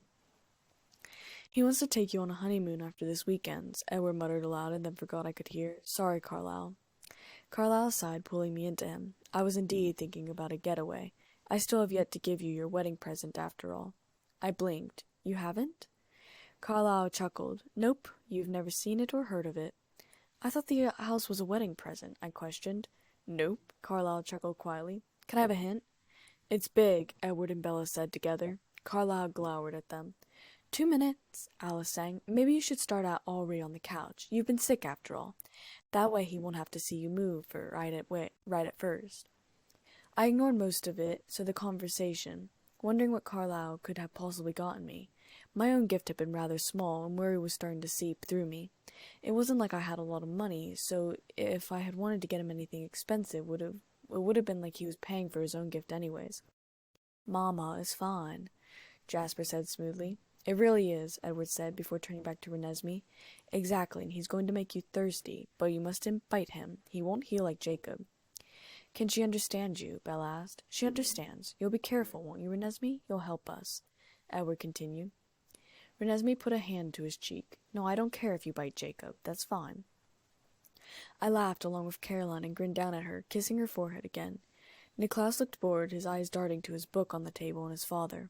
Klaus, I murmured softly, you can't read while Charlie's here. Niklaus huffed, curling into Carlisle's side. Carlisle put an arm around him. Would you rather sit on my lap or Seth's? I asked Caroline quietly. You have to stay in one or the other while Charlie is here. Caroline thought about it for a moment before leaping from my arms toward Seth. I smiled, tucking Niklaus onto my lap and laying against Carlisle's arm. Edward, you might not want to distract her like that right now. She needs to be able to focus. Jazz spoke suddenly. Oops, Edward said, pulling away from Bella. Bella laughed and said later. Focus, Bella. Jazz continued. Right, Bella. Sorry, Jasper. Emmett and I laughed again. I listened as a car, Charlie's police cruiser, got closer and closer. I hummed quietly under my breath to Niklaus. His eyes started to close. The car pulled up, idling for a moment or two until he turned it off, the rumbling of the engine cutting short. The door opened softly and slammed loudly. 3 large strides across the grass, 12 steps up the stairs, and across the porch before he stood in front of the door, taking 2.5 breaths before knocking on the door. Carlisle was across the room, still holding Samuel in his arms, his body positioned so his back would be to Charlie. Hello, Charlie, Carlisle said, pretending to be abashed. I believe the story was that Bella was in Atlanta or Chicago at one of the CDC centers. I didn't trust the CDC. Never had, never would. I knew what kinds of experiments were done there because of my father's position in the military. All sorts of chemical disease experiments. Funding biolabs in Ukraine, China, Iraq, and a few other countries that were closed off in secret. It was horrifying. Carlisle, where's Bella? Charlie said stiffly. Right here, Dad, Bella said. I pulled out one of the Jack and Annie books, holding the book up to Niklaus's face, moving my lips like I was reading the story out loud, but really letting Niklaus read at his own pace. I knew this would be a good compromise that would make him happy. Is that you, Bella? Charlie asked. Yep. Hi, Dad. Hey, Charlie, how are things? Jacob asked. Charlie was walking slowly across the room. Carlisle moved around him slowly to sit back down on the couch with me. Bella? It's really me. I'm sorry, Dad. Are you okay? Really and truly great, healthy as a horse. Jake told me this was necessary, that you were dying. Jacob was telling the truth, Bella said after a moment. I flipped the page. That makes one of you, Charlie growled. His voice changed as he glanced down slightly and said, Oh, this is her. The orphan Jacob said you were adopting. My niece, Edward lied. I almost snorted, but decided to calmly turn the page instead. I thought you lost your family, Carlisle questioned. I lost my parents. My older brother was adopted, like me. I never saw him after that, but the courts located me when he and his wife died in a car accident, leaving their only child without any other family.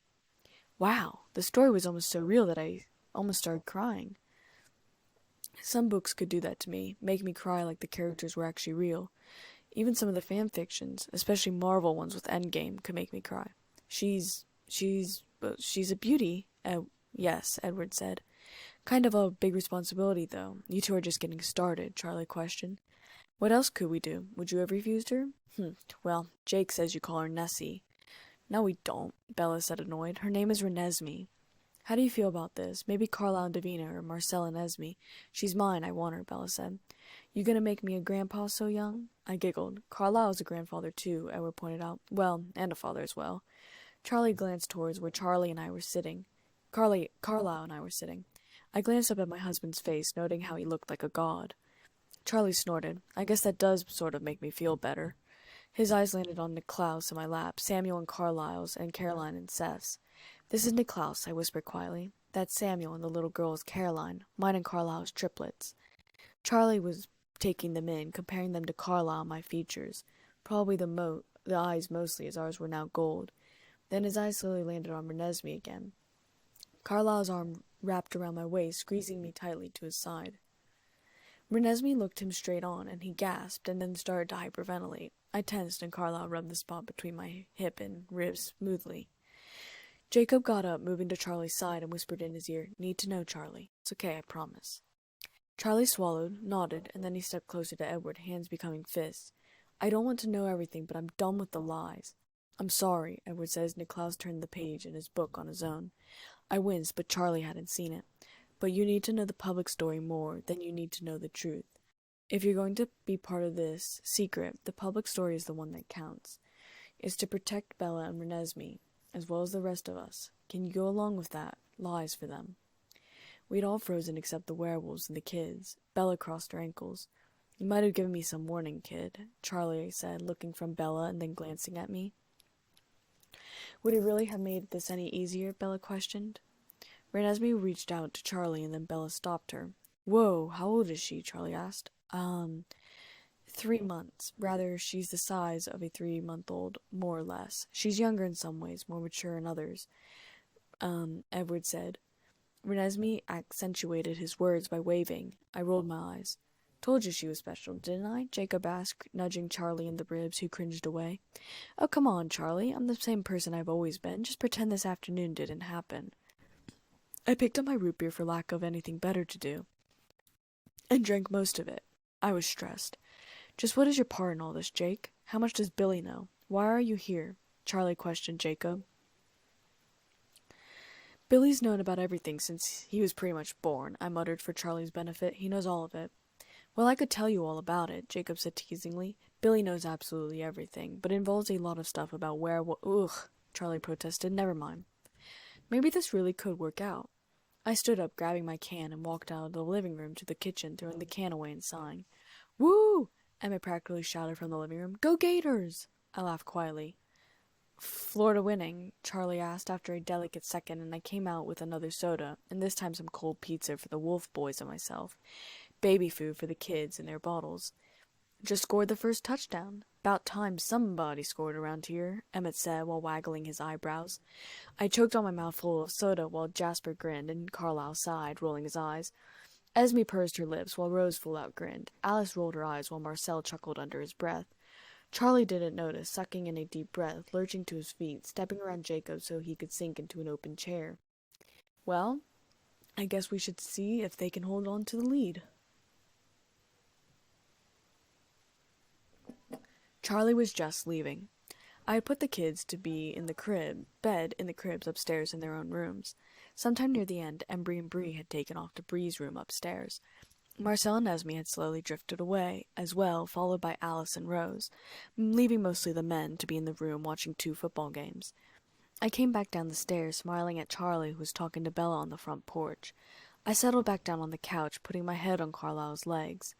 He was bent over a fat book, and then only thing that he did to acknowledge my presence was putting calming hand on the top of my head. I didn't mind. I leaned into his touch just slightly and closed my eyes, listening to the conversation outside. "Can I come back tomorrow?" "Sure, Dad, of course. We'll be here." "You better be. See you tomorrow, Nessie." "Not you too? Huh?" "Her name is Renesmee, like Renee and Esme put together. No variations. Do you want to hear her middle name?" "Sure. Carly, with a C, like Carlisle and Charlie put together." I smiled a little, and I felt Carlisle's touch soften on my head. "Thanks, Bells." "Thank you, Dad. So much has changed so quickly, my head hasn't stopped spinning." I closed my eyes, purring slightly as Carlisle moved his hand over my hair again. I heard him laugh softly under his breath. I curled more into him. "Snuggle, Bunny," he murmured under his breath. I cracked my yellow eyes open to stare up at him. He smiled softly, placing a bookmark into the book to save a spot before setting it aside. He pulled me up onto his lap, my body angled so I could rest my head on one of his shoulders, my legs on the couch. Then Emmett's rather loud voice interrupted our quiet moment. "I'm not even sure she's really a vampire, let alone a newborn. She's too tame." Bella snarled under her breath. Emmett laughed. "Ooh, scary." "Amber," I warned. Charlie will be back tomorrow, Bella said. Excellent, Emmett said. I rolled my eyes at him and Rose laughed. Not brilliant, Emmett, Edward said. What do you mean? Emmett demanded. It's a little dense, don't you think, to antagonize the strongest vampire in the house? I thought Emmett would die laughing. Please. They are such children, I whined to Carlisle, my arms around his neck. He chuckled, kissing my neck softly. Yes, a shame. We're 2 of 4 adults in a house full of children. I'm not a child, Niklaus muttered, rubbing his eyes. He had wandered down the stairs himself, hopping up onto the couch to grab a book. I giggled, kissing Carlisle's neck. Mama, Jasper complained. I rolled my eyes. Jazzy? I really don't want to see this, he whined. Come on, Alice said, tugging Jasper's hand. Let's go see who wins. I slid off Carlisle's lap, following the others out to see the arm-wrestling match between Emmett and Bella. Emmett had found a rather large rock, carrying it in his hands. Don't hurt yourself, Emmett, Edward said as he slammed the rock down in front of Bella. Carlisle and I exchanged a look. Marcel had his arm wrapped around Esme, smiling. I wondered if it was things like this that reminded him of military training. All right, on 3, Jasper said, his accent even more pronounced for some reason. 1, 2, 3. Emmett and Bella's arm wrestling match lasted about 15 seconds before Bella slammed Emmett's hand through the rock. She turned to Edward victorious. Did you see that? I smirked. Wow, M-Bear. Not such a bear anymore, are you? Gonna have to call you M the Rabbit. Squirrel, Edward threw in. All right, Mama Bear, you want to try? Edward asked, his eyes glinting. Carlisle's arms were immediately around my waist, hugging me to him. I chuckled softly, kissing his cheek. Sure, I probably won't beat you, but at least you'll gain some ego back, right? I don't know, Jasper said. You're a newborn too, Mama. I rested my elbow on the rock, actually kind of nervous, though excited at the same time. It would be pretty cool to beat Emmett, but I probably wasn't going to. I wasn't full vampire. I prepared myself, bent over slightly, cocking one leg out on purpose so that Carlisle had a nice view of my ass. I could almost hear him grit his teeth behind me while Marcel chuckled. I raised an eyebrow at Emmett. Ready, Squirrel? Emmett's eyes narrowed. 1, Jasper counted again, humor laced into his accent. 2, 3. There was force, but my hand didn't move an inch. I stared into his eyes instead of my hand. I wasn't really pushing against him, more like holding my place. His brows knit in frustration. I sighed. Wow, maybe you were bullshitting your prowess. And then I slammed his hand down through the rock.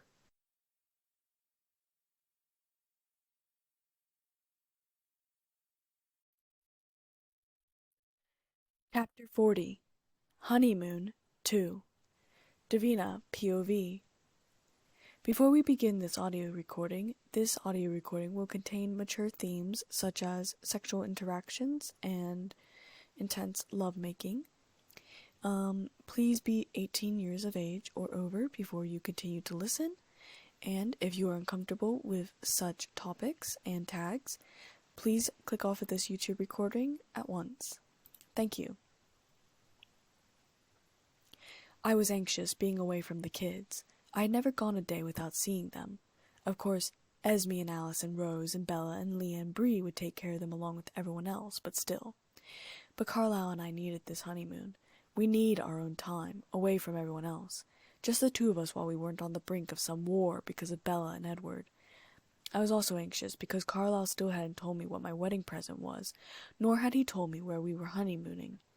All I knew was that it was the same place that Edward and Bella had gone on honeymoon, and Carlisle was a little jealous about it. I thought that was weird in itself. Lots of people went honeymooning in every city. There were probably thousands of couples that had been to whatever spot we were headed for. Carlisle, Jasper, and Marcel had taken care of all my flight arrangements with the army. It was frustrating for all 3 of them, the reluctance that the army had with letting me out of country boundaries. Jasper probably influenced them with his emotions. The first stop was in Dallas, Texas. There were military guards staked throughout the airport, none following us, but they were obviously there to keep an eye on me. Carlisle had his teeth gritted, hugging me tightly the entire time. It's fine, I kept muttering, though I was frustrated myself. It's fine. Don't worry about it. It doesn't matter, baby. Once we landed in Puerto Rico, though, I was a free woman. The U.S. military had no sanctions here, and Carlisle and I moved freely through the airport. I had never been in South America, though it was a dream to go to Brazil one day and explore the Amazon rainforest, and I continuously looked around. I didn't know Spanish, or whatever they spoke here, Portuguese? and Carlisle did all the talking. The native language spilling out of his mouth, combined with his slight accent, made my mouth water. Carlisle got a small boat next, and I shook my head with a little chuckle, sitting on his lap while he piloted the boat. The sun started breaking across the sky as we neared the island. "Close your eyes," Carlisle whispered in my ear. I did, burying my face in his shoulder. I could feel his hand on my waist, and my excitement was over the moon. "Okay, you can open them now." I saw the island up close and thought it looked absolutely beautiful. There was a small, well, I suppose it was a resort, a few yards from the beach line. It was maybe 2 stories, but I think it was just one, part of the side disappearing into the tree line. The brown roof was low, the porch long, wrapping around the resort. The lawn was immaculate, and the resort owners must take care of the lawn. "Welcome to Isla Davina," Carlisle said softly, kissing my temple. "This is your wedding present." Isle Davina? Wedding present? You bought me an island? I asked, my mouth dry. Bloody hell, I'd have bought him personalized cufflinks and an expensive watch. And he'd bought me an island. I didn't know how to feel in that second. It was overwhelming. "Are you okay?" he questioned softly, and I turned my gaze to him. It's it's gorgeous, Carlisle. But it had to have cost a fortune. I certainly didn't buy you." Carlisle cut me off with a passionate kiss, while also slowly bringing the boat around to the side to anchor it to the dock. "Davina, beloved, I love you. This is what I want to give you. It's yours. You can do whatever you want with this island." A single tear fell down my cheek, and I pressed my lips to Carlisle. "We should find the bedroom very quickly." Carlisle chuckled against my lips before shifting me more completely into his arms, holding me with one and the 2 suitcases in the other hand, speeding towards the house. I connected our lips again, distracting him, and he very nearly ran into the glass door. He pushed on the door, and I gaped as it revolved like one of the doors entering a hotel, just much bigger. "Esme helped me design it, hopefully to your taste," he mumbled quietly as he set me down on the large bed. "It's absolutely breathtaking, Carlisle," I whispered, standing up and walking around the room. I touched the bedpost and found that they were repaired. "These were broken?" "Ah," Carlisle chuckled. "Edward broke the headboard first time." I chuckled. "Try not to break the bed tonight." "No promises," Carlisle growled lowly. I chuckled. "My house means I'm the mistress. You have to obey my every rule and law." I sauntered over to him, running my fingers down his collarbone to the first button of his shirt, popping them open slowly. Carlisle growled deeply. "Behave," I murmured, kissing down his chest as I undid his buttons. Carlisle gripped the tops of my shoulders tightly as I stripped the shirt off of him, casting it towards the chair, and then started working on unbuckling his belt. The rumbles vibrating from his chest were most definitely from him fighting Lord, not that you'd catch me complaining. "If you work faster, I'll let you come," Carlisle growled as I slid the belt out of the loops of his dress pants teasingly. I had no idea how to continue being dominant, and to be honest, I preferred being dominated anyways. I quickly stripped him of his pants, and then in a flash we were on the bed. My skirt was suddenly ripped in 2, but my top, which I had already told him was not to be ripped, was carefully lifted over my head before he started to attack my chest with love bites and licks. "Carlisle," I whispered, my hands pinning my wrist above my head. His legs were between my thighs, forcing mine apart. He growled, his nose skimming along the underside of my breast before he kissed them, moving his tongue upwards before taking one of my nipples into his mouth. I arched my back, moaning, "Oh, please." He continued to tease, completely ignoring me as he nipped my collarbone and neck, leaving dark purple marks that would stand out on my pale skin. Supposed to be a honeymoon," I groaned as he finally moved his lips to my dripping sex, kissing the inside of my thighs instead of the place I needed him most. Who knew that the renowned doctor and complete gentleman would be so mean in bed? "Not teasing me."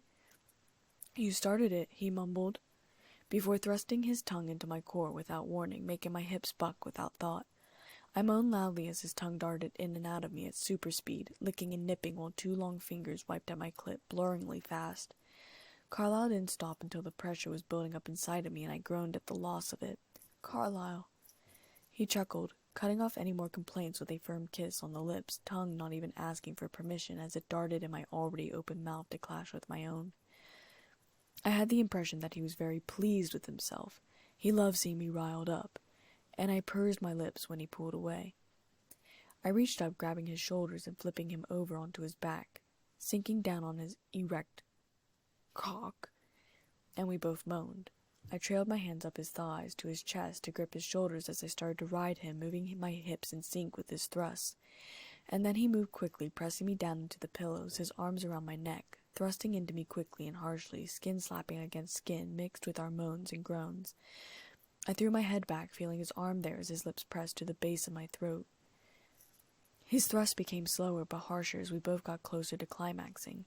"Carlisle, please," I moaned, gripping his hair tighter. "Hold it," he said, licking a stripe across my neck. I whimpered, almost coming at that moment. "Hold it. Carlisle, I can't," I wailed, my walls squeezing him tighter in my attempts to hold it. He groaned, moving slightly faster and just as hard. "Now," he commanded, and I shattered in his arms, my release clashing harshly with his. We both slumped into the pillows, Carlisle pressing kisses to my neck repeatedly, sweet ones, as I tried to come down from the rather sudden high. My walls were still pulsating even as he slowly pulled out, cum dripping down my thighs. "You okay?" he asked quietly, pressing another kiss to my jaw. I mumbled. "Sleepy." He chuckled. "Sleep, darling. We can explore the island later." I fell asleep rather quickly as Carlisle slipped off the bed, heading to the bathroom to grab a washcloth. A few hours later. I groaned as I sat up. Carlisle was only wearing a pair of sweatpants, and I stared. He turned at the sound of the bed creaking. He was dazzling in the Caribbean sun, diamonds glittering off his face and chest. I smirked. A fairy in sweatpants. Carlisle rolled his eyes. "Do you want to explore the island now, or eat?" I slipped from the bed, finding myself completely naked still. We can go explore right now. Are there any animals on the island?" "Birds, maybe. It's mostly uninhabited by animals. No people," Carlisle said, smirking as I approached him. "Are you going out like that?" he mentioned to my lack of anything. "You said no people were on the island," I pointed out. He chuckled. "So I did." I grinned, opening up the suitcase and pulling on a sexy two-piece green bathing suit. "Beautiful," Carlisle commented, pulling me in for a kiss. "Race you to the highest mountain?" I quirked an eyebrow. He smirked. "You're on." We both sprinted out of the revolving door, making it spin in a blur as we raced across the island deep into the forest. Tall, thick, leafy trees blurred past, as did small woodland creatures like water pigs and capybaras moved out of our way, running deeper into the forest. I moved even faster as Carlisle started to pull ahead, jumping through the trees instead, making long bounds to the branches, slowly making my way upwards. Carlisle beat me by a 23rd of a second, so close a human would call it a tie. "Tie!" I called excitedly, leaping into his arms. "Whatever you say, darling," Carlisle said, kissing the top of my head. "It's beautiful," I murmured, looking out over the island. It was a rather large island, in my opinion, and I couldn't believe it was all mine. "Are you disappointed?" Carlisle asked. I snickered. "You could have added some jaguars. I wouldn't have minded those," I giggled, pressing my lips to his giddily. "I'm just teasing. I love it. I love everything. It's so much more than I thought I would ever get, Carlisle. Just having you. Having love, period. I never thought I would have this again." Carlisle crashed his lips to mine again. "I love you, Davina Cullen." "I love you too, Carlisle," I murmured, pressing mine to his again. Over the course of a couple of weeks. There was so much to do on the island. We went scuba diving, but of course we didn't need gear. The ocean is so beautiful underwater, especially with our heightened sense of sight to see things even clearer. Not to mention that I had control over water to an extent, so I could convince the waves to become bigger if I wanted more of a thrill while surfboarding. We also went hiking quite a bit, exploring every nook and cranny of the island. There were quite a few wild animals on it, but nothing extremely harmful. Mostly capybaras, some wild pigs, lots of small rodent-like creatures, and birds. There were a few snakes here and there, and they would normally have terrified me if I wasn't a vampire. There were also plenty of activities to do in the house. For one thing, playing chess. I hated chess with a passion, unless it was wizarding chess, and I usually lost. Finally, I lost it and demanded that we play checkers. Carlisle lost. There were also stacks of movies that we could watch. We binge-watched both Harry Potter and Marvel movies. It was very exciting. Carlisle finally knew who Sirius Black and Dumbledore were, and of course gorgeous Remus, mysterious Severus, and sexy Lucius. We had to go back to the mainland to hunt because there weren't really anything to hunt on the island. We also spent a whole day on the mainland, joining in with festivities around nightfall with the partying, singing, and dancing. It was absolutely perfect, and it wasn't until November hit that Carlisle and I decided that we should finally return back to Washington. Our last night was a wonderful night of pure love and bliss, and only God knows how many orgasms. Carlisle called the army the next morning, letting them know of our path of travels on the way home so that airports would let me, through before slamming the phone down in annoyance when he was done. Was there a problem? I asked with worry, pausing in the middle of packing. We had stayed here for almost a month and a half, so maybe they thought I wasn't coming back or something. No, everything is clear, Carlisle said through gritted teeth, buttoning his shirt up completely. I just really hate them. I chuckled. You're compassionate, Carlisle. You hate no one. Carlisle was behind me in an instant, his face in the crook of my neck, kissing it tenderly. I sighed contentedly as his ministrations continued before trying to rein him in. If we keep up like this, we'll miss all the flights.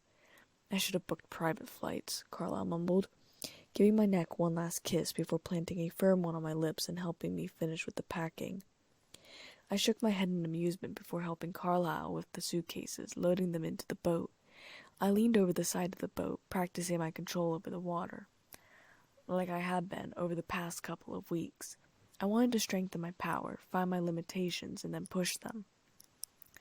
Davina, love, we're about to dock, Carlisle said after some time that could have been minutes or hours. I leaned away from the side, taking Carlisle's hand, and we departed the boat. He hailed a cab, and it was only then that I asked, Wait, so do you own that boat? Now you ask, Carlisle said amused, and yes, well, technically it's yours, part of the island. Suppose I should learn how to pilot one then, I murmured with a small grin, curling into his side in the back seat of the cab. He laughed outright. Or you could just control the water instead. Very true, I grinned up at him, and then thought about our kids. How big do you think they are now? Carlisle's amused face dropped, slinging an arm around my shoulder, pulling me tightly to his side as a comfort for the both of us. Hopefully not much. I thought maybe with the werewolf-vampire thing they might live longer, I murmured, but then Bella had Renesmee and... Yeah, Carlisle whispered, I know. We'll figure it out. Edward texted the other day to let us know that they might have leads in South America. We're in South America right now, I pointed out. He nodded his head. I know, but I want to see them first. Besides, we all plan on traveling together anyways. You know whatever happens, I love you dearly, I said, taking his other hand. I know. I love you too, Carlisle whispered, kissing my cheek. We'll get through all this together. I promise. I would hold on to that promise with everything I had.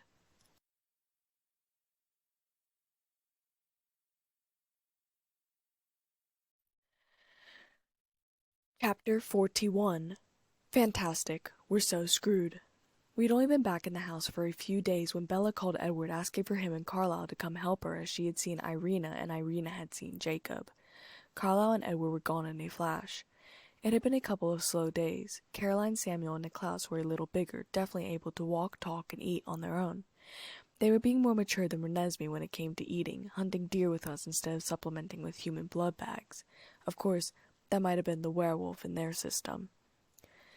And to be fair, it seemed they didn't need blood at all, which then made me wonder if I even needed blood.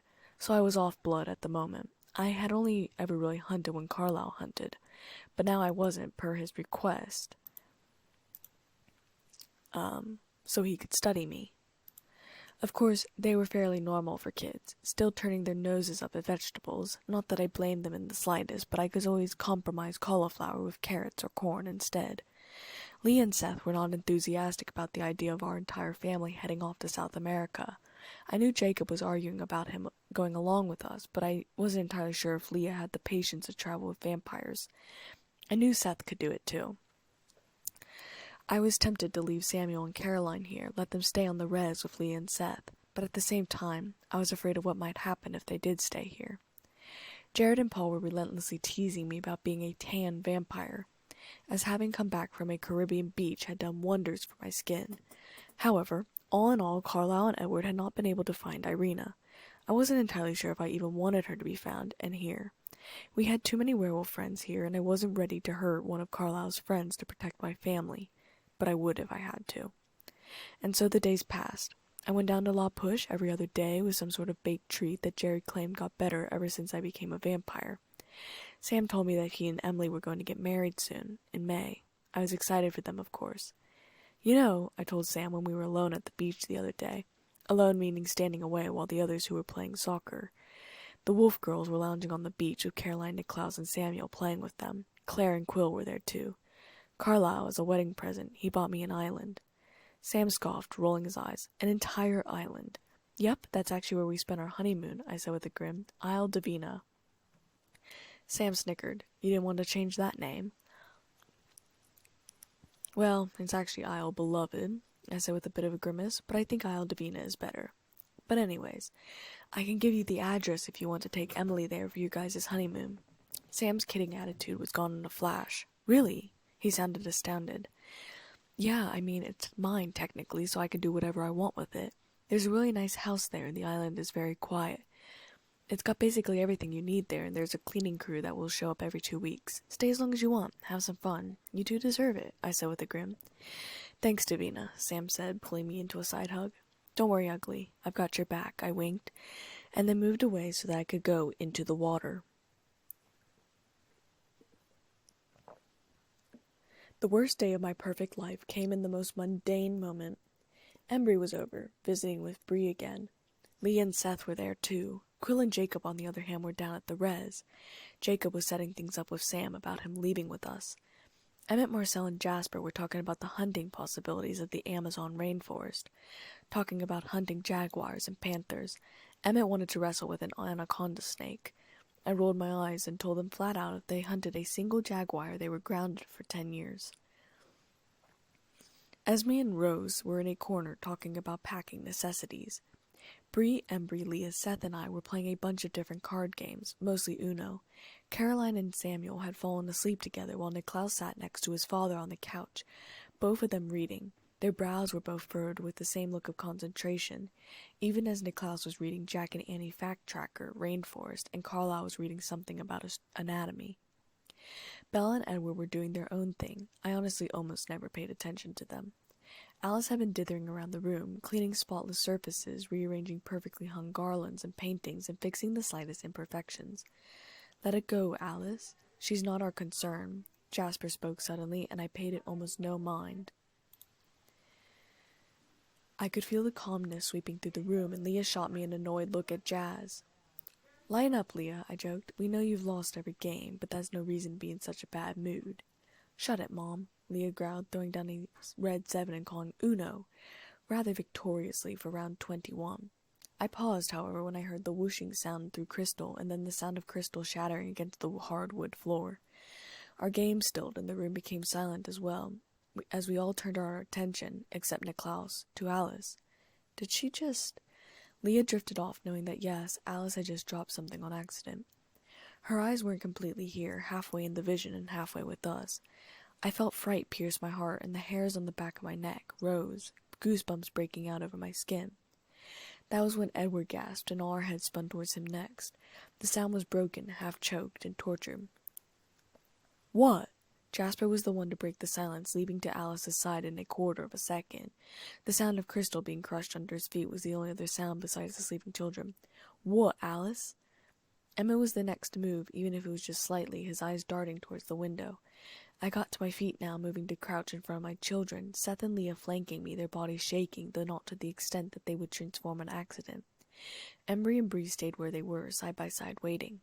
What is it? Jasper asked, shaking Alice. They're coming for us. All of them. Alice and Edward said together in perfect sync. I felt shudders roll down my spine.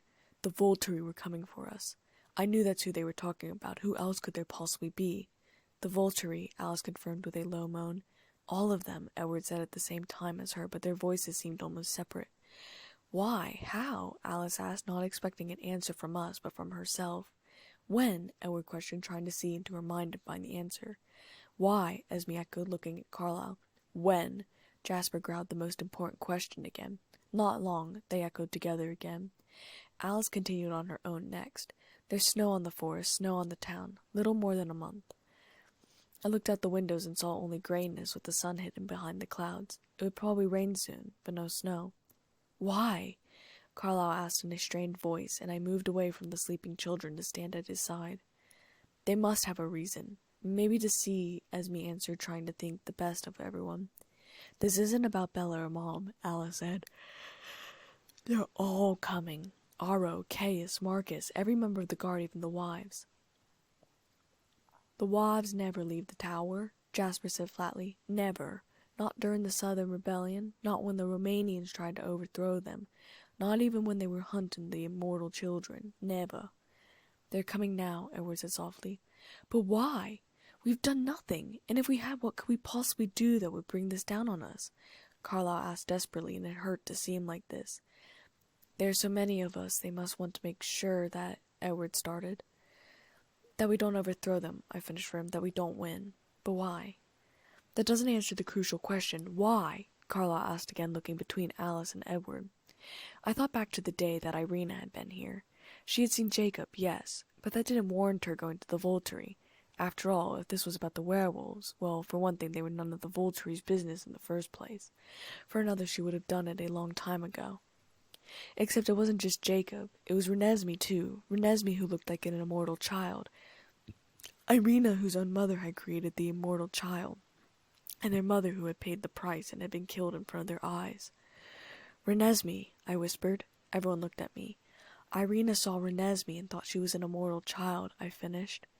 Bella turned, draping her body over Renesmee's sleeping form while I turned to look at my own sleeping kids. I felt a panic inside of me. They're coming for the kids, I finished. It's as if they're waiting for her, Alice said, drawing attention back to her. Seth and Leah were bristling even more now, like the decision was already made and just waiting for her. They've always wanted the Cullen family out of the way, I pointed out. This is just a trigger for them, an excuse. Can we stop her? Jasper asked. There's no way, she's almost there, Alice said. I might be able to take the water channels and combine the water pressure and catapult myself into Europe, I offered, racking my brain and trying to figure out if that would work.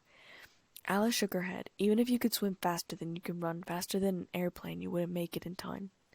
I cursed under my breath, kneeling down next to Caroline and Samuel. Niklaus had finally set his book aside, paying close attention, his eyes slowly traveling over each person in the room, taking them in. Edward was beside Bella now, his arms around her. But she's wrong, Bella said. They aren't like those other children. They were frozen, but they grow so much every day.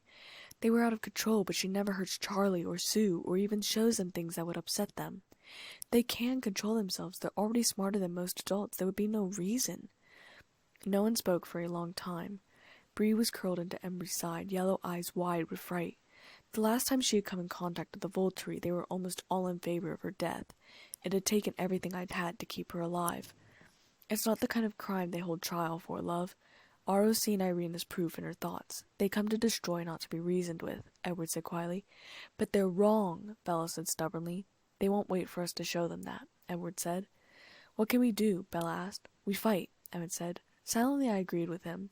I was itching to tear into Jane, but at the same time, my kids, our kids, mine and Carlisle's. We can't win, Jasper growled.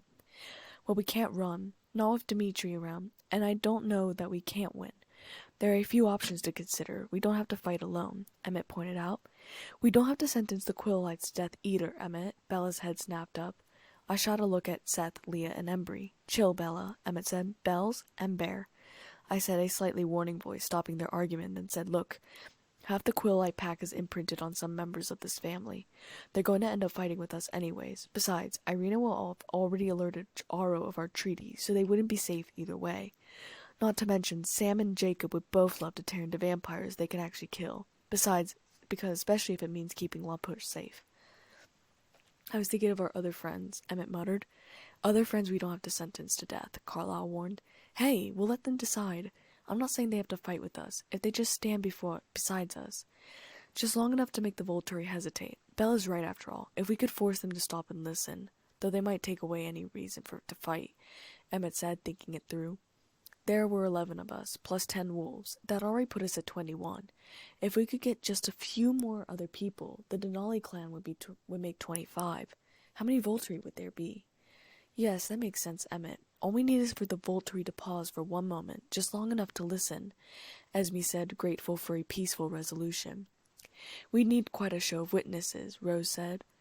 We've got 11 of us, I pointed out. 12 wolves. That's 21 right there.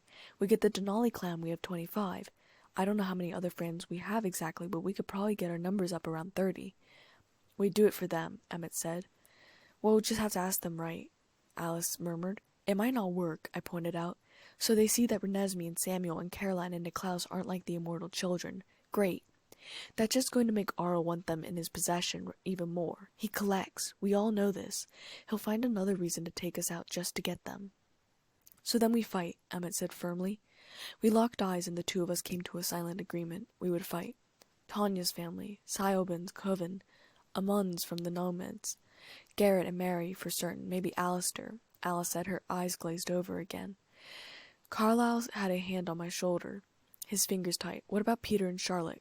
Jasper questioned. Maybe. The Amazons? Carlisle said in a voice that suggested hope but also disappointment. Kachiri, Zephrina, and Zena? I can't see, Alice said. What was that? That part in the jungle. Are we going to look for them? Edward asked, and I realized there was something wrong. I can't see, Alice repeated, and the minute that she didn't meet Edward's eyes, I knew there was something she was hiding. But I immediately looked away. If she was hiding it, it meant that she didn't want anyone else to know, meaning Edward, because if Edward saw it, then Aro would see it. We'll have to split up and hurry before the snow sticks to the ground. We have to round up whomever we can and get them here to show them. Ask Eliezer. There's more to this than just an immortal child. I wondered what that was supposed to mean. We all waited. I met Marcel's eyes and saw the same look in his eyes that I had seen when I was a little girl, and the colonel had told him he was going to Iraq. He'd been so sure that was the last time he would step foot in America. He had thought he would die in Iraq. I couldn't stand seeing that look, meeting Leah's eyes instead. There was a fierceness in them as they darted between the standing statues of the room and Samuel's sleeping figure. I reached out to touch Seth's shoulder. There's so much. We have to hurry, Alice whispered. Alice, that was too fast. I didn't understand. What was Edward tried again? I can't see. Jacob's almost here, Alice snarled. That definitely didn't make sense, as there were 3 wolves in the room already. I'll deal with Rostar. No, let him come, Alice said quickly. She was grabbing Jasper's hand, pulling him out the door. I'll see better away from Nessie, too. I need to go. I need to really concentrate. I need to see everything I can. I have to go. Come on, Jasper. There's no time to waste. I could hear Jacob on the stairs. Hurry, you have to find them all. It felt like she was leaving. I wondered if she was. Find what? Jacob asked as he opened and shut the front door himself. I sank down, resting my head on the back of Seth's legs. I had a very sudden headache. Where'd Alice go? No one answered him, not even Seth or Leah or Embry. The rest of them just stared at Jacob. I could hear water drops as Jacob shook his head and then said, Hey, Bells, I thought you guys would have gone home by now. He drifted off before asking in a flat tone, What? What happened? No one answered. I wasn't entirely sure that anyone knew exactly how to tell him. I heard footsteps cross the room, probably to check on Renesmee, as he said, Is she okay? Don't mess with me, Bella, please. Nothing's wrong with Renesmee, Bella finally choked out. Carlisle sank to the ground, pulling me into his lap to hug me tightly to his chest. His breathing was non-existent. Then who? Jacob demanded. All of us, Jacob. It's over. We've all been sentenced to die. Well, that was a bit melodramatic for me.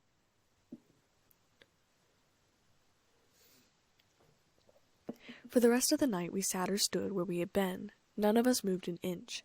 Carlisle's lips had barely moved as he clutched me to his chest.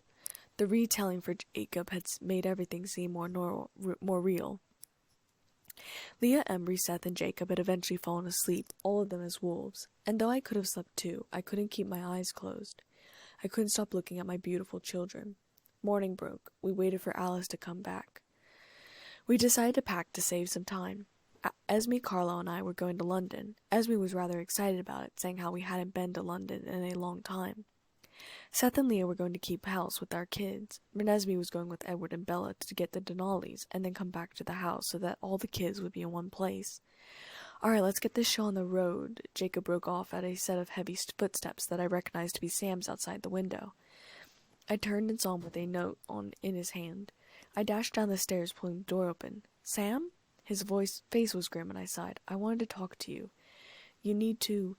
If you tell me to stay out of this, I will dunk you in the river, Shorty, Sam said, with a small smile. Carlisle and Edward were soon by my side, and his smile slipped off his face, handing the note to Carlisle. Alice asked me to give this to you. She and Jasper crossed our lands to the ocean last night.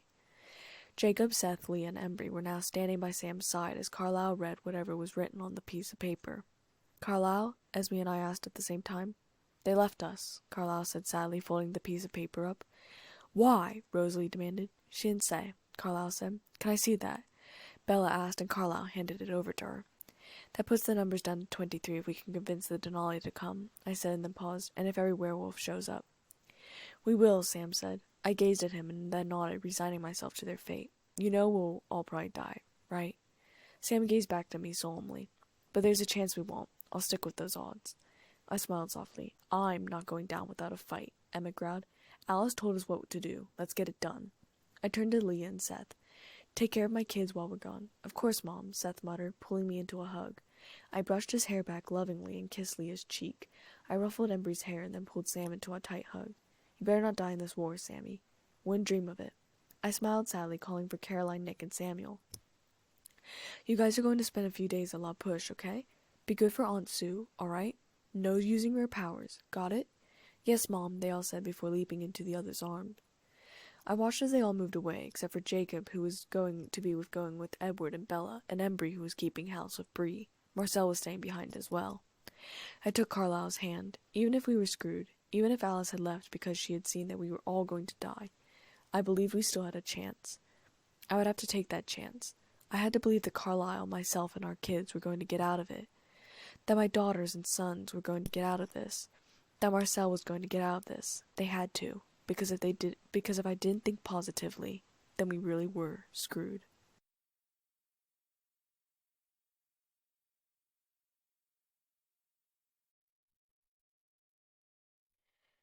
Chapter 42. We Get Some Help. Carla, Esme, and I were now walking rather hurriedly after an Egyptian man, Amon, as we tried to convince him to come with us. "Amon, please," Carlisle begged as I tiptoed lightly after him. "I could not help you, Carlisle," Amon said, stopping too long to turn and face us. "We're not asking you to fight," I whispered, "just to look. Our kids are in danger." His mate's face softened a little bit at my begging, but Amon was not so easily persuaded. "I wouldn't ask if it weren't urgent," Carlisle said, putting a hand on Amon's arm. At that moment, the water in the fountain started shifting upwards, creating a barrier between the exit and us. Carlisle and Esme looked at me. I shrugged. It wasn't me. I looked across the water to see a younger man, quite handsome-looking in fact, his hands raised, looking over at us. I'd like to hear about it. I never get to meet any of Amon's friends. He likes to keep me hidden. There was a young woman next to him as well. Must be his mate. "I can't imagine why," Carlisle answered, and I honestly couldn't pick up if it was sarcasm or not. The young man let the water drop, and as it went to splash all over us, I took control of the water, making it shape into two large balls resting above the palms of my hands, before I let it settle back down into the fountain gently. "Hasn't anyone ever told you it's impolite to splash guests?" I asked with a smirk. He smirked back, and we all moved to meet each other at the end of the fountain. The boy reached his hand out to me first. "Davina," I said. "Benjamin," he said. "Nice to meet another elemental." "Only water," I said, withdrawing my hand. Carlisle said as his hand was shaken next. They eventually agreed to come. We sent them on their way, moving to Japan next. There was a nomad here named Toshiro. He told Carlisle that he would debate coming to Forks and would think about it. As Carlisle and Esme turned to leave, I said, "You might think that you would be safer staying here, but Aro will know whether or not you even decided to come for a split second, and that split second—" And with that I disappeared into the shadows, letting him think my words over. And finally we returned with the very last witness, Alistair, a nomad. I honestly couldn't stand him as I sat in the front seat, pitying Esme, who was sitting beside him. Belle and Edward came to greet us out front. "How many came?" Carlisle asked in greeting of Edward. 18, Edward said. "You have some good friends." I guess Toshiro hadn't shown up. Pity. "And Alice?" Esme asked. Bella just shook her head, making Esme pull her into a tight hug. Marcel was leaning against the door frame of the house, waiting for Esme to come in. "Where's Caroline, Nick, and Sammy?" I asked Bella. "Upstairs with Seth and Leah," Edward said. "They like staying away from the vampires. It makes Leah's skin crawl." I smirked, disappearing into the house. I winked at Benjamin as I passed by, smiling at Tia, his mate, as well. I could see everyone else that had shown up. 2 from the Amazon Coven, all the Egyptian Coven, 3 Irish, Garrett, Mary, Peter, Charlotte, Randall, Alistair, Charles, and McKenna. They were all nomads. I greeted them with a breezy hello, and then made my way up the stairs to join my kids. I could hear Carlisle and Esme rejoining the others downstairs. Not only were Seth and Leah upstairs with my kids, but so were Embry and Bree, binge-watching the Marvel movies. "Hey, kiddos," I said, making my kids turn around and leap into my arms. "Mom," Caroline said happily, "guess what Niklaus can do?" "I thought I said no powers?" I questioned. "Yeah, but we didn't know Nick had powers until a few days ago," Caroline said with a grin. I turned to look at Nick with a small smile. "So what can you do?" "I can mimic other vampires' abilities," Nick said solemnly. "Really?" I asked, astonished. "Yes, all I have to do is touch them, and then I have gained their ability," Nick said, touching my hand. "That would make him one of the most powerful vampires on the planet if he lived for a long time." "But I wouldn't do anything bad if I was the most powerful vampire," Nick said easily. "So you touched Edward, I'm assuming?" I asked with a raised eyebrow. "Yes," Niklaus said, drifting back to the couch to pick up another book. "I think having several powers would make great use in the upcoming battle." That made my blood turn cold. "Niklaus, you aren't even a year old. You aren't even 6 months old. You can't possibly think that you're going to be fighting in this battle, and even if you were a year old, you wouldn't then."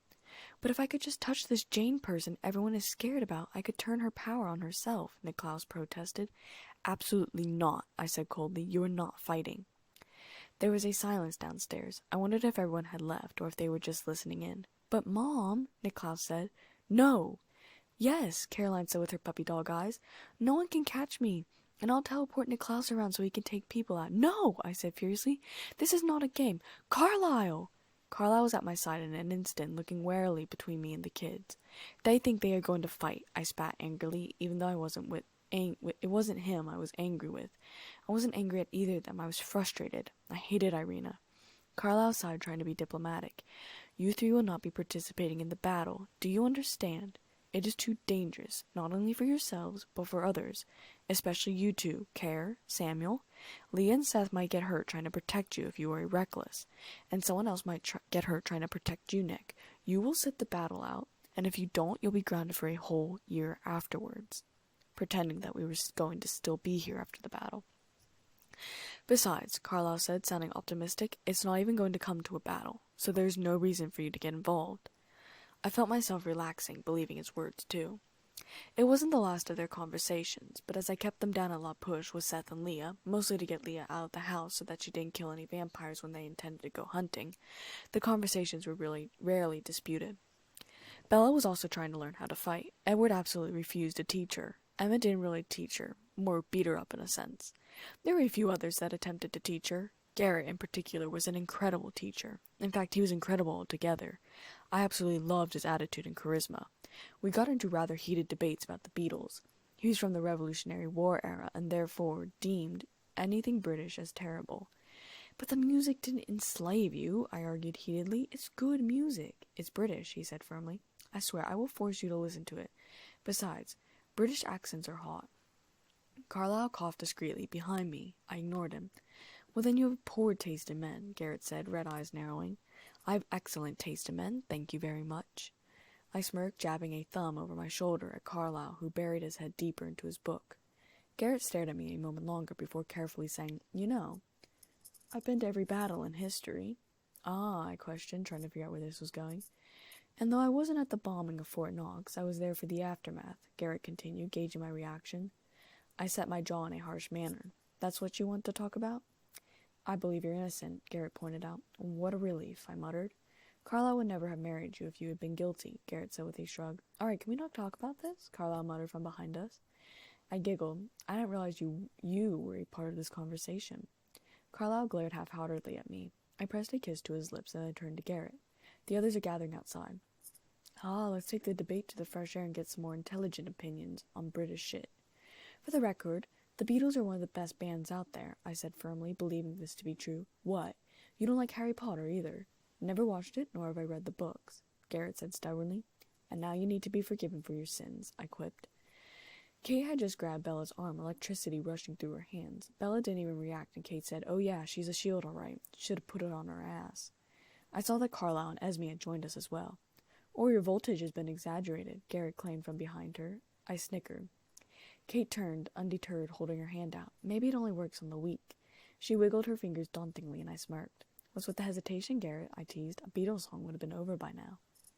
He glared at me, moving his hand out to touch Kate's. "Garrett, I wouldn't," Carlisle warned. "Don't ruin my fun," I said with another smirk, this time aimed at Carlisle as Garrett touched Kate's hand. There was a zap of electricity, and Garrett fell in pain on his knees. "Neil!" Loki's voice ran through my head, and Edward rolled his eyes. I wrinkled my nose at him. "You are an amazing woman," Garrett said slowly, staring up at Kate. I grinned. Suddenly we could hear fast, vampiric speed-like footsteps approaching from another direction. That didn't make sense. All of the vampires were already here. We weren't expecting anyone else, unless Toshiro was going to show up. "There's 2 of them," I said quickly, and then I was off sprinting towards them. I could hear laughing and barking sounds from Jacob training the new werewolves. Then I heard a voice cry, "Whoopa!" and there was the sound of 2 sets of footsteps landing on the ground. I came to a stop, nodding a hello to Jacob and the others. "Well, hello, beautiful," the one with white hair said. I raised an eyebrow as the others, Carlisle, Edward, Alistair, Kate, and Tanya, came to stop behind me. I saw that Jacob had 3 other wolves with him, all very gangly and uncoordinated. I hadn't met these yet. "Vladimir, Stefan," Carlisle greeted them with just the slightest hint of annoyance. "You're a long way from home." "What are they doing here?" I heard Kate ask from behind me. "We heard that the Volturi are moving against you," the white-haired one said. Was that Vladimir or Stefan? It would have been better if Vladimir had been called Damon. That would have been incredibly satisfying. I heard Edward sigh somewhere around me, "But that you would not stand alone." "We didn't do what we were accused of," Carlisle said. We do not care what you did, Carlisle," the white-haired one said in a bored tone. Oh my, his accent. And the way that he said that sentence made me want to hear it over and over. It had been rather satisfying. "We have been waiting a millennium for the Italian scum to be challenged," the dark-haired one said. I was going to go out on a limb and guess that the white-haired one was Vladimir. I was going to throw a fit if the hot one had a terrible name like Stefan. "Mom," Edward hissed under his breath. "Sorry," I hissed back. "It's not our plan to fight the Volturi," Carlisle amended quickly. "Shame." "Hopefully," Vladimir said, and I smiled. I was really liking this vampire. He tilted his head to probably Stefan. "Aro's witnesses will be so disappointed." "They enjoy a good fight," maybe, Stefan said with a bit of a chuckle. "Aro's witnesses," Alistair said, stepping forward, and Carlisle turned to look at him.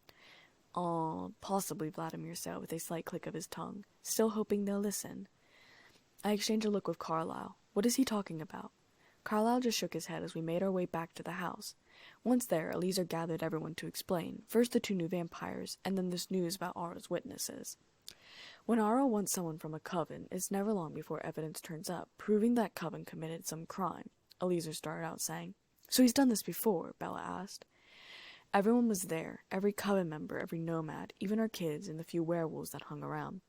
"It happened so rarely I never realized it was a pattern," Alistair said.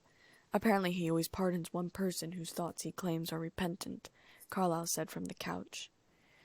"This person always has an ability," Alistair says, his arms still crossed, still leaning against the windowsill, "and they're always given a place with the guard." "This is all about Alice," Edward said. "That's why she ran," I whispered. "Why does he need witnesses?" Emmett asked. "To spread the word that justice has been served," Alistair spoke up from his corner, "after he slaughters an entire coven bigger than his own." Amon and Kebby were the first to move, walking towards the door. "Benjamin, Tia, we're leaving," Amon announced. "And where will you go?" Edward questioned. "What makes you think they'll be satisfied with Alice? What's to stop them from going after Benjamin next?" Amon pointed a finger at me. "She can do the same." "Minus 3 elements," I retorted, as Carlisle put a hand on my shoulder, fingers tight around me. "Or Zafrina, or Kate," Edward continued, ignoring the both of us, "or anyone else with a gift, anyone they want. Their goal isn't punishment, it's power, it's acquisition. Carlisle might not ask you to fight, but I will, for the sake of my family, but also for yours, and for the way you want to live." There was silence, everyone eyeing each other. Jacob was the first to stand to his feet, Seth and Leah joining him. "The packs will fight. We've never been afraid of vampires." "We will fight," Tanya said, her, Carmen, and Kate rising to their feet from the other couch next. "This won't be the first time I fought a king's rule," Garrett said, and I smiled at him. "We'll join you," Benjamin spoke, drawing Amon's attention to him. "No, I will do the right thing, Amon," Benjamin said, giving me a slight nod. "You may do as you please." "We will stand with you," Zafrini said. "So will we," the Irish coven said, standing up as well. All the other nomads did not speak, nodding instead. "That didn't take much," Vladimir said, who was the white-haired guy, muttered to Stefan. "Let's hope it doesn't come to that," Edward said. "We'll see," Alistair said to Carlisle. I glared at him. He left the room first, leaving everyone to look after him. Everyone started to prepare even more, if not to talk, then to fight. Meanwhile, I kept my sights on Japan, specifically Toshiro. With Marcel's help, we got the military cameras of Japan up and running, taking in his whereabouts. He's making plans to come to Forks. I hoped he got here sooner rather than later. And a few days later he did.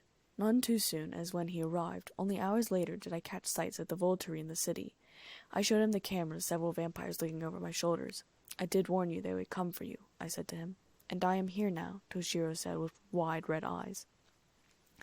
I nodded, and Marcel shut the cameras down, wiping out the fact that we had even used them. A few days later I was sitting in the living room on Carlisle's lap as I was talking strangely with him and Ember. Several others stayed in the room as well. Jane and Alec will try and take me out first, because I can anticipate their moves, Edward said. Too bad we don't all have your shield, Garrett said. Kate was standing next to him, rather close, and I smiled. Doesn't help me fight, though, Bella pointed out. No, but you could help the rest of us, Tanya said, if you could project it. What do you mean? Bella asked. I mean shield someone other than yourself, Tanya said, and I wanted to add, duh. Is that possible? Bella asked. Obviously, she's suggesting it, and my brain thought, and Edward glared at me. Sorry. Gifts can be developed over time, Carlisle said softly, running his hand over my hair. He was wearing a blue sweatshirt. This was the first time that I had seen him wear something other than his doctor uniform or something formal. They were usually all so formal, but now it was like they had dropped the charade. At first, mine was just in my palms, Kate said. Now I can radiate it all over my body. How do you do it? Bella asked urgently. Tell me. She grabbed Kate's hand. Ow, Kate said flatly. They decided to move things outside. Carlisle and I stayed put for the time being. I snuggled into his chest. Everything is going to be all right, I murmured. Probably. Reassuring, Carlisle said. I knew he was trying to jest, but everything was too tense for that. You know what we need to do? I asked quietly. No, Carlisle said. I slid the hoodie off his shoulders. First, we should go back to our house. Just some alone time for the two of us. You can take all of your anxiety and frustration out of me rather favorably. And then we'll have a nice long hot shower, and then you're going to put on your fancy dress clothes, okay? Sounds nice, Vladimir said from behind us rather suddenly. Mind if I join? Carlisle glared at him over my shoulder. I chuckled quietly, placing a kiss on Carlisle's forehead. I might have let you if your name was Damon, I said with a smirk. Shame. Vladimir chuckled, disappearing again somewhere upstairs. So? I asked, raising an eyebrow. Carlisle scooped me up into his arms, racing away from the main house until we reached our little cottage. Oh, darling, I'm going to ruin you. For the first time in a long time, I saw Lord flicker behind Carlisle's eyes. Pause. At this point in time, all of the rest of the chapter will have high themes of mature lovemaking in it. If you are uncomfortable with such a topic, please leave the YouTube recording now. Thank you. Unpause. The minute we entered the bedroom, I completely submitted under him. Our clothes were on the floor in scraps, and we were on the bed, cotton sheets fluffing upwards at the sudden two-person landing. Carlisle's hands were firm and heavy on my hips as he pressed a very slow, teasing kiss to my pussy before diving in with his tongue and teeth, one leg already thrown over his shoulder. I let out a pleasured moan at the feeling of his cool tongue and my hot core mixed together. It was almost ultimate pleasure, and it was only heightened as Carlisle groaned, shooting vibrations up my lips to my clit. Carlisle, I whimpered. There was a soft coil in my stomach, but I needed more. Carlisle, much to my demise, pulled away, kissing down my thighs instead. I whimpered again. He chuckled lowly under his breath, the lowness shooting tingly feelings up to the core of my stomach. Patience, darling. I'm not very patient, I muttered. I know, he grinned. He maneuvered himself back over my body, one arm wrapping around the base of my neck to pull me into a kiss, the other unexpectedly plunging 2 digits into my wetness. I moaned into his mouth, lips parting. His tongue entered my mouth, clashing with mine for a few seconds before I submitted again as the overwhelming feeling of his fingers plunging into me over and over again, his palm hitting my clit every time he thrust it in. The coil started to build up again, but once again not enough. Carlisle, please, I begged, throwing my head back. Eyes on me, darling, Carlisle said, his lips trailing down my jaw to my neck, biting and sucking, leaving large purple bruises that started healing very slowly. Once he reached my breasts, he started to lick and kiss them. He took a nipple into his mouth, sucking and swirling before biting and then moving to the other one to repeat his actions. Meanwhile, his fingers seemed to move even faster, and his thumb started swirling patterns on my clit. My eyes started to tear up as I tried to keep my eyes on him to the best of my ability. Carlisle, I'm going... No, you're not, Carlisle said simply with almost no emotion, flicking his tongue out over my right nipple, making me writhe and moan again. Hold it. I whimpered, tears falling down my face, body shaking, pussy clenched around his fingers. His pace increased even more, the speed of his thumb almost mind-blowing. My toes clenched tightly, trying to relieve some of the tension. "Words, darling," Carlisle said. "Please, Carlisle, please," I begged. "Please, I want to beg better than that, baby," Carlisle said, his eyes slowly becoming black as he moved lower, adding his tongue to the mix of fingers at the start of my core. I attempted to buck my hips, but his other hand kept my waist down firmly. "Please, Carlisle, please, I want to come, please." Was all he said, with a slight dip of his head, and I let go, white fuzzy shock washing through my body. I could feel his tongue working me through my orgasm, his thumb not letting up, though his fingers had pulled out of me. He pulled away from my pulsating core, moving over me. His once blonde, now more strawberry blonde hair hung in his eyes, his pink tongue darting out to catch every trace of my arousal, and I found myself getting wet just at the sight. "Delicious as always, sweetheart," he growled. I whimpered as he flipped my body over before slamming himself into me without warning. Though it was unexpected and unusual of Carlisle, I had told him to take his frustration out on me. And fuck if I wasn't enjoying it. I had honestly never felt better. My fingers clutched at the bedsheets as he pounded into me, every stroke bringing such immense pleasure I didn't think it could get better. But it did.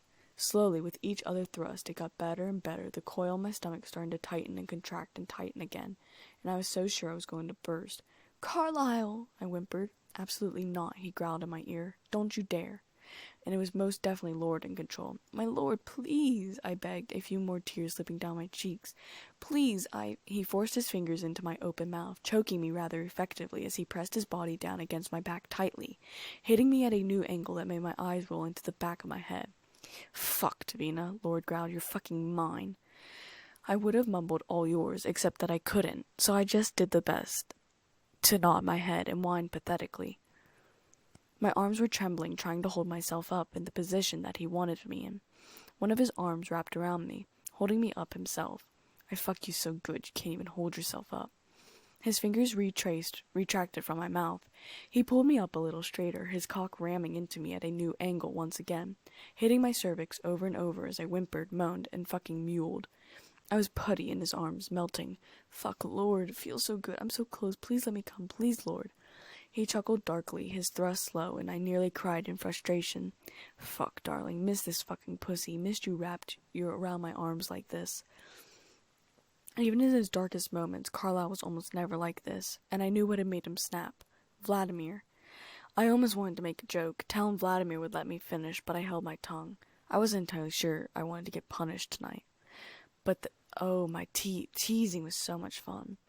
And then my orgasm hit me like a truck, flowing down his hard cock, which didn't stop its thrust, wringing out my orgasm until it started feeling like overstimulation. His fingers reached down, finding my nub, and I let out a scream of blinding pleasure as a second, third, one crashed down on me. Carlisle pulled out, flipped me over, and slammed back into me as my back was on the bed. "Gonna watch that pretty little face of yours as I make you come over and over again. No one else can make you feel like this. Good. You're mine. Yeah? "All yours, Lord, all yours," I whimpered, my hands finding themselves in his fluffy hair. I was so glad that I was a vampire-werewolf hybrid thing, because if I was human I would have broken under the amount of pleasure. As it was, I was trying to keep together. I was trying very hard to keep it together. He attacked my neck and upper chest with kisses and bites, as though determined not to leave an inch of my skin unmarked. I gripped his shoulders, nails dragging down the marble-like back of my husband.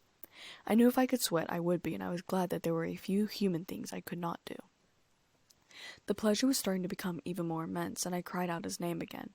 "You gonna come for me, baby?" Lord asked, his eyes the blackest I had ever seen them. "Gonna fucking come all over my cock and prove that you're mine?" I whimpered and whined at his words. "Yes, Carlisle. Lord, please, please don't stop. I'm gonna come. Carlisle, please."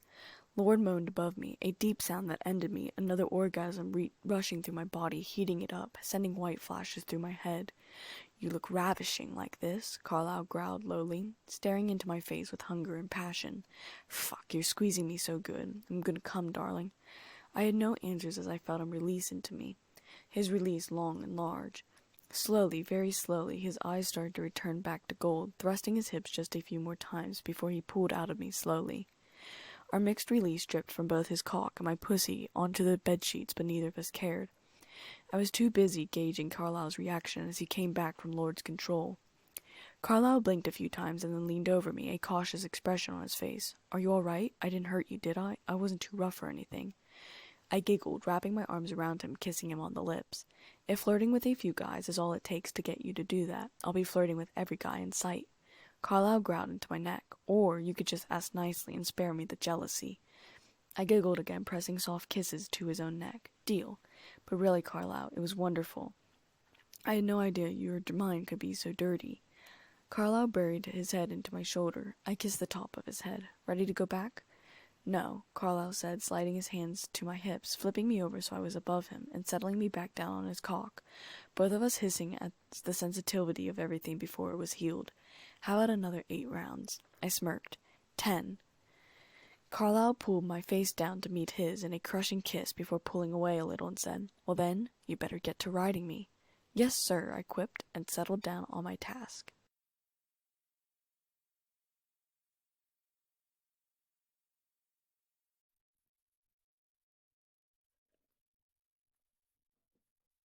Chapter 43. Alistair leaves, Christmas comes, and we throw the biggest party ever. I was more than ready for Christmas. Christmas had always been my favorite holiday, even as a kid.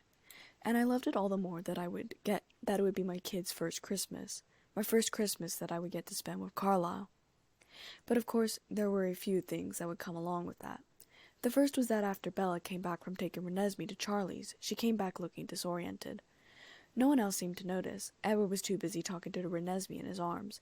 Carlisle was sitting on the couch wearing a hoodie again as he talked with Alistair, perched on the arm of the sofa. Garrett and Kate were in the background, talking in a corner. Marcel and I were talking strategy in another corner, Emmett listening in, but not contributing. As Bella left the room, I waited a few minutes before making an excuse to go and check on my kids, finding Bella in an almost empty room. She was sitting at the love seat, writing hurriedly on a piece of stationery. A manila envelope was by her side. I realized I probably shouldn't be seeing this, something that she wanted to keep hidden from Aro, and even knowing that she wanted to hide it from Aro was dangerous for me to know. I quickly darted back out of the hallway, nearly bumping into Alistair, who I realized had also seen Bella writing at the table. Alistair remained leaning against the wall as Bella continued to write, watching her. I lingered in the hallway to overhear. It's a romantic notion, isn't it, that if you write, just few can defy a great evil? Alistair spoke. I must admit, you even had me believing. For a moment. Well, good luck, you're going to need it. I heard him set something down, a clink of metal on metal, and then he said, Cheers. He walked out of the hallway, giving me a glance over as he stopped walking to the stand in front of me. You ought to get out, too, it looks like. I care about Carlisle a lot. Take him in and your kids and get out. And with that, he was gone. I closed my eyes, feeling a faint pressure of annoyance. Why hadn't Bella done the letter in her bedroom? Somewhere private. Why out in the open, where anyone could have come along and seen that she had given up hope? I went downstairs to the kids' room, watching them all sleep. I counted mentally in my head. Marcel, Esme, Carlisle, Emmett, Bella, Edward, Bree, myself. Because of all the new vampires had come in, we now had 16 werewolves. Zevrina and Zena, Alistair, Carmen, Kate, Tanya, Amun, Kebby, Benjamin, and Tia. But if it came to a fight, Amun and Kebby would not. Maggie, Siobhan, Liam, Stefan and Vladimir, Garrett, Mary, Peter, Charlotte, Randall, Charles, McKenna, and Toshiro. We had 45 fighters, 47 witnesses. Surely we could make a stand against the Volturi. There were only 15 of them, 3 of them including Caius, Aro, and Marcus. I couldn't imagine Marcus or Aro getting involved in a fight. Uncaring Marcus, wacky Aro. I knew that Alec would be more dangerous than Jane. Jane could only target one person with immense pain. Alec would incapacitate us all. Then there was Felix and Santiago, both of them splendid fighters. And then Dimitri. I knew he would fight on the Volturi side, but did I have to worry about him attacking me? Of course, there was also the witnesses. Exactly how many vampire witnesses would they be able to find? And how many others had they killed because they hadn't come to us in time? If only Alice and Jasper hadn't stole Kachiri away from Zephrina and Zena. An extra hand would be helpful, not to mention Jasper being an excellent fighter. I missed Jasper and Alice with my whole being, my favorite lovable son, and sweet Alice. I wiped away the tear that had drifted down my face. All right, 45 fighters. 45 fighters. We were planning on them tracking Edward, or myself possibly. Carlisle said we were going to wait in the same area that the newborns had attacked them in last time. That made Bree shiver. On Christmas Day, I got out of the house with my kids. We were meeting, Seth, Leah, and Jacob at Charlie's house. I was going with Bella. Edward and Carlisle were coming as well. Sam, Jared, and Paul said they'd show up too, which naturally meant Quill and Embry were there, resulting in Bree being there as well. Throw in Emily and Sue, and the very small house was packed with barely enough room to breathe. Charlie's tree was sparsely decorated, making the kids giggle as they ran around their living room. The rest of us attempted to avoid stepping on them. The werewolves attempted avoiding touching any vampires and vice versa. Except me, of course, because I was both. Of course, Emily, Sue, and I had pulled our punches, bringing enough food for 4 feasts.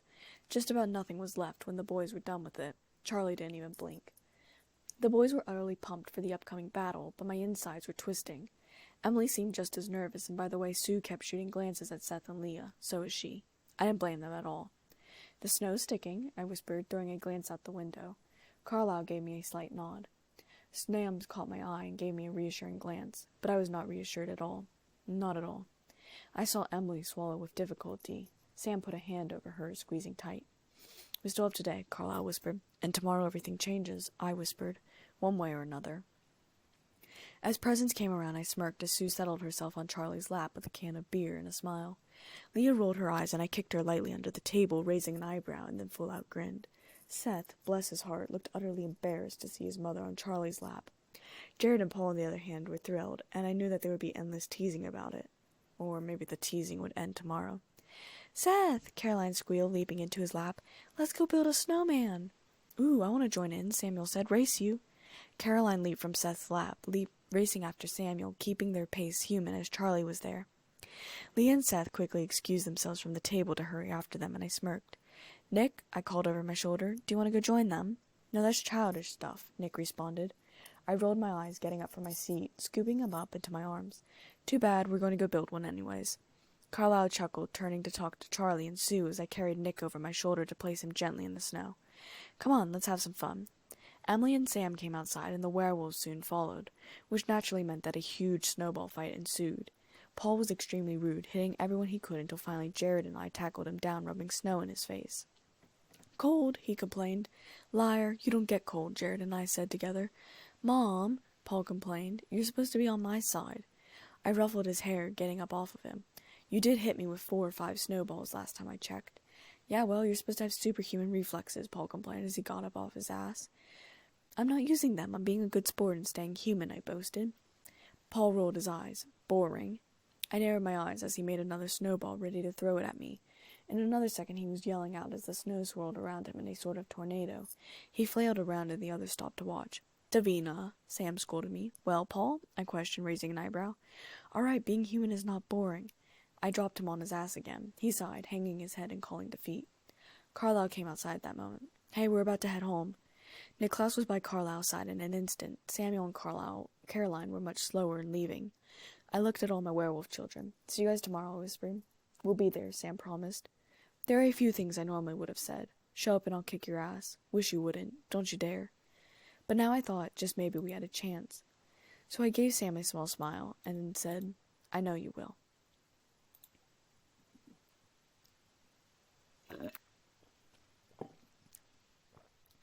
We were at the site now.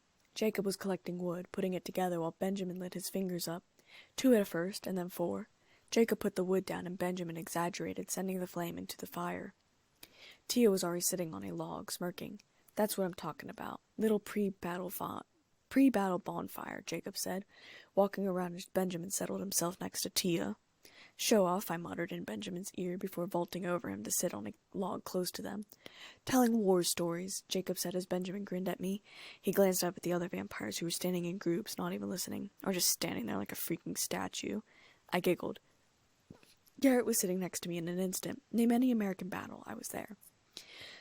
"The Little Bighorn," Jacob said. "I came this close to biting Custer, but the Indians got him first," Garrett said.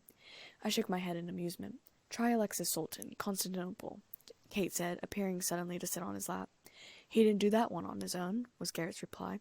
"If you're talking battles, you're taking 11 Years' War.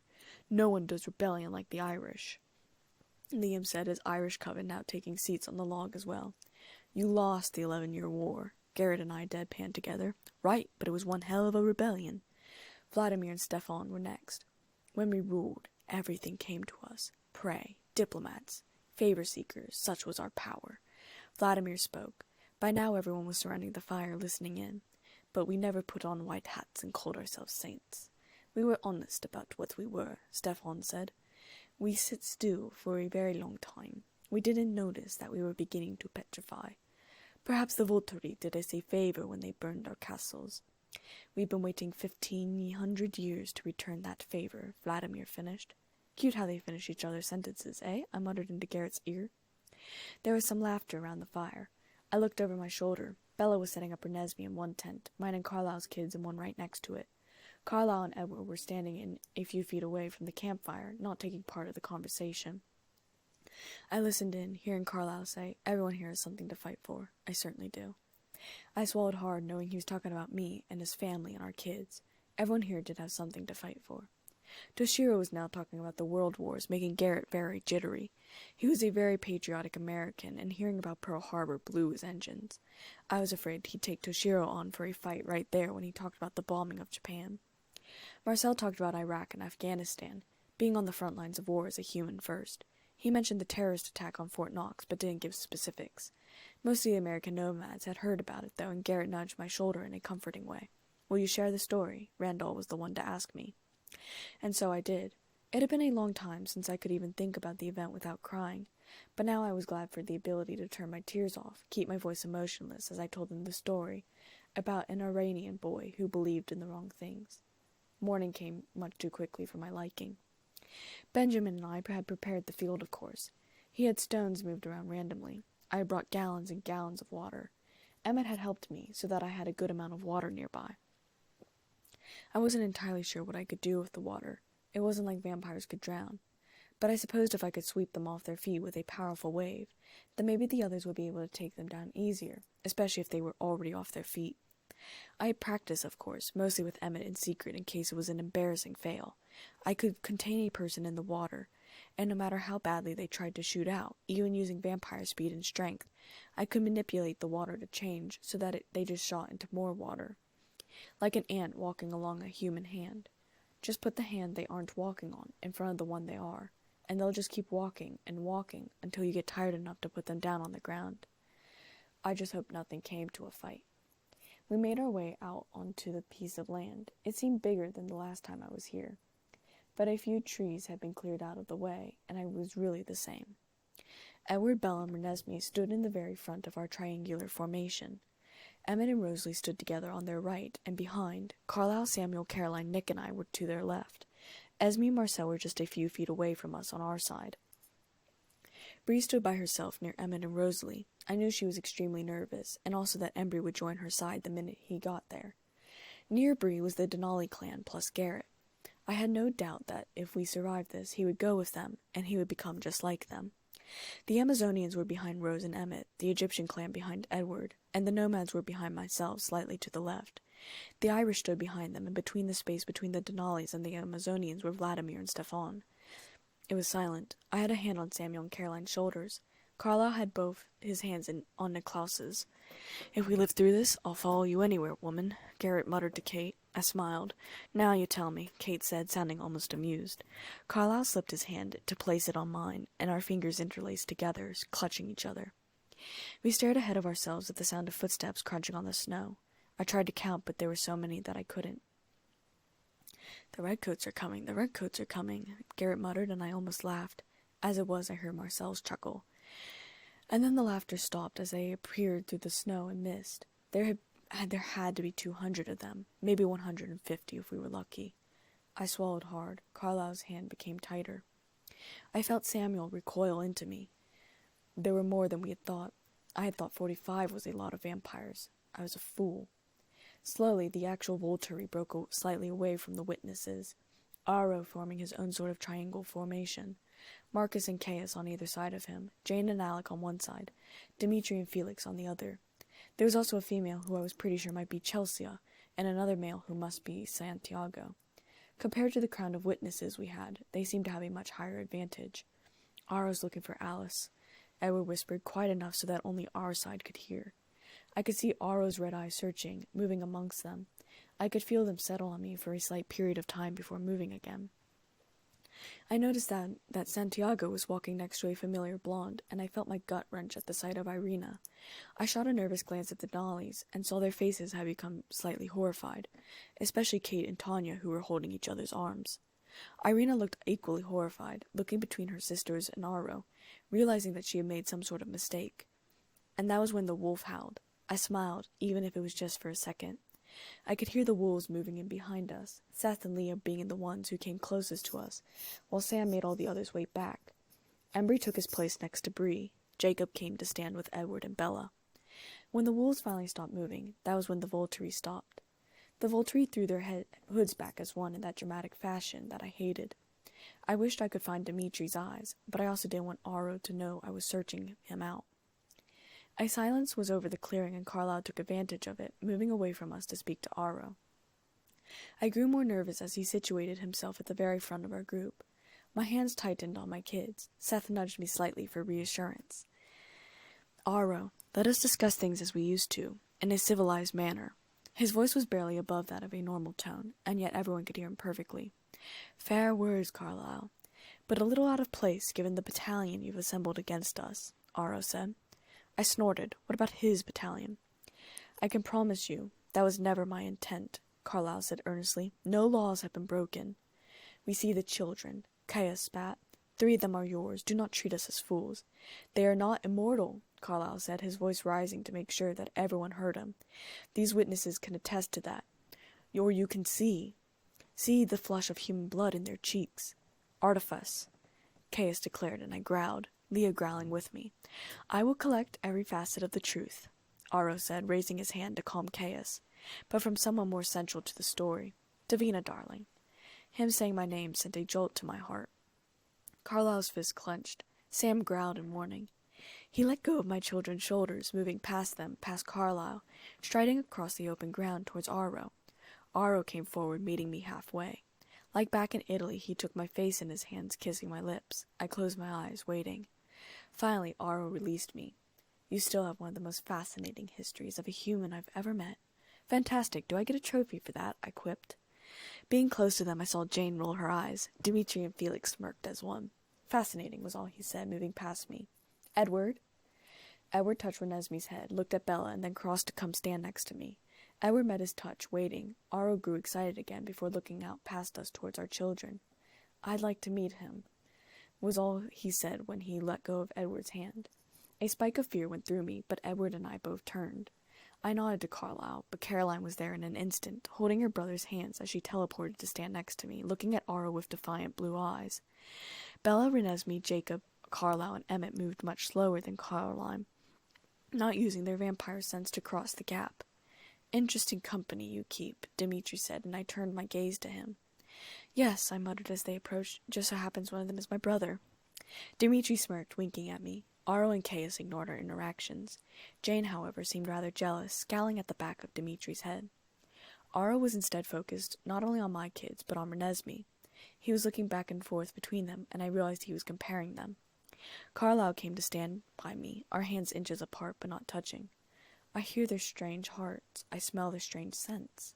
These 3 are scentless, like you were, but she has a sweet scent, Aro declared, moving from our children to Bella's. Aro's eyes shifted to Bella and said, In truth, young Bella, immortality does become you most extraordinarily. It is as if you were designed for this life. Bella nodded once. May I greet your daughters, lovely Bella, beloved Davina? Aro questioned, holding his hand out for one or the other to give them their thoughts. Renesmee and Caroline moved as one, and then Niklaus was there. Samuel stayed put. I knew exactly what Niklaus wanted. Niklaus wanted to touch Aro and gain his power. But they are exquisite. Hello, Renesmee. Hello, Caroline. Hello, Niklaus. Hello, Aro, they all said together in unison. Caroline and Renesmee's voices were light and airy. Niklaus was deeper, more political. What is it? Caius hissed. Half mortal, half immortal, Aro said, gesturing to Renesmee. And these other 3 are part mortal, part immortal, and part beast. Jacob growled warningly. I could hear Seth and Leah back in the lines growling as well. I stiffened slightly. Conceived so and carried by Bella and Davina while they were still human, Aro said. Impossible, Caius snarled. Do you think they fooled me then, brother? Are the heartbeats you hear trickery as well? Calmly and carefully, brother. I know well how you love your justice, but there is no justice in acting against these unique little ones for their parentage. And so much to learn. So much to learn. I know you don't have my enthusiasm for collecting histories, but be tolerant with me, brother, as I add a chapter or two that stuns me with its improbability. We came expecting only justice and the sadness of false friends, but look what we have gained indeed. A new bright knowledge of ourselves, our possibilities. His hand was still held out, and Niklaus and Renesmee moved in unison. Niklaus put his hand in Aro's, and Renesmee put her hand against Aro's cheek. It lasted only a second before Niklaus and Renesmee pulled back as one. "Brilliant," Aro whispered, smiling. "Please?" Renesmee asked. "Of course. I have no desire to harm your loved ones, precious Renesmee," Aro said. I didn't believe him for a second, my fears confirmed when I heard Maggie, our lie detector, hiss slightly behind me. "I wonder," Aro drifted off, his gaze lingering slightly on Jacob before moving to the other wolves that were standing out behind him. "It doesn't work that way," Aro said, and there was a sudden harshness to his tones. "Just an errant thought," Aro said. "They don't belong to us, Aro. They don't follow our commands that way. They are here because they want to be," Edward said. Jacob growled. "They seem quite attached to you, though, and your young mate and your family. Loyal." "They're family, and family protects family," I said firmly. "They're committed to protecting human life, Aro. That makes them able to coexist with us, but hardly with you, unless you're rethinking your lifestyle," Edward added. Aro laughed. "Just an errant thought. You know well how that is. We, none of us, can entirely control our subconscious desires." Edward grimaced, but still answered. "I do know how that is, and I also know the difference between that kind of thought and the kind with a purpose behind it. It could never work, Aro." Jacob and I looked at Edward, wanting to know what he was talking about. "He's intrigued with the idea of guard dogs," Edward murmured. 1 second of dead silence before howls ripped through the forest, furious snarls from the pack. I almost snarled too, and Caroline jerked at my hands, probably to punch Aro in the face for insulting Seth. I heard Sam bark a command, even though I knew he was probably just as furious as the others. "I suppose that answers that question. This lot has picked its side," Aro said with a delighted laugh. Edward hissed. "So much to discuss, so much to decide. If you and your furry protector will excuse me, my dear Collins, I must confer with my brothers." But he did not return to his brothers. Instead they moved forward, and we took that as a sign to get back to our group. I gripped Carlisle's hand tightly as we walked back to the ground, quicker than we had approached. I relaxed only slightly once we were close to our group again. "Bring the informer forward," Caius demanded once we were out of the way. Irina moved with Santiago and quite a few of the witnesses. He kind of looked like if Squidward was humanized and given hair. "Is that the child you saw?" Caius asked, pointing towards Renesmee. Irina looked towards us. "I'm not sure." Her voice was broken as she spoke, and I felt tingles shoot up my spine. "Jane," Caius said. "She's changed," Irina said quickly. "This child is bigger." "Then your allegations were false," Caius said, almost smiling. "The Cullens are innocent," Irina said. "I take full responsibility for my mistake." She mouthed, "I'm sorry," at her sisters. Were they going to kill her simply for having told them a mistake? Were they that corrupted? A small piece of misinformation, and all of a sudden it warrants the death sentence. A flame went up behind Aro's back. Santiago and Felix started to move in. "Caius, no!" Edward shouted. I clapped hands over Samuel and Caroline's eyes, turning Niklaus into Carlisle's chest just in time as her arms were yanked off. "Irina!" Kate and Tanya screamed hoarsely as her body was set on fire. I let out a shaky breath. Carlisle pulled me into his side. Eliezer, Carmen, Garrett, and Emmett were there, trying to keep them from charging Aro, which is what they wanted. I quickly used the snow to bring the ground out from underneath them, landing them both on their backs, and as the others did their best to restrain them.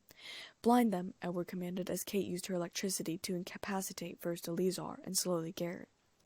Zephrina took control at that moment. "Give me my sight back," Tanya demanded. Meanwhile, I noticed that Bella had lifted Renesmee, Caroline, and Samuel onto Jacob's back. I closed my eyes. This is what she had planned. Seth and Leah were both looking over at Jacob. "Niklaus, you too," Bella whispered. "No," Niklaus said stubbornly. "Please," I begged. Carlisle kissed the top of my head. "Go, son." Niklaus settled himself down, wrapping his arms around Caroline. They were all small enough to fit completely on Jacob. I was glad. I took Carlisle's hand. Edward came to stand next to Bella. "Jane's trying to get to Carlisle, but she can't." "Bella must have her shield up then." Bella smirked at Jane. Jane lost it, stepping forward to advance before Alec threw an arm out to get her. I heard Sam growl behind me somewhere, and the wolves tensed up. Aro, you see there's no law broken here, Carlisle said, trying his hardest to make peace. Agreed, Aro said, but does it then follow that there is no danger? For the first time in our history, humans pose a threat to our kind. With what? The atomic bomb? Their modern technology has given birth to weapons that could destroy us. Maintaining our secret has never been more imperative. In such perilous times, only the known is safe. Only the known is tolerable. And we know nothing of what these children could be. And even, no offense, beloved Davina, but a half-vampire, half-werewolf is unknown. Sam growled even lower. Carlisle's arms tightened around me. Marcel and Esme were at my side in an instant. Even across the field I saw Dimitri frown just slightly. Can we live with such uncertainty? Spare ourselves a fight today, only to die tomorrow, Aro finished. He hadn't just come to kill, or take possession of the children. The children I knew he didn't want to destroy, but study. And also me. The one and only hybrid in existence. You're reaching, Aro, Carlisle said in a bleak voice. Peace, friend. Let us not be hasty. Look at this from every side. Aro said. May I offer a side to be considered? Garrett petitioned. Nomad, Aro said with a slight nod. I came here at Carlisle's request, as the others to witness. That is certainly no longer necessary, with regard to the child. We all see what she is, Garrett said. I stayed to witness something else. You. 2 of you I know, Victor and Alenia. I can see that many of you others are also wanderers, roamers like myself, answering to none. Think carefully on what I tell you now. These ancient ones did not come here for justice, as they told you. We suspected as much, and now it has been proven. They came, misled, but with a valid excuse for their action. Witness now as they seek flimsy excuses to continue their true mission. Witness them struggle to find a justification for their true purpose, to destroy this family here. He gestured to both our family and also the Denali clan, our yellow eyes. The Volturi come to erase what they perceive as the competition. Perhaps like me, you look at this clan's golden eyes and marvel. They are difficult to understand, it's true, but the ancient ones look and see something besides their strange choice. They see power. I have witnessed the bonds within this family. I say family and not coven. These strange, golden-eyed ones deny their very natures, but in return they have found something worth even more, perhaps than mere gratification of desire. I've made a little study of them in my time here, and it seems to me that intrinsic to his intense family binding, that which makes them possible at all, is the peaceful character of this life of sacrifice. There is no aggression here, like we all saw in the large southern clans that grew and diminished so quickly in their wild feuds. There is no thought for domination, and Aro knows this better than I do. I was impressed. I knew Garrett liked to talk, but I never realized he could do so eloquently. Carlisle assured us all, when he told us what was coming, that he did not call us here to fight. These witnesses agreed to give evidence, to show the Volturi advance with their presence so that Carlisle would get the chance to present his case. But some of us wondered if Carlisle, having truth on his side, would be enough to stop the so-called justice. Are the Volturi here to protect the safety of our secrecy, or to protect their own power? Did they come to destroy an illegal creation, or a way of life? Could they be satisfied when the danger turned out to be no more than a misunderstanding? Or would they push the issue without the excuse of justice? Had he taken a single breath? We have the answer to all these questions. We heard it in Aro's lying words. We have won with a gift of knowing such things for certain, and we see it now in Caius's eager smile. Even the way he reached with calling Davina a dangerous hybrid. There is nothing dangerous about her at all. She is just like you and me, and so are the children. Their guard is just a mindless weapon, a tool in their master's quest for domination. So now there are more questions that you must answer. Who rules you, nomads? Do you answer to someone's will besides your own? Are you free to choose your path, or will the Volturi decide how you will live? He could be a politician, seriously. I came to witness. I stay to fight. The Volturi care nothing for the death of the children. They seek the death of our free will. So come, I say. Let's hear no more lying rationalizations. Be honest in your intents, as we will be honest in ours. I will defend our freedom. You will or will not attack it. Choose now, and let these witnesses see the true issue debated here. He paused for just a moment to gauge the witnesses' reactions. I could see that a few of them were seriously considering Garrett's words. That was a relief. If some of them left, it was one less vampire to fight. Or if they turned and fought on our side, we had gained someone. You might consider joining us. If you think the Volturi will let you live to tell this tale, you are mistaken. We may all be destroyed, but then again maybe not. Perhaps we are on more equal footing than they know. Perhaps the Volturi have finally met their match. I promise you this, though. If we fall, so do you. He stepped back to Kate's side, slipping into a slight crouch as though he thought someone would spring at that moment. A very pretty speech, my revolutionary friend. Revolutionary. Who am I revolting against, might I ask? Are you my king? Do you wish me to call you master, too, like your psychopathic guard? Please, peace, Garrett. I meant only to refer to your time of birth. Still a patriot, I see. Won't even listen to the Beatles, I quipped under my breath. Ara moved away from our group, moving back to the Volturi. That was when Bella started whispering in Jacob's ear about going to Rio. Carlisle and I exchanged a glance. Edward told us that Chelsea was trying to break our bonds but couldn't find them, that Jane was trying to stab us with pain but couldn't reach. Good job, Bella, I murmured quietly. I'm going to have to concentrate, Bella whispered, letting all of us know her plan. When it comes to hand, it's going to be harder to keep the shield around the right people. I was actually quite pleased. Amon and Kebi were still here. Syobin and Liam hadn't broken away, and neither had Toshiro. I'll keep them off you, Edward said. No, you have to get to Dimitri. Safrina will keep them away from me, Bella said. I swallowed. I didn't particularly relish Dimitri dying. But he was a tracker, and if we were ever going to be safe, if we scattered to the wind, we had to kill Dimitri.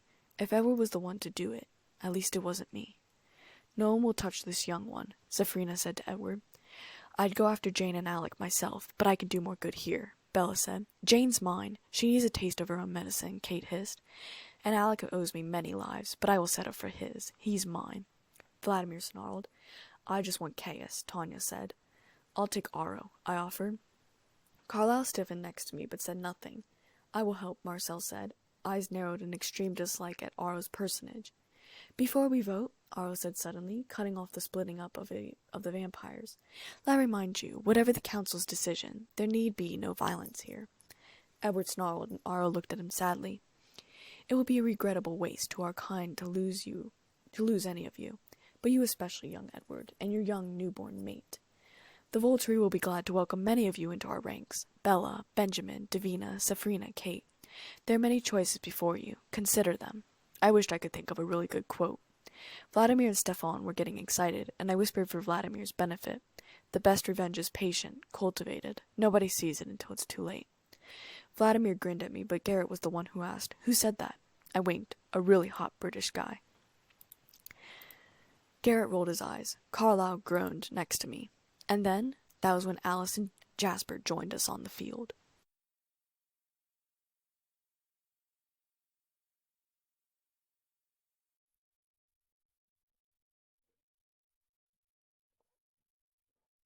Chapter 44. Niklaus scares us shitless. I just stared for a moment. It had settled back into quiet, everyone watching the two of them cross the field. Ara let out an exaggerated, in my opinion, gasp upon seeing her. Alice, Edward whispered. Alice, Aro gasped. Jasper, I whispered. Alice glanced at us for one long glance before turning her attention to Aro. She was still wearing the same clothes that she had worn when she left. So was Jasper, though they looked brand new. Jasper didn't even look at us, his spine straight with nerves. I wished I could comfort him, comfort both of them. I shifted on my feet uneasily, leaning into Carlisle a little. And then a few of the guards were moving, Felix stopping Alice from getting too close to Aro. Two hooded figures moved, their faces hidden, and Caius moved to the side. My dear, dear Alice, we're so glad to see you here after all, Aro said joyfully. I've evidence the child won't be a risk to our kind, Alice said, trying to talk to Aro while one of the guard kept a hand to her throat. Carlisle took a few steps forward, away from me. I hesitated, not entirely sure what he was planning. Surely he wouldn't move against them. Let me show you. Alice draped her arm over the shoulder of Felix. Brother, Caius said sharply. Aro held her hand out, and Alice shoved past the others. One of them slapped Jasper across the face, and I hissed, standing by Carlisle's side now. Carlisle threw his arm out, stopping me from going any further, my eyes seething in rage.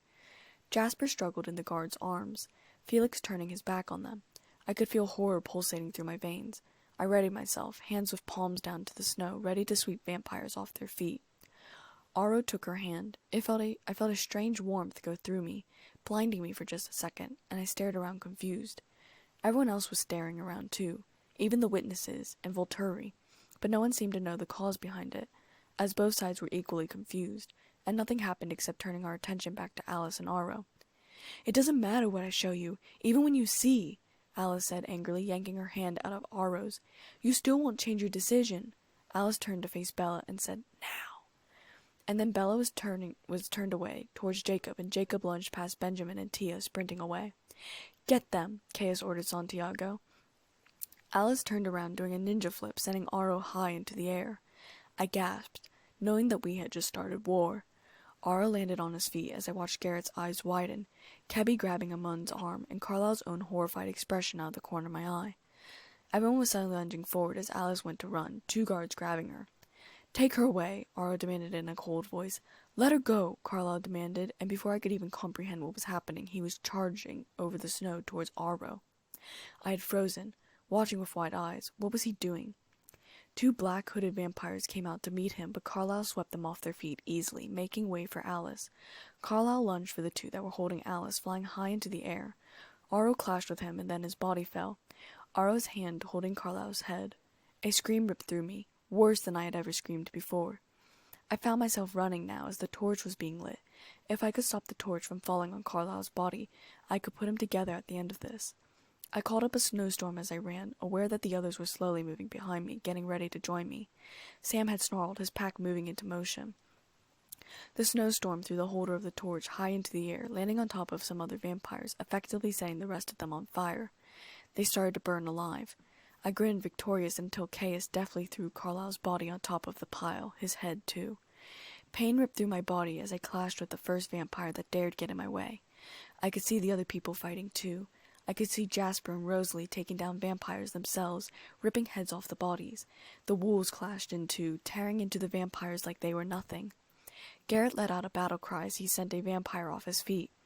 Leah and Seth worked together as well, taking down another witness vampire. Edward and Dimitri were starting to fight.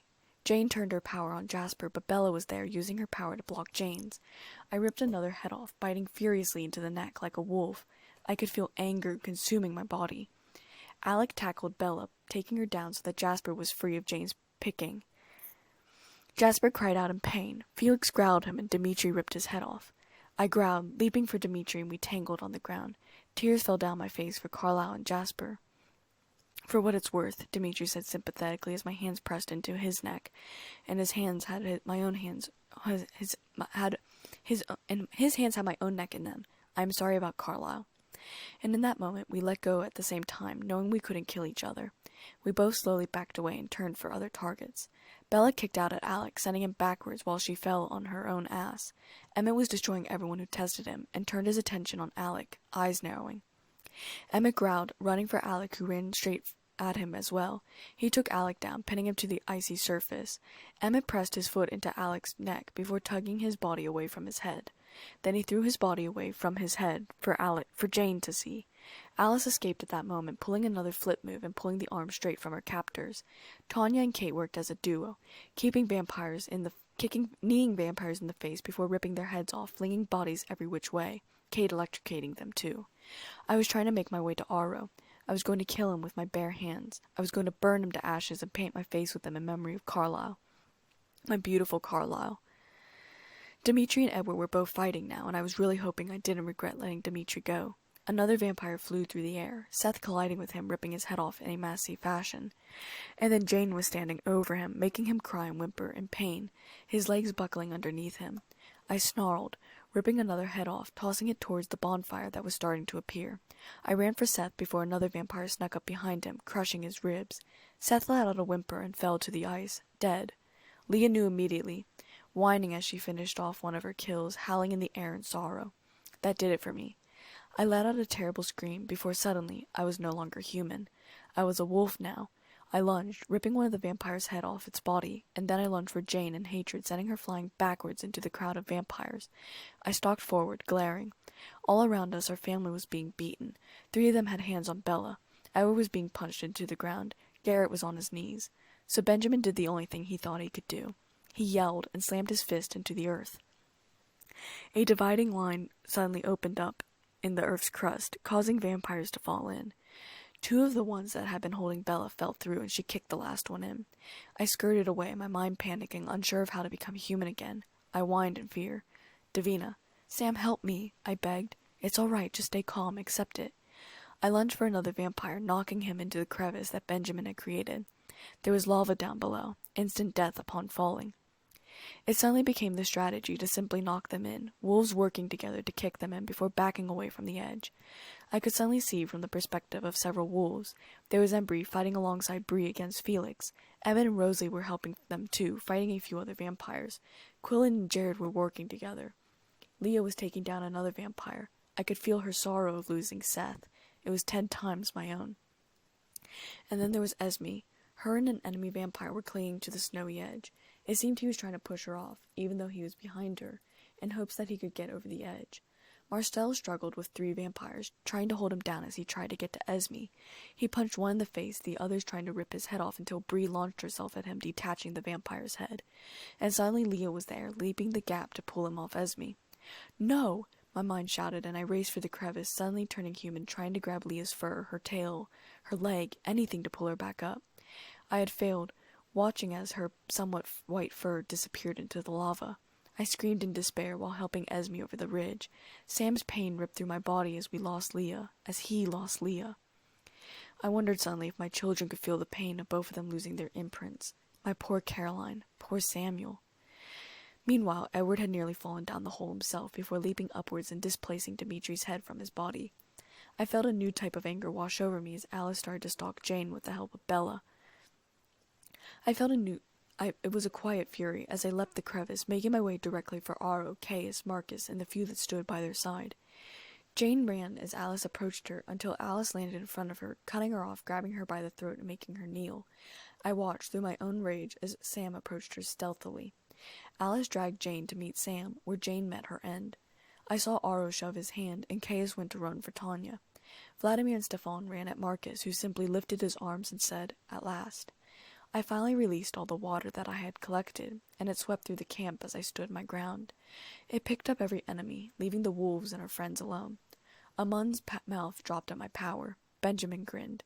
Soon, all of the leftover Volturi were in a ball of water floating just slightly above the ravine. Their eyes were wide with fright. Caius looked rather angry. I churned the water, letting it rip and tear apart their bodies with fury. I left Caius and Aro alone, leaving them to float in the middle while the water on the outside tore apart the other Volturi and witnesses on the outside. And then I tilted my head, moving the ball with a little difficulty above solid ground, and everyone looked at me. "Vlad?" I asked. "Yes," Vlad asked, a grin going over his face. The water opened up to show narrow channels that Vladimir and Stefan could intercept. "They're all yours," I said. Vladimir and Stefan made very quick work of dismantling Aro and Caius, relishing their work. Soon, all the Volturi were left in pieces, and we scooped all of them up, putting them into the fire. And then, there was that light in our eyes again, and I stumbled, looking around. Carlisle stood next to me, looking shaken, as did everyone else, including the Volturi. Our kids were here. Seth and Leah were here, still alive, though they looked rather disturbed like everyone else. Aro was still standing there, Alice in front of him. He looked the most shaken, probably because he hadn't expected to die. I finally saw what had happened. Niklaus had used his ability to read minds to see the vision inside Alice's head. Then he had used Renesmee's method of showing through amplification, the way that we had all seen it. Even without bothering to see if what happened would happen anyways, I wrapped my arms around Carlisle tightly. I was shaking, and his arms were just as tight around me. "It's okay, I'm right here. And you were amazing, just so you know," he whispered in my ear. Aro stared at us. We stared back at him. "Now you know," Alice finally broke the silence. "That's your future, unless you decide on another course." Jane looked very much like she wanted to interject and say she did want another course. Dimitri looked a little abashed, and we locked eyes, nodding to me slightly. Now everyone knew that we would have both let each other alone. Aro would know that Marcus was okay with dying. "We cannot alter our course. The child still possesses a grave threat," Caius interjected, and I almost laughed. He had seen all that, and yet he still wanted to fight. "But what if you were sure she could remain concealed from the human world?" Edward interjected. "Could we leave in peace? Of course, but we cannot be known." Caius said, "I wondered if he had a death wish." "Actually it can," Edward said, as Alice started to walk away. 3 more figures started to walk across the snow. Barefoot, all of them. The male was not wearing a shirt or pants. They were some sort of Indian, and they were certainly dressed like it. The other was dressed more like Xena and Zafrina, and I realized this must be Kachiri that was mentioned every so often. Kachiri stopped when she reached her sisters, and the other two continued to walk on. I tried to figure out what they had to do with the child, and then I noticed the male had a strange heartbeat that matched Renesmee's. His eyes were also brown. "This is Whalen and her nephew Nahu," Alice introduced. "Speak, Whalen. Give us the witness you were brought to bear," Aro commanded. "I am Whalen, a century and a half old. I lived with my people, the Mapuche. My sister was Pair. Our parents named her after the snow on the mountain because of her fair skin, and she was very beautiful, too beautiful. She came to me one day in secret and told me of the angel that found her in the woods, that visited her by night. I warned her, as if the bruises on her skin were not warning enough. I knew it was the Libo Shimen of our legends, but she would not listen. She was bewitched. She told me that when she was sure her dark angel's child was growing inside her. I didn't try to discourage her from her plan to run away. I knew even our mother and father would agree that the child must be destroyed, Pair with it. I went with her into the deepest parts of the forest. She searched for her demon angel, but found nothing. I cared of her, hunting for her when her strength failed. She ate the animals raw, drinking their blood. I needed no more confirmation of what she carried in her womb. I hoped to save her life before I killed the monster. But she loved the child inside her. She called him Nahu after the jungle cat when he grew strong and broke her bones, and loved him still. I could not save her. The child ripped his way free of her, and she died quickly, begging all the while that I would care for her Nahu, her dying wish, and I agreed. He bit me, though, when I tried to lift him from her body. I crawled away into the jungle to die. I didn't get far, the pain was too much, but he found me. The newborn child struggled through the underbrush to my side and waited for me. When the pain ended, he was curled up against my side, sleeping. It sounded almost sweet. It also made me wonder if Samuel and Niklaus were venomous. I cared for him until he was able to hunt for myself. We hunted the villages around our forest, staying to ourselves. We have never come so far from our home, but Nahu wished to see the children here. Huelin bowed her head, moving backwards a little. Aro's lips were pursed, and he stared at Nahu with curiosity. "Nahu, you are 150 years old. Give or take a decade. We don't keep track," he said. His voice was not as heavily accented as Huelin's. "And you reached maturity at what age?" "About 7 years after my birth, more or less. I was fully grown." "You have not changed since." "Not that I've noticed." Nahul said, "I would have my children forever." "And your diet?" "Mostly blood, but some human food too. I can survive on either." "You are able to create an immortal?" "Yes, but none of the rest can." There was shocked murmur, not only between ourselves, but between the Volturi and also their witnesses. "The rest?" Aro questioned quickly. "My sisters," Nahul said with a shrug, as though it were normal. "Perhaps you would tell us the rest of your story, for there seems to be more," Aro said, his curiosity not sated. I snuggled into Carlisle's arms. "If this does come to a fight, don't leave my side like that." "I won't," Carlisle swore. "I promise." My father came looking for me a few years after my mother's death. He was pleased to find me. He had 2 daughters but no sons. He expected me to join him, as my sisters had. He was surprised I was not alone. My sisters are not venomous, but whether that's due to gender or random chance, who knows? I already had my family with Whalen, and I was not interested in making a change. I see him from time to time. I have a new sister. She reached maturity about 10 years back. "Your father's name?" Caius asked. "Joham. He considers himself a scientist. He thinks he's creating a new super race." Caius turned to Bella. "Your daughter, is she venomous?" "No," Bella responded. Caius turned to me and Carlisle next, and our arms tightened around each other automatically. "And your children?" "No," I said firmly, even though I truly didn't know the answer. Caius looked at Aro. Aro wouldn't look at Caius, absorbed in his own thoughts most likely. He stared at Carlisle and then me, then Edward and then Bella. Caius literally growled and said we'd take care of the aberrations here and then follow it south. "Brother, there appears to be no danger. This is an unusual development, but I see no threat. These half-vampire children are much like us, it appears," Aro conceded. "They are not all half-vampire," Caius pointed out, his eyes darting to me. I gritted my teeth. We were never going to win. Aro studied Carlisle and I for a long moment and then said, "There is no danger." "And this Joham, this immortal so fond of experimentation, Caius demanded, eyes bulging like he thought Aro had gone soft. I wondered if he'd even paid attention to the fact that I let Vlad and Stefan kill him in a little water bubble. Perhaps we should speak with him, Aro assented. Stop Joham, if you will, but leave my sisters be. They are innocent, Nahul said in a flat voice. Aro nodded. Dear ones, there is no danger here. We will not fight today, Aro said. Caius was the first to leave, storming away through the crowd. Jane and the others were quick to follow, although Marcus and Aro remained for a moment later. Suddenly they were all gone with vampiric speed, leaving the field empty of any enemies. We have them on the run. Now is the time to attack, Vladimir said. Not today, Carlisle said, swinging me off my feet to give me the biggest kiss he'd ever given me in public. I love you so fucking much. I love you too, I murmured, kissing him back. He put me back on my feet, and I clapped Vlad on the shoulder. But it was almost satisfying, seeing it play out in the head, no? Vlad grinned. You are one powerful woman, that's for sure. You are all fools, Stefan complained. The Volturi might be gone, but they will never forget what happened to you. Carlisle just smiled. A few people laughed, and then he pulled me in for another kiss. The two Romanians were gone almost immediately. I let go of Carlisle, hugging Seth and Leah tightly around their fluffy necks. I'm so glad you two aren't dead, I muttered. They both nudged me with wet noses. Caroline and Samuel were by their side in an instant, throwing their small arms around them. I searched out for Marcel and Bree before finding Sam, who was reining his pack in so they could go home. He stopped when he saw me and became human. I flung my arms around him, burying my face into the crook of his neck. Are you all right, Davina? Sam said softly. What color was I questioned. White. Pure white. White as the snow, maybe whiter. Sam whispered. There's never been a white wolf like that before.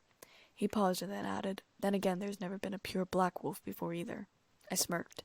Yin and yang, brother. Do you think they'll come again? Sam said quietly. Yes, I said honestly. But hopefully by that time, there won't even be a pack here, and we'll have moved somewhere else, so you won't have to worry about this ever again.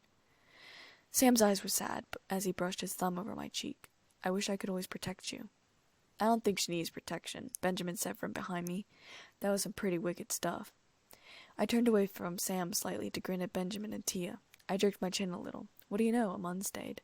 And he survived, Benjamin pointed out. I turned back to Sam, kissing his cheek. I'll come back down to the res when everything has calmed down, all right? He nodded, becoming a wolf once more as the other wolves started to head out. I turned back to Benjamin. You know, I said, smirking slightly, you're pretty cute, Ben. Oh, really? Ben asked with a grin.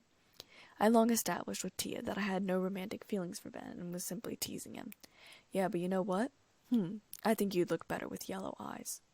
Ben grinned. Well, I think we might just give it a try. He pulled Tia to his side, and I smiled slightly. Good, I said. Maybe everyone here would try and go for some yellow eyes.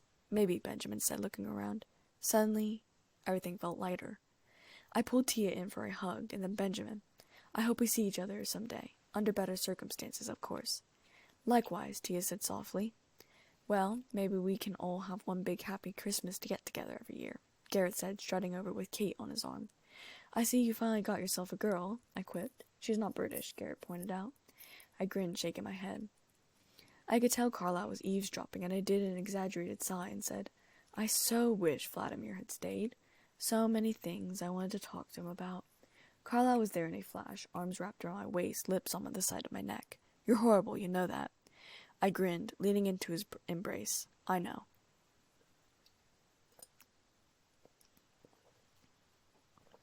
The next day I was down with Sam and the others at the beach. The 6 new werewolves had joined, were Christian, Clayton, Sean, Raoul, Colby, and Ian. I was glad for their help yesterday.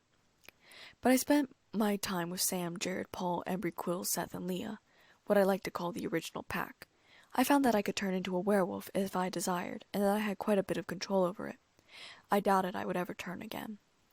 It was a lazy afternoon. The kids were running on the beach. Seth, Leah, and Quill watched with anxious eyes, but they really only needed to worry about Claire. Caroline, Samuel, and Niklaus didn't fall. Meanwhile, I rested against Sam peacefully. I probably could have fallen asleep if I wasn't so worried about something magically happening to my kids. And right on cue, Niklaus turned into a puppy-like werewolf. The other's head spun toward me. He shrugged. He can mimic anyone's superpower once he touches them. He's been bragging about this one all last night when he found out he could do it. What about the other 2? Leah asked with both curiosity and fear. Will they be able to turn? Maybe when they get older, I said, resting back against Sam. He wrapped an arm around me. His warmth was comforting. His familiarity was relieving. I thought back to my first day in Forks, innocently wishing I could be a vampire and werewolf hybrid, becoming friends with the Cullens, first before moving into the kid zone for me. Meeting Carlisle, so determined to hate him because of Karen, and yet we were married with 3 kids now. I chuckled and Sam looked down at me. "What?" "Just thinking," I whispered. Sam looked back out over the ocean. "Yeah, me too."